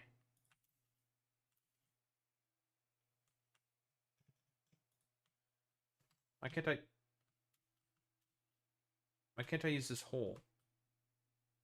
The fuck?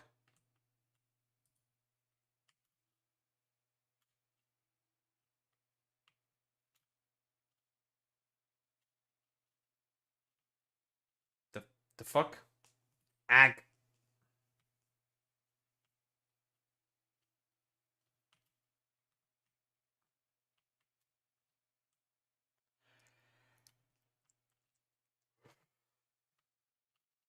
Alright, well that's a new one. Not seen that one before.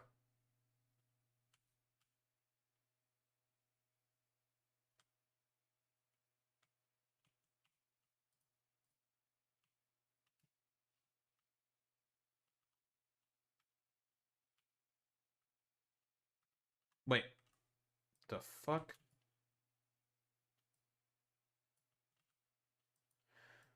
Okay, let's try...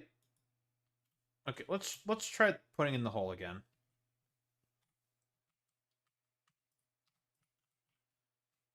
Okay, now you want to function normally. Okay. Cool. Good. Fantastic.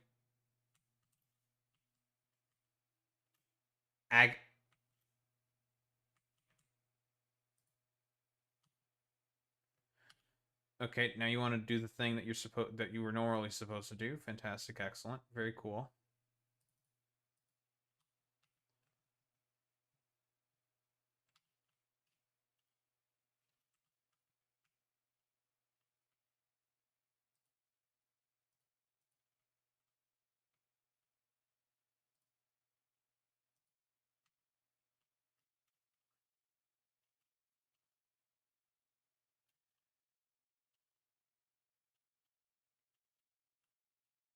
Okay, cool. Well, that was a little weird.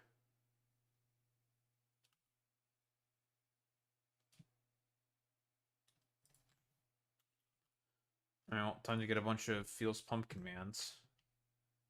And some cotton.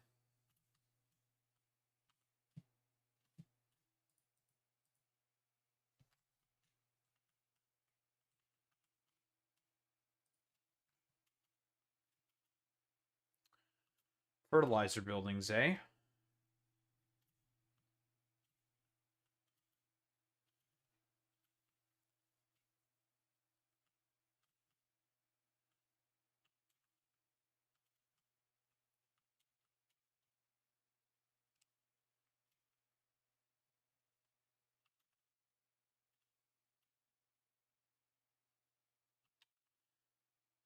So we'll be able to make fertilizer, which is probably better than water in terms of growing.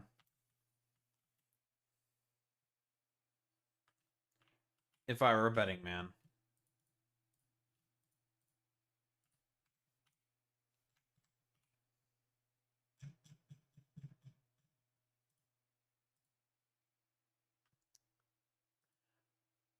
Apples.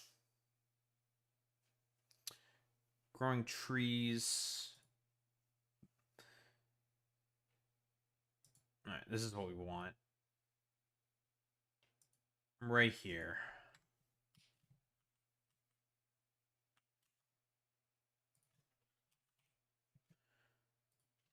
Get the computers.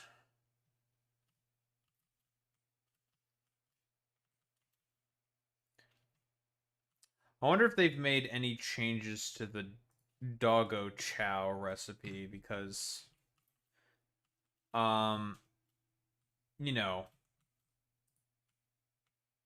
I'm going to say this again, but the original recipe when I played this game in 1.0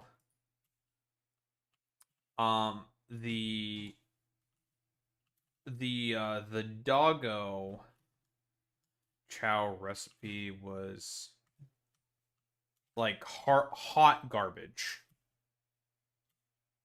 A hot garbage recipe. It's just like, brother, ew, brother, ew, brother, ew, brother, brother, ew, brother, ew, brother. It was a dookie butt cheeks recipe. Just sucked.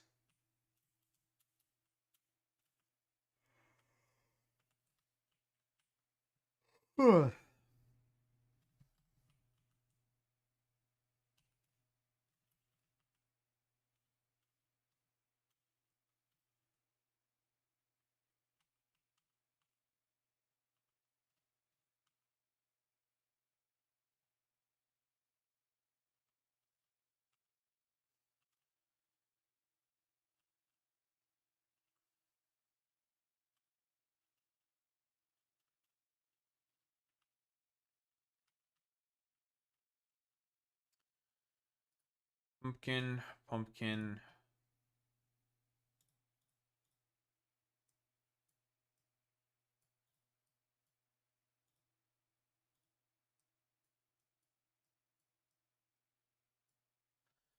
Pumpkins.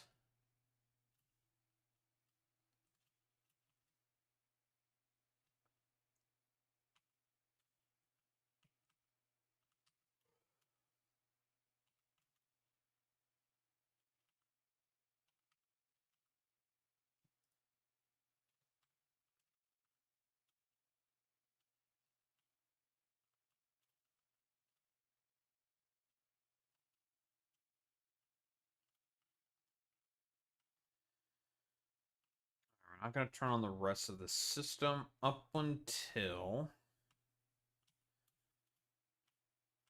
we get all our damned milestones reach.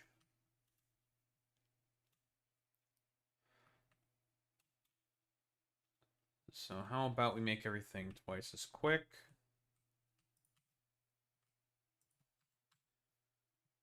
And yap about another video. This project is almost finished. Like I said before, once we get better belts, we'll be able to upgrade everything, and it's going to be a lot better.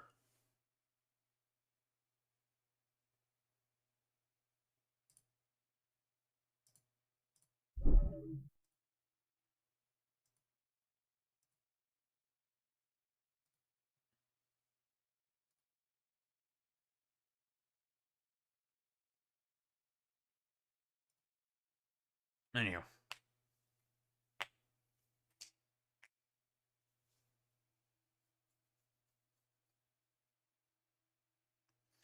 Let's get started, shall we?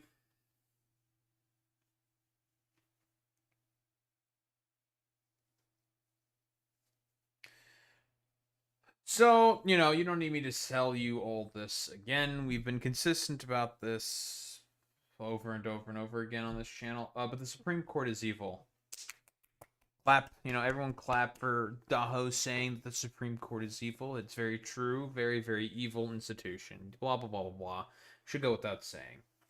But recently, there was a vote that happened in pertaining to mail-in ballots. Now, if we all recall correctly, the Supreme Court recently had a ruling on mail-in ballots that did not go to the way of the president. Basically saying that mail-in ballots that come in on the same day of an election can still get counted.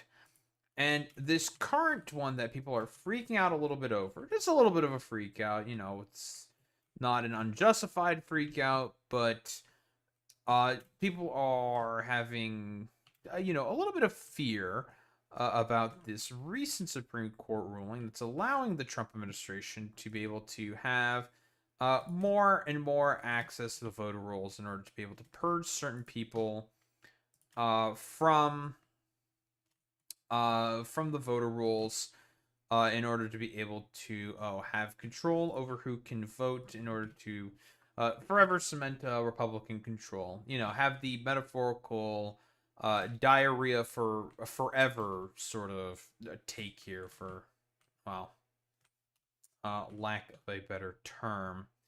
But for the most part, in terms of this Supreme Court vote that we'll be getting into a little bit more detail here, it's mostly like a procedural thing. But the problem is, and it should be fairly self-evident and clear, is that this is very often how a lot of this sort of stuff starts. Same thing with what happened in Hungary, by the way. The institutions kept getting chipped away out, and as a byproduct of the institutions getting constantly chipped away at, it made it such that that the right-wing takeover of Hungary as a country became more and more cemented, right? So much to the point where effectively that motherfucker Viktor Orban called himself the last dictator in Europe. His words, not mine. And we know that a lot of Project 2025 is modeled off of a lot of the lessons from Viktor Orban's Hungary, right? We know that a lot of the conservatives want to have a sort of mimicry of that because they see it as like epic-based trad and super pog. Well, you know, too bad he didn't end up winning his election. Packwatch, Rip Bozo, fuck you, Viktor Orban, you suck balls. But here, we have a bit of a majority report segment talking about the actions of the Supreme Court. And all I have to say is that the Supreme Court is on one with this one. This year, Trump issued an executive order on mail-in voting, and the Supreme Court just handed him a victory on that executive order, Hopefully it's temporary. We'll give you the good news after we give you the bad. But of course, the court deployed the shadow. Yes, and real quick, there has been, I believe, multiple federal injunctions on all of this. The federal injunction that the Supreme Court just recently overturned was the weaker one of the, I think, 2 or 3. Shadow docket, as they tend to do, and of course, the decision was 6-3.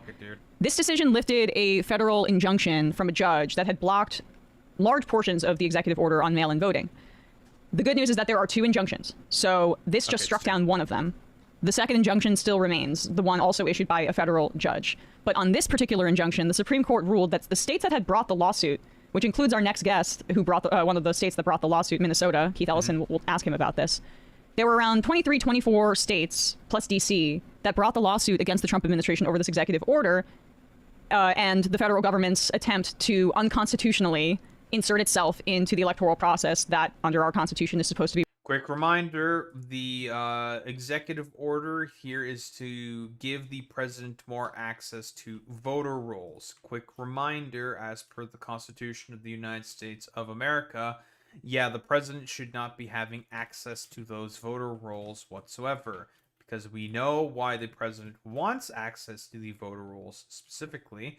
It's so he can have his picking and choosing, for lack of a better term, for as to who gets the vote in the United States of America. Be run by the states.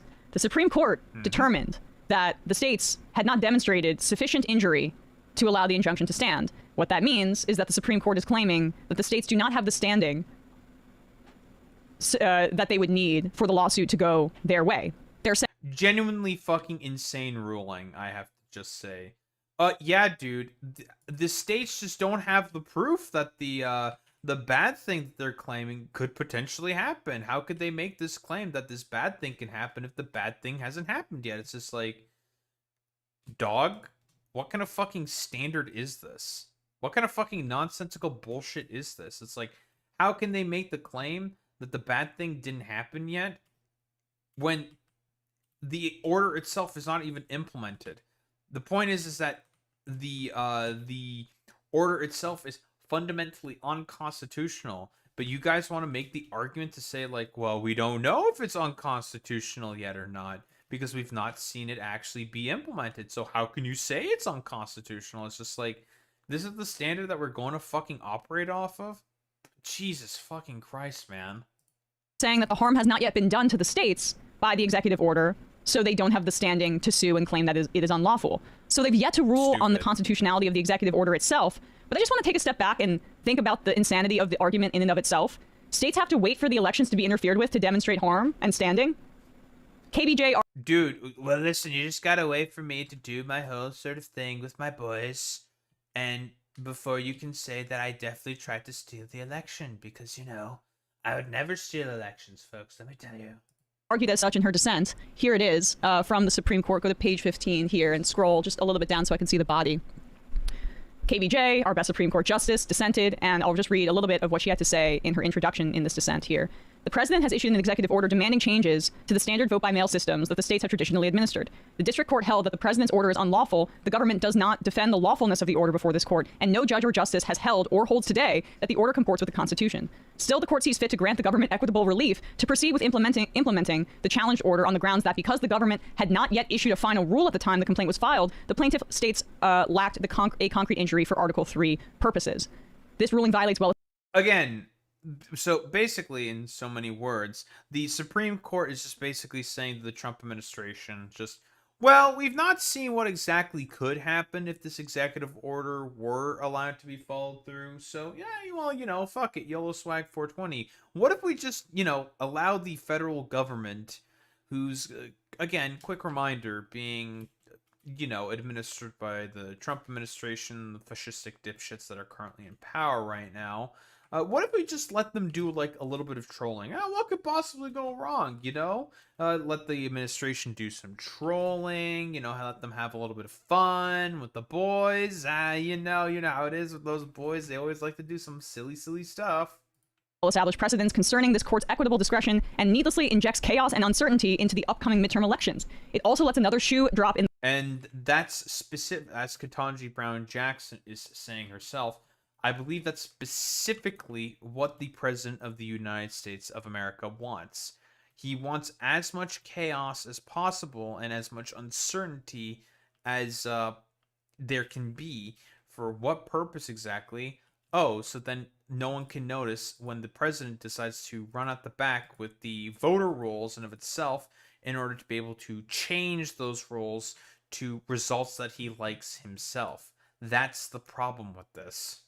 The Kafkaesque nightmare that our precedents have been steadily creating for certain plaintiffs who seek to bring election-related challenges. The next page. The court has held for a while now that even election-related legal claims can come too late.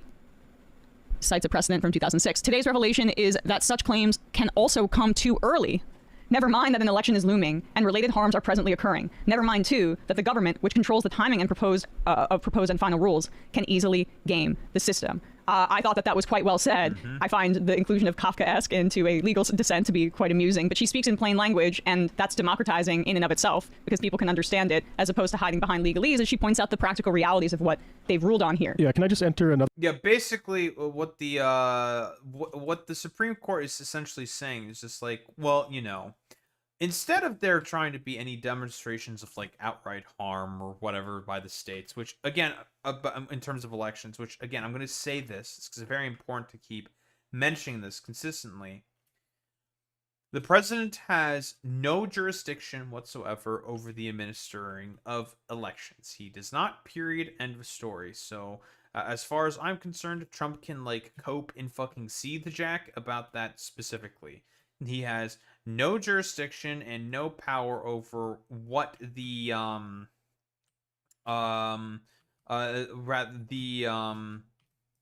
president or the executive can do in terms of the administration of elections. He has no power over it. He can't do anything about it. So whatever results are going to be quote unquote against them that he'll have a fucking conniption about naturally. He has to just cope and seethe and just like it, right? Because it should be extremely obvious why it's probably not a good idea to allow the President of the United States to have carte blanche to do essentially whatever he wants in terms of the results of an election. Surely nothing could possibly go wrong if you just give the president the ability to just do as he pleases. Other never mind in on top of hers is a never mind that this is the same government body that stole the 2000 election under Bush versus Gore by stopping the Florida recount. Yeah, and I mean it the Supreme, to your point, the Supreme Court's. Listen, we all already know that the Republican Party, fundamentally speaking, is already an undemocratic institution. Given the, I don't remember the name of the term of the kinds of ballots, like the little dingle ballots or something. I don't remember the name, but unironically, there were tons of Republican operatives who went into the Florida ballot counting places and were just being basically just a giant nuisance and were causing as large of a ruckus as possible to disrupt the counting of the ballots as much as they could in order to allow George Bush to be able to win that election. Incursion into our electoral process has not been democratic. It's guided by nothing but power too. There's no principles here. This is not about the law. This is not about the mystery of the law. If you just studied it deep enough, this is a criminal organization. Which is why I have to say again, this is for the liberals out there.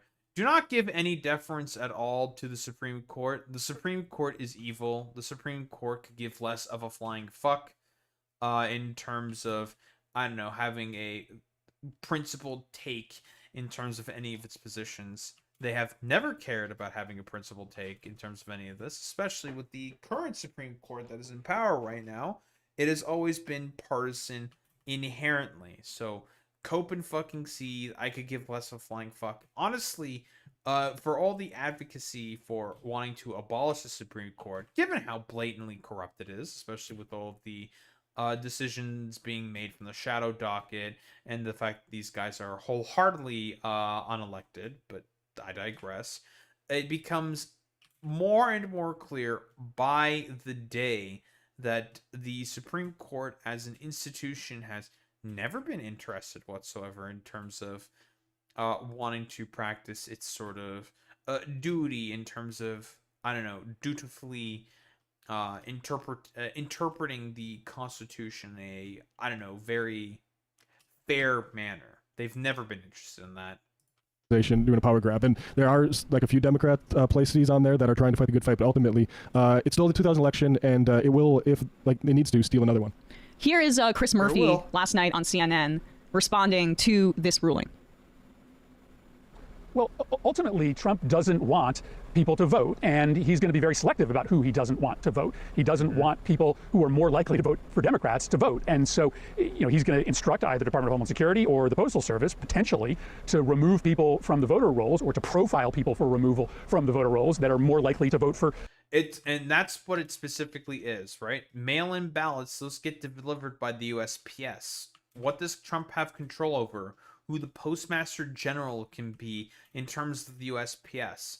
And I think it's still Lucas DeJoy, I think, who is the Postmaster General. You can double check me on that, Boy Meets Mini, but I believe it's still Lucas DeJoy, who's still the Postmaster General for the United States of America, and that guy is a complete Trump sycophant and stooge. Thank you, Joe Biden, for not removing Lucas DeJoy for whatever fucking reason. I'm sure you had a very, very good reason, Jack, for not getting rid of this Trump sycophant in that position of power. I'm very sure there's a principled reason for this. Democrats, for instance, people who live in cities. I mean, I don't think there's any secret about it. Trump is going to use whatever power he has available to him to make himself rich. Actually, it's David Steiner now, but he's like the Joy, former FedEx board member. Yeah, Trump sycophant. He's going to use whatever power he has available to him to try to steal the election. Now, he's not going to get away with stealing the election because the law is still on our side, and I think the people are just going to come up in bigger numbers. But that's the real fear, is that he's going to be very... Yeah, I don't think that you should put your stock into that, saying that, quote-unquote, the law is on your side. Because guess what? The same thing happened in Hungary. The law was technically speaking on the side of the liberals within Hungary, but what happened specifically with within Hungary in terms of the continued sort of dictatorial power that Viktor Orban was accruing for himself still ended up working out in the way that it did. Selective in who he tries to disqualify from voting. Again, I don't think it ever goes into effect, but that's clearly the danger. I just get squeamish about... Yeah, what specifically Chris Murphy is talking about there is in terms of the second federal injunction, operating under the assumption that, oh, for sure, bros, we're totally not going to suffer any of the consequences in terms of our hubris or whatever with the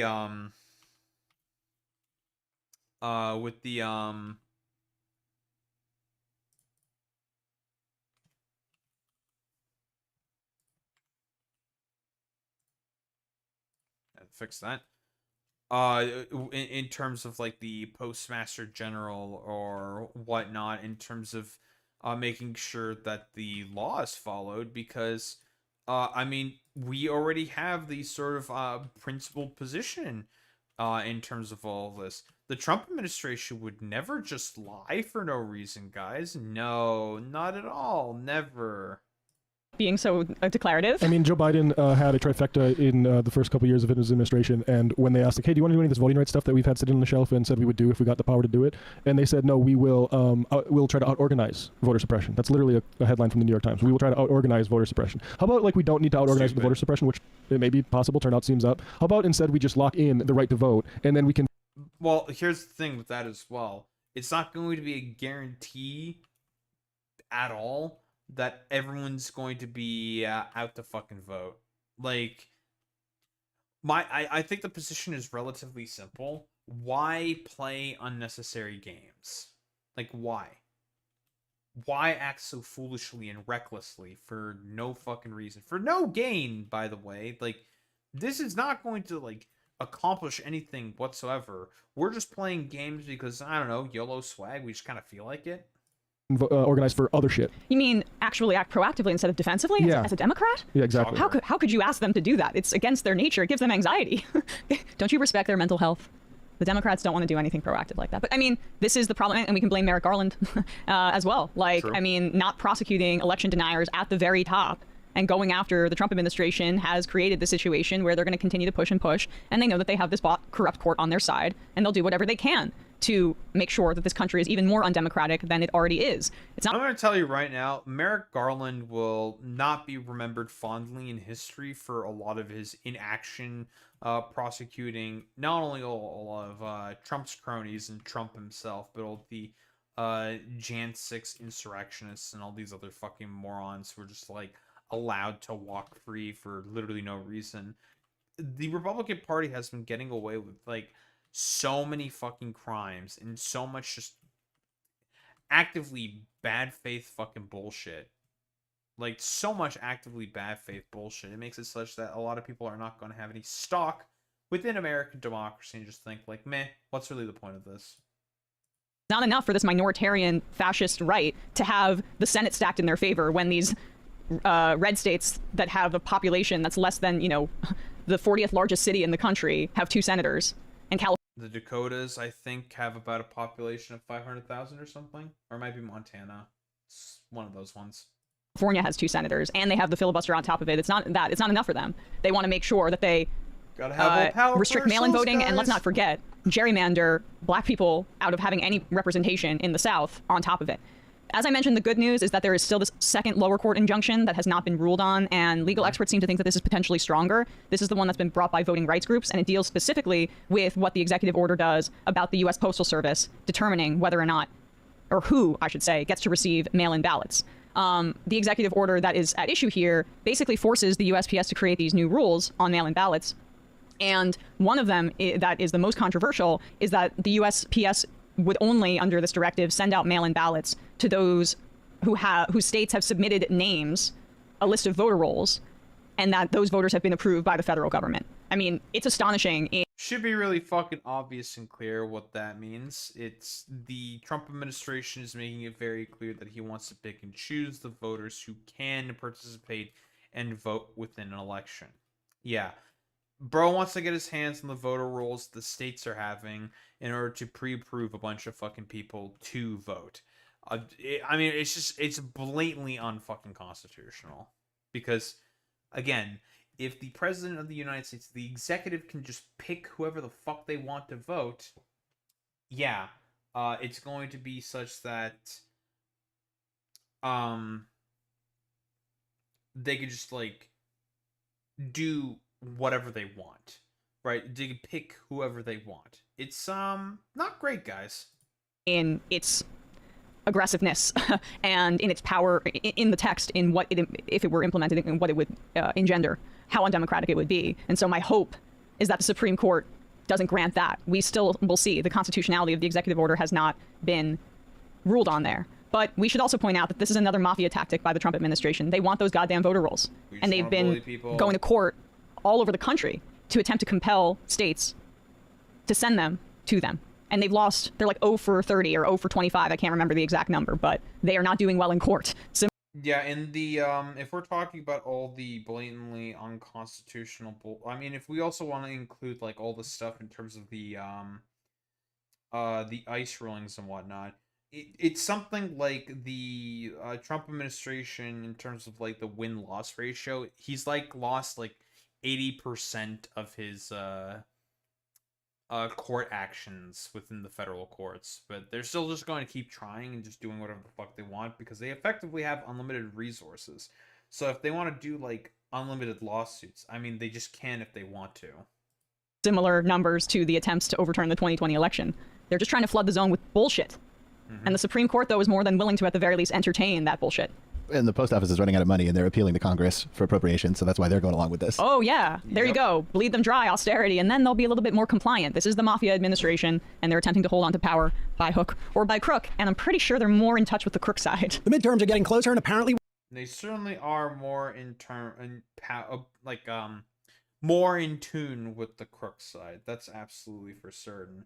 But again, before we all start to fearmonger and get upset about this, quick clarification is needed. This was basically done based on procedure, which is why it ended up being as weak of an argument as it is, because of the fact that, oh, how can you prove that there was no outstanding harm because of whatever proceduralist bullshit that we are going to come up with in order to justify the position of saying that, well, given the fact that this was all not proper procedure and whatnot, how can you really make the argument and say that, oh, well, this was not like properly done and whatnot, because of the fact that the proper procedures, proper code was not followed when this particular sort of lawsuit from the states went through. Obviously, can we all say that it's a bunch of bullshit? Yes, we can obviously say that. Not really much of a problem with saying that whatsoever, because again, we are talking about U.S. law here. If there can be like nonsensical sort of takes and positions that are had, oh, there will be nonsensical sort of takes and positions that can be had in order to, shall we say, justify a lot of the blatantly unconstitutional bullshit that a certain party, the Republicans, are doing knowingly, that because of the fact that they simply just want to cheat people out of being able to vote. It's very, very fucking scummy behavior, and I wouldn't expect literally anything less from the same party that did the whole voter roll bullshit when it came to Bush v. Gore. Who would say, who would have ever thought that that would have also stopped that Trump? Because again, this is why you have to cut this stuff off like immediately from the onset, because it just leads to terrible precedent, and it's going to make one particular side, that of course being that of the Republicans, for them to think that if we were able to get away with this, what else can we get away with? And that's the main overall fear. But yeah, I don't think there's like really much else to say besides the Republicans, if they could have another January 6th, they gladly would. These guys have no principles, no sort of justified, I suppose, like takes or positions in terms of their behaviors. If the Republican Party can cheat, they will cheat. They don't care. They have no scruples, no standards, and they are all incredibly fucking evil.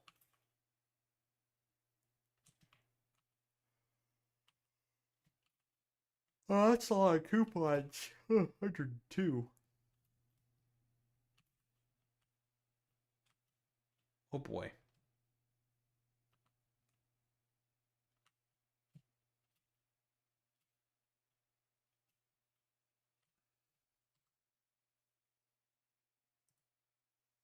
Ugh, I'm starting to get a little tired.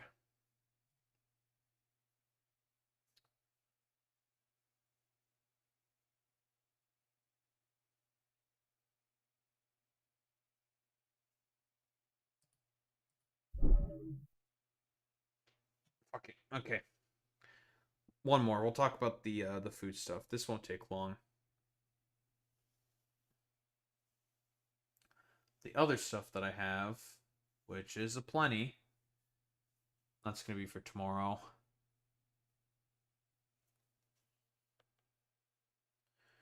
Okay, what on earth is going on right now in the United States of America?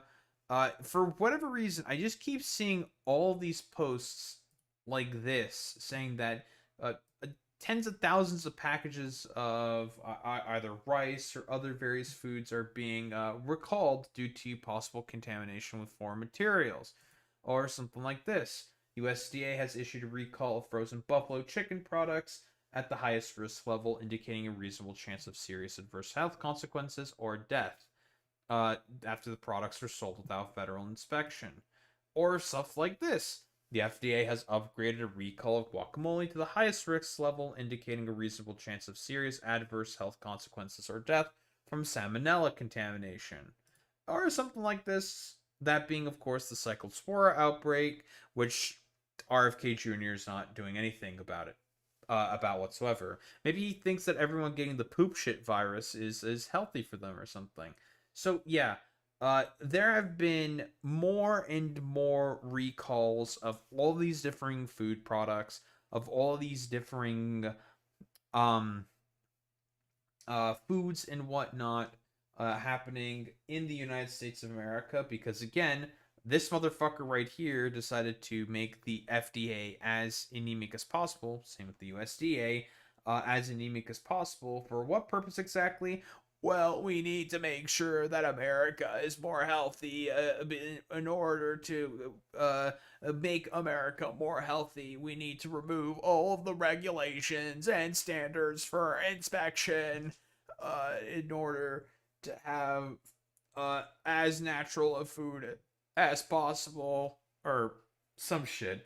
But there are, like, I think specifically from this account, this fact post account here, there have been like several dozen of these posts of all these differing foods getting recalled over and over and over again. And I mean, you know, given the fact that foodborne illnesses have gone up by 400% in 2026, should we really be surprised that, you know, with people like RFK Jr. and Jay Matarchodia in positions of power right now, should we really be surprised that a lot of these like anti-vax, naturopath, whatever freaks are basically just doing everything possible in order to destroy the food supply within within America?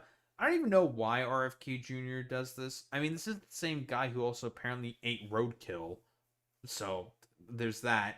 And also claimed that he has no taste buds. I don't know, man. You may not have taste buds, but everyone else within the within America has taste buds. They don't want to be like a freak like you and eating a bunch of like gross ass fucking bullshit. So like I don't know, man. People are not like as weird as you in terms of this RFK Jr. and they just want to be able to eat normal food, unlike yourself, who put a fucking dead whale on the top of his car. And you know, final like gross little tidbit is, should you really be surprised that there was a bunch of live maggots inside an unopened container of spices? Yeah. Like literally, in terms of Donald Trump's America, golden age, by the way, you can't eat the food. Everything is way too expensive because of the tariffs. Good luck filling up your car with gas because that's too expensive because of the war in Iran. In basically everything that's being done that possible right now by this like insane administration, they're just doing anything that they can to make the situation worse. But here, I just wanted to take a look at just a list of all of the food that's currently under recall. This list is definitely not going to be fucking updated at all whatsoever here. I guarantee you there's probably way more fucking food, if I were to take a guess, that's being, I don't know, increased by the day, that's being constantly recalled because of the fact that RFK Jr. is as negligent as he is. So, of course, the FDA has posted recalls for over a dozen foods sold across the country in recent weeks, including products sold nationwide. Some recalls may impact only certain states, while others may have been tied to deadly outbreaks, such as the Cyclospora outbreak. Here are some of the notable food recalls and outbreaks currently in the United States. So obviously we know about the lettuce outbreak, and that is specifically because of Cyclospora. We've mentioned this already because of, again, FDA testing pointed to shredded lettuce, iceberg lettuce distributed by Taylor Farms as the source. Not Taylor Farms' first rodeo. But here, let's just keep going. We got jalapenos. Upwards of 400 people may have gone sick from salmonella after eating these jalapenos. The recall impacts 32 states. Most people at the Mexican restaurants before falling ill, including Chipotle and Qdoba, sure. And then, of course, both companies have stopped using jalapenos as the recall continues. And as expected, Taylor Farms is also behind this as well, because should we really be surprised that Taylor Farms is more than likely behind, I don't know, having less and less sort of regulations that they have to follow because of this dumb fuck administration letting them do whatever the fuck they want? But let's just keep going. Yeah, Taylor Swift Farms. That's true, Point 20. We got blueberries, frozen blueberries and berry mixes for E. coli contamination. Of course, there was a bit of an E. coli outbreak, I believe, within Uganda. I think Uganda, that has happened recently, but that shouldn't affect the United States all that much. It hasn't become a pandemic level, and I believe the Ugandans have already contained that specifically. But yes, this got upgraded to Class 1 last week by the FDA. It's most severe classification, and they're sold at Publix. In 8 states, 12 people have been sickened by the E. coli outbreak. We have alfalfa sprouts, both E. coli and salmonella. Ooh, another a nice double whammy right there. Could be infecting these Minnesota-grown alfalfa sprouts. According to the FDA, 55 people have gone sick from the sprouts since May 31st, including 46 cases from E. coli, 7 salmonella, and 2 people being infected with both at the same time, with 15 states being impacted. Majority of cases in Minnesota and Wisconsin. Eggs. Who remembers the start of this administration talking about the avian flu that was killing a lot of egg-laying chickens, and as a result, causing egg prices to increase. Now there's an outbreak. Very cool.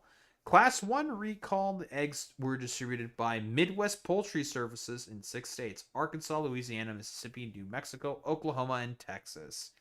It could be under, these eggs could be under multiple brand names, including Kroger, Simple Truth, Cage Free, Berkshire's, Country Morning, and Sunups. And now we go on to frozen foods. Outshine fruit bars. So these are popular ice pops that were recalled for possible glass contamination. So a bunch of glass got into some fucking ice pops, and I can only imagine, like, I don't know, you like sucking on an ice pop, and then all of a sudden your mouth just gets completely shredded because of all the glass shards. Like, Jesus fucking Christ, bro. It's fucking wild. Amy's lentil soup. Lentil light soup from Amy's Organic Soups were recalled because of risk they could spoil. Class 2 recall. Let me guess. Either the containers were not sealed properly, or because of whatever preservatives not being properly maintained or something. Yep. And here's the thing, like you're saying, Boy Meets Smitty, the problem is because of the FDA being made so anemic by Secretary at HHS, of course that being Robert F. Kennedy Jr., and all the deregulation that has happened is a byproduct of the president of the United States being in power right now. It has made it such that there are less inspections being made for a lot of these foodstuffs, and so they are allowed to make it to, well, shelves in a decrepit state. That's specifically the problem here. Little Spice Mix. I wonder if it was specifically this right here. I'm just saying. Sold at Little stores. Is that how you say that? Little? Sure. Was recalled after one tested positive for salmonella during a routine inspection. This recall affects 9 states and Washington, D.C. Walmart Tomato Bisque. Market site tomato bisque soup kits sold at Walmart were recalled for possible Listeria contamination. Frozen soup is sold at 29 states. More than 3,000 units were recalled. A routine test had a positive Listeria result. Peter Rabbit Organics fruit pouches. I believe these are like the fruit pouches that you generally speaking give to kids and to babies as well. You know, just like a little fruit snack kind of a deal. These were recalled for a packaging defect that could leave a strand of plastic inside the product. Oh, so the like the plastic sealing, you know, because you heat up the plastic in order to seal it at the bottom.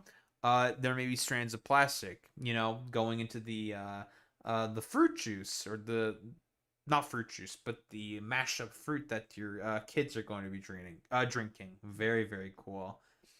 Walmart pistachio nut butter. This nut butter spread by company Better Goods and sold at Walmart tested positive for salmonella. Ooh, more salmonella. And little shortbread cookies were called for undeclared allergens, since the entire package was written in a foreign language and included no English nutritional list or allergy information. The FDA says erotinous? Sure. Shortbread cookies and with chocolate truffle coating and apricot filling contained wheat, soy, milk, and egg. Anyone with severe allergy should not eat them. Lacanola lactation granola. Granola marketed to breastfeeding mothers may be contaminated with salmonella. Oh, more salmonella. It's sold nationwide through Hampton Grocer's website and Amazon. Recalled after an ingredient supplier lab sample tested positive for salmonella. Well, at least the labs are making sure to have their due diligence being done. Food to Live Greens powder. Super Greens powder from this brand was recalled after a sample tested positive for salmonella. I'm seeing a specific pattern emerging here. Lots of E. coli and plenty of salmonella. And if you thought it was human food that was the only one having any problems, yeah, it's also dog food as well. This morning, federal agents gathered in Scottsdale warning predators who travel overseas to sexually exploit children. Okay, thank you. Jesus Christ. Yeah, thank you, news sites. Very cool. Jesus Christ. I don't even know where that came from. I'm not gonna lie. That was funny. But yeah, I mean, if you thought that it was only human food that was having problems, yeah, guess what? Even dog food is having problems as well. But Oma's Pride Wolf complete, or Pride Wolf, not wolf. 3 dogs were sickened by salmonella after eating this dog food. Sold in 11 states and nationwide online.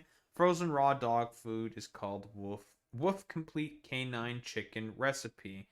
And from wet dog food, nearly 6,000 cases of 2 canned dog food varieties from Fine Foods were recalled due for possible metal contamination. You know how everyone's like talking about microplastics? How about those micrometals? Let me tell you, that's a new wave. Okay, you wouldn't know. 2 products are the Turkey Pate Wet and Diner Classics Milo's. And Diner Classics Milo's Meatloaf Pate Wet. They are sold at pet stores, online retails across the country. Yeah, it's pretty metal. And yeah, if I were to take a look through various lists, because I guarantee you this is not updated and needs probably an update. If I were to take a look through fact posts as sort of basically posts, fact posts, okay. If I were to take a look through, I would guarantee see tons and tons more instances of food that are being recalled because of various contaminations of either diseases, metals, plastics, what have you, and other foreign sort of entities within the food because of the fact that RFK Jr. Will basically has done everything possible to not enforce any of the standards that the FDA is supposed to follow in terms of its inspections or its regulations because of guess who currently is in power right now? Oh, of course, Donald Trump being the one who's currently in power right now. Yeah, I mean, again, it's not food, just like you're saying there, Fox of Fate. It's also 2 lots of sodium chloride injection due to potential presence of particulate matter. Let me guess. It could be like a literal dookie that's in there. But a sodium chloride injection containing, fiberglass particulate. Yeah, saline IV bags. So these can have also health consequences and outcomes because, IV bags, those are used for medicinal purposes. But I mean, the pattern is consistent and very clear. It's because of this like stupid dipshit over here basically tearing away all the regulations alongside Doge, firing a bunch of people, making these federal administrations more anemic and unable to provide their public services to all of these people. For what purpose exactly? Oh, because they want to deregulate a bunch of bullshit for all the agricultural companies, the meat companies, all of these private corporations who stand to make a lot of money from being able to cut more corners and not have to regulate for a bunch of for the safety of food in order to be able to make as much for profit as they physically possibly can. We shouldn't really be surprised about any of this behavior here from the dipshits in the Trump administration who basically just want to do everything possible in order to make your life significantly more miserable. You know, gas is too expensive, prices are going up, you can't own a home, the labor market's shit, and now you can't even eat any food without it being probably contaminated with like micro metals or some shit. All because of the pedophilic, avaricious dipshit president who's in a position of power doing everything that he can in order to, well, make the lives of the American people significantly worse. For what reason exactly? He's got a bunch of buddies that he needs to impress. Don't think there's really much else to say besides that.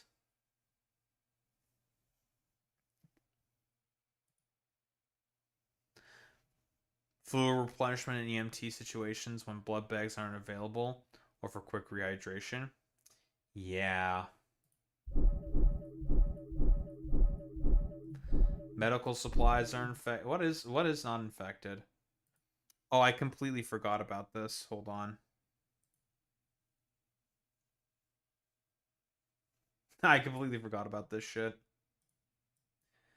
And yeah, if you thought that all of the list of food was bad enough as is, but here Trump has also been buying a bunch of toxic beef from Argentina to help prop up an Israeli vassal state in South America. Not the first time that specifically Trump has done this before, but he has also been sent a bunch of money in order to prop up Javier Milei to be able to be successful within his midterm elections. He sent about like $40 billion to the Argentinians for specifically that fucking freak Javier Milei to be able to maintain power within the midterm elections when he's extremely unpopular. Not to mention all the soybean farmers that Trump undercut when he gave preferential treatment to the Argentinians, which is absolutely fucking hilarious. What do we have here? You might want to just double check where you're getting your steak from for the next few months. Because Donald Trump just announced that we're going to be importing tons of beef from Argentina to quote unquote lower costs. Except the big problem here is that this is the same beef that China rejected earlier this year because it was found to be laced with a chemical called chloramphenicol. Just so everybody's aware, chloramphenicol is banned in both the US and the EU because it can cause, quote, severe, irreversible, and often fatal aplastic anemia in humans. And on top of that, it is a Oh, would you look at that? So another thing that you can get fucking diseased with, all because of more deregulations. Listen, it turns out all those like I don't know, federal organizations that Javier Milei said afuera tu. It turns out they had a very specific job, and that is to make, well, products within Argentina not be fucking laced with a bunch of toxins. A known cancer-causing carcinogen and also has been shown to cause genetic damage. Not ideal, to say the least. And when asked about it... Wait, I thought RFK Jr. cared a lot about carcinogens. What happened? What happened? I thought he cared about stopping all the carcinogens within foodstuffs, and that he would do everything possible to stop all the carcinogens within all of these various foods. What happened, guys? What happened?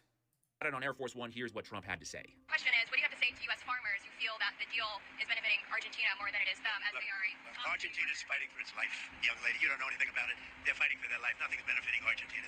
Quick reminder, this was back during the midterm elections for the Argentinians, when it was basically slated for Javier Milei to potentially get wiped out within the election. It turns out that $40 billion that Trump sent them was a pretty big boon. Fighting for their life. You understand what that means? They have no money, they have no anything. They're fighting so hard to survive. If I can help them survive in a free world, I gave them $40 billion. Listen, let's be real here.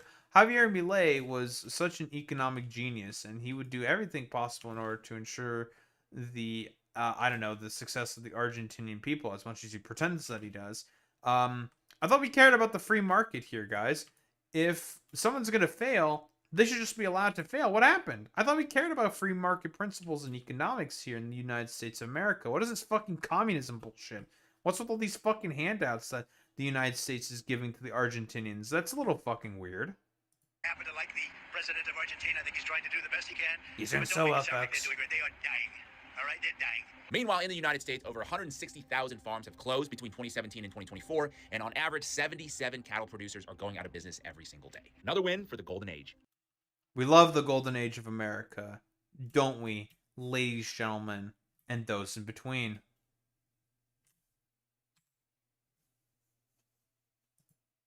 I can't believe I forgot that bit. How dare I forget that bit?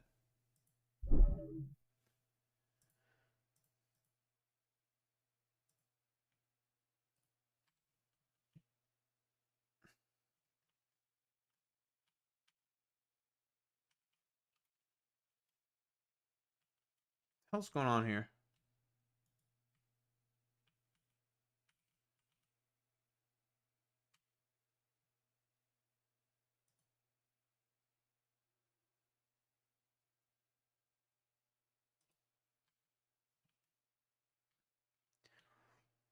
Are you saying he's fucking raw, boy meets me? He's a fucking raw.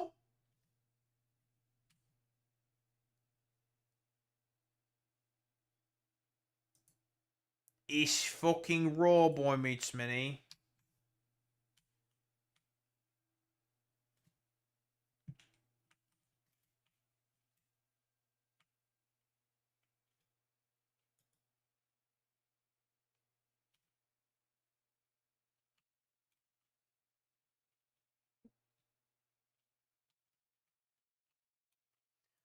I don't know why this dumbass got stuck, but okay, whatever. Nice meme. My damn jars of bog earth weren't getting fucking delivered, and it's because the dumbass tractor got stuck for some reason. Dumbass fucking tractor.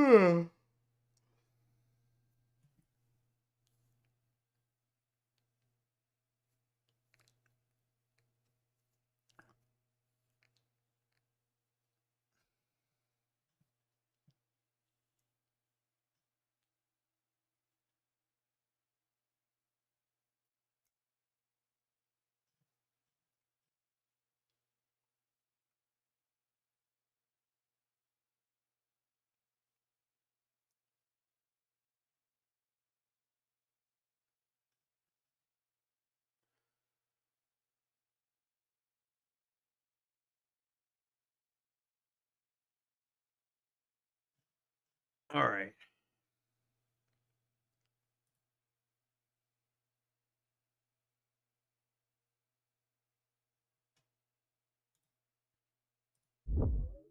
I'm definitely going to talk about Milo tomorrow getting detained by ICE, because that's just too funny, bro.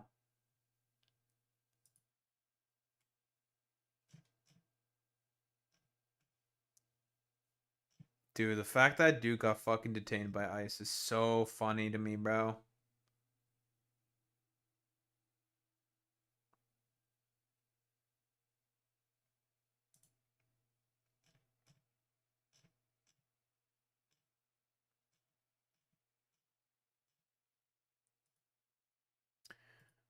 Anywho.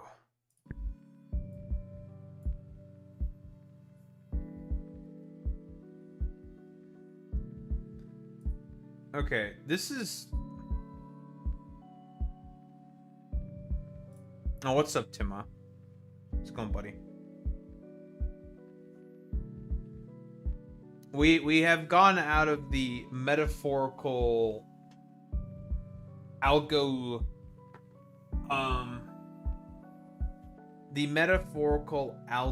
drought, shall we say. We got through it. And now we are on greener pastures.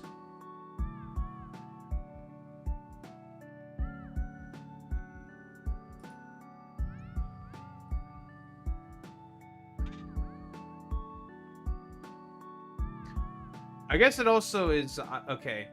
I haven't talked about this quite yet, but there was So there was some new changes done by YouTube in terms of how viewer counts are calculated, and it is a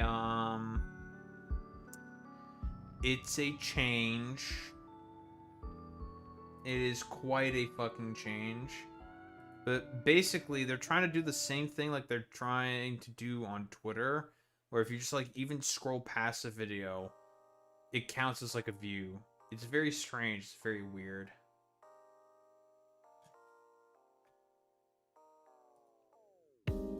But real quick.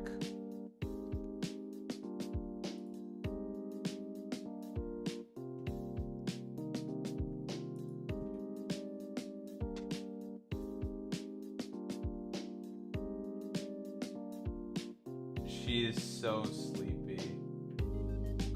She is such a sleepy little baby. She wants to go to sleep so badly. I know you want to go to bed. I want to go to bed as well, baby. I know.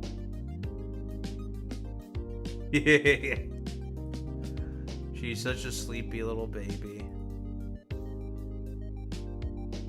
Okay.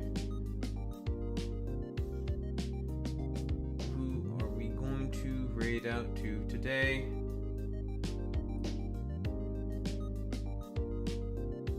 You're making a bunch of noises. I know.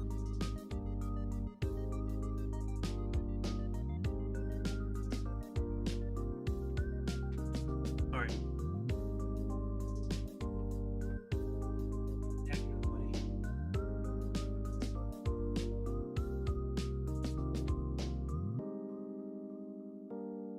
Why don't we raid out to Echoplex? Echoplex has got a bunch of friends on? What the heck? That's crazy. Alright, dorks. Raid messages, you know what to do, you know what to say. If you're a sub, you say you've been blessed by Romanian Jesus with the transfer of the Daho Reba. If you're a sub, if you're a non-sub, you do the Wowie with the Daho Reba. So I show appreciation. Those videos to Nikki's Gamers. I will be back tomorrow. And it's going to be more and more of the same. More factorying, more yapping about the news, more, I don't know, more fuck bullshit. Anywho, gamers, I will be back tomorrow. Same time, same place, same face. Peace out, gamers.